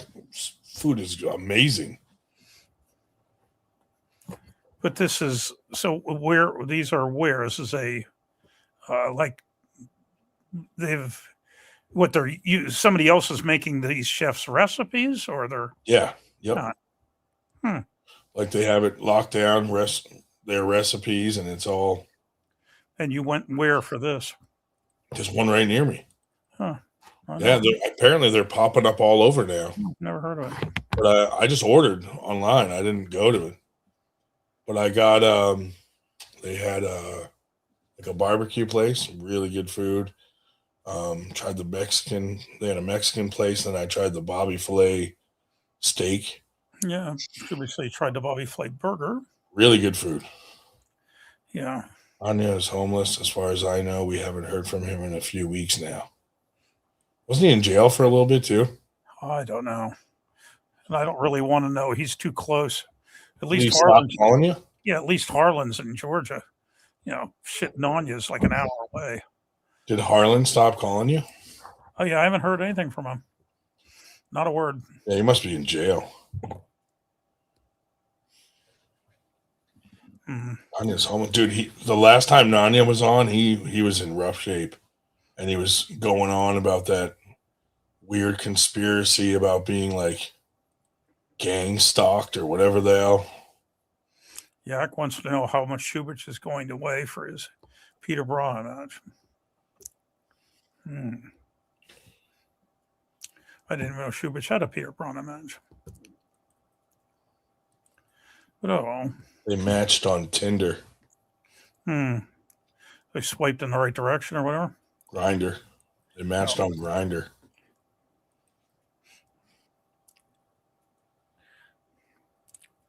Anyway. Yeah. I got nothing else. I think we covered everything. Yeah, that idiot Yak put me on one of his favorite sites. There's a site on Facebook called Compare Biceps. Every once in a while, I see him pop like I'm making a comment. It's kind of weird. Oh my God. Nanya is homeless and a paranoid schizophrenic due to drug abuse. I think he was aiming to make his way to either Texas or Florida. That's crazy. Yeah. It's sad to see someone deteriorate that much. You know? Oh yeah, even somebody that's basically not been the most friendly to us. Yeah, you don't want to wish it on anybody. Whatever. So anyhow,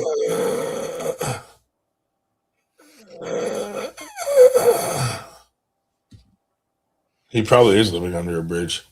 Wouldn't that be crazy, dude, if he did make his way down to Florida and like somehow linked up with Harlan and they were living together under a bridge? mhm. I was thinking about it. I don't need that much movement. And then they basically That's both. how you know. You know I'm joking when I make like long strokes because really, I just put my palm over it and like rub it around like a little mushroom in the grass. Well, and then if they both linked up under the bridge and decided to jointly take a trip to one of those big practices at the passport place, that'd be kind of I don't know exciting. if Harlan would be welcomed. I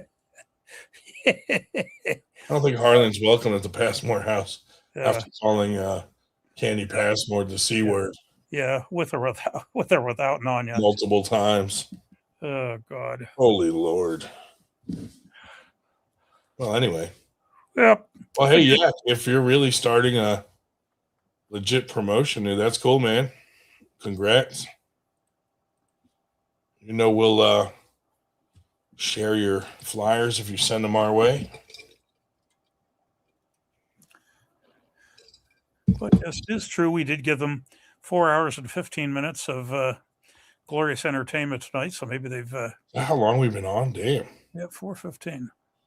Man, what a shitty podcast this is. Should stop staying on so long. Mm-hmm. Well, let's see. What are we at now? At almost 1 o'clock in the morning. We are at 17 watching. That's still 17 more than or 16 more than 3 people watching. A bunch of people accidentally clicked on it, left their screen open, and probably a few people that put it on their phone and it's just playing in the background and they forgot. Yeah. Well, we know we have these 2 sports here, yak and shoot. Nice. He's getting back into training for 2026. Well, good luck, man. That's cool. Yeah, I even told people on my in my Christmas letter that I might actually go wandering up to Atlanta, Canada this summer, assuming they have anything going on up there. But because once I get rid of these damn shingles, I want to get back into wandering all over the place again.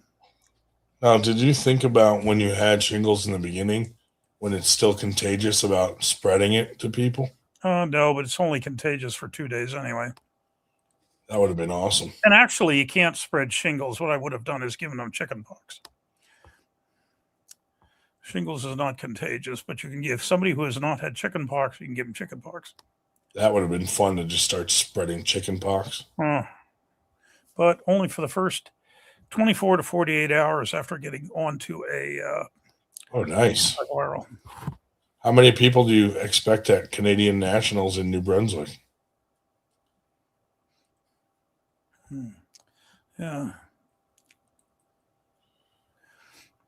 Does Canada run on the same 60 cycle or 60 hertz 110 that we do?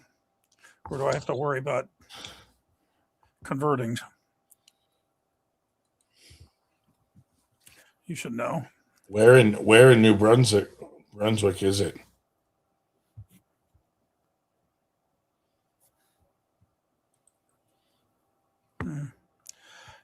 Yeah, I am. Hey, if I get rid of the damn shingles, the hip is great. I'm still have to watch the balance. I'm still careful on stairs, but yeah, whatever. But anyway, YouTube not showing most of Yak's comments because it followed to.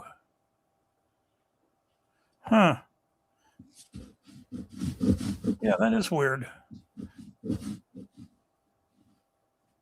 Moncton. Okay. Moncton. Bigger than Ottawa. Oh, good. This year, Ottawa only had like 533 or something. Hmm. So that's the Ottawa Open is gonna set the standard for what we have to aim to beat for tournaments. What do you say? It's in one. Moncton, New Brunswick, Canada, from my location. Okay, let's go. What does it say? No, only 13 hours. That's not bad. It's much better than trying to get to Halifax. 787 miles. 12 hours, 59 minutes. Damn. And that includes the fact that it's going to be probably less than that, because for the first 100 miles or so, everything's yellow and red because of the fucking weather. Let me check for me. For me, it's 12 hours and 25 minutes. Mm. Basically, straight up 95 the whole way. Right through Bangor, Maine. Stop by and see the Twin City people on the way. I've been to Bangor. See. Yeah. Yeah, if there's one thing that is a constant in the world, it's that the fucking the Merritt Parkway blows dead bears. Oh my God, was that awful? That was the worst, trying to get up to New Hampshire. That Merritt Parkway, it just eats it. 100%. This is true. That's why the USA will always have problems, because everyone fights each other. And if we could have one nationals, it would be huge here, but that'll never happen. Yeah, but since I suck at tournaments, I'd probably go up to Atlantic, Canada when I could hit 16 practices rather than one tournament. I'm much better at practices than tournaments. Yeah, especially when you can pull every day. But, whatever. So we'll see. But yeah, fun time. But yeah, I do have to get out more. Of course, I'm now at the point where, like I said in the chat, I'm at the point where I'm almost good enough to get over the shingles, go back into the gym. So, what the hell? I'll start hitting the gym when all the newbies, the resolution types, are there. Whatever. Yak said if you made your way up there to a practice, Yeah. which you're welcome to, that he'd schedule a big one for you. Okay. Yeah, I'll do my damnedest. We'll see how things come along. Yeah. Yeah, summer at the moment. I actually have nothing. This year in summer, I have. June. Yeah, let's see, when's it? Yeah, my rescheduled super match with JD Fox is June 20th. But other than that, that's about all I know in June, July, and August at the moment. Of course, well, I mean, there's a couple other tournaments that like Nitro like me help run. But hey, work around that stuff. But yeah, I definitely want to get up there and, when the weather's a little bit more accommodating than right now. Gee, that's a real surprise. Just had to take a big dump. That's what he's most famous for. Dumps. Yeah. Yeah, well, it's kind of good because that's my one requirement to, going to foreign countries. I want to they have decent plumbing. I'm not really into squatting over a hole like some places. But interesting, Dave. Yeah. As I was asking earlier, and he didn't answer, and you didn't hear me. What's that? Does Canada run on 60 hertz 110 like we do, or do I have to worry about getting a converter for anything electrical? Someone answered you in the chat, in the messages. I didn't see it. Yeah, didn't see it. Oh yeah, it is the same. Okay, thank you, Steve. Yep, good. I'll have to start worrying about that. Yeah, because actually, all I'd really have to worry about is CPAP machine, because I still use a scraper for shaving. That'll plug it. Oh, whatever. So, yeah. Yep, that's good. Excellent. Well, anyway, as we were saying a while ago, and since you keep disappearing, are we going to pull the plug on this? Yeah, let's do it. All right. Thanks, everyone. Yep, good seeing all of you. FTG. Have a great new year. We will join you in the new year. Well, actually, not quite. We'll be joining you when on the, it will be the new year, but on the 2nd. So, all righty. 98.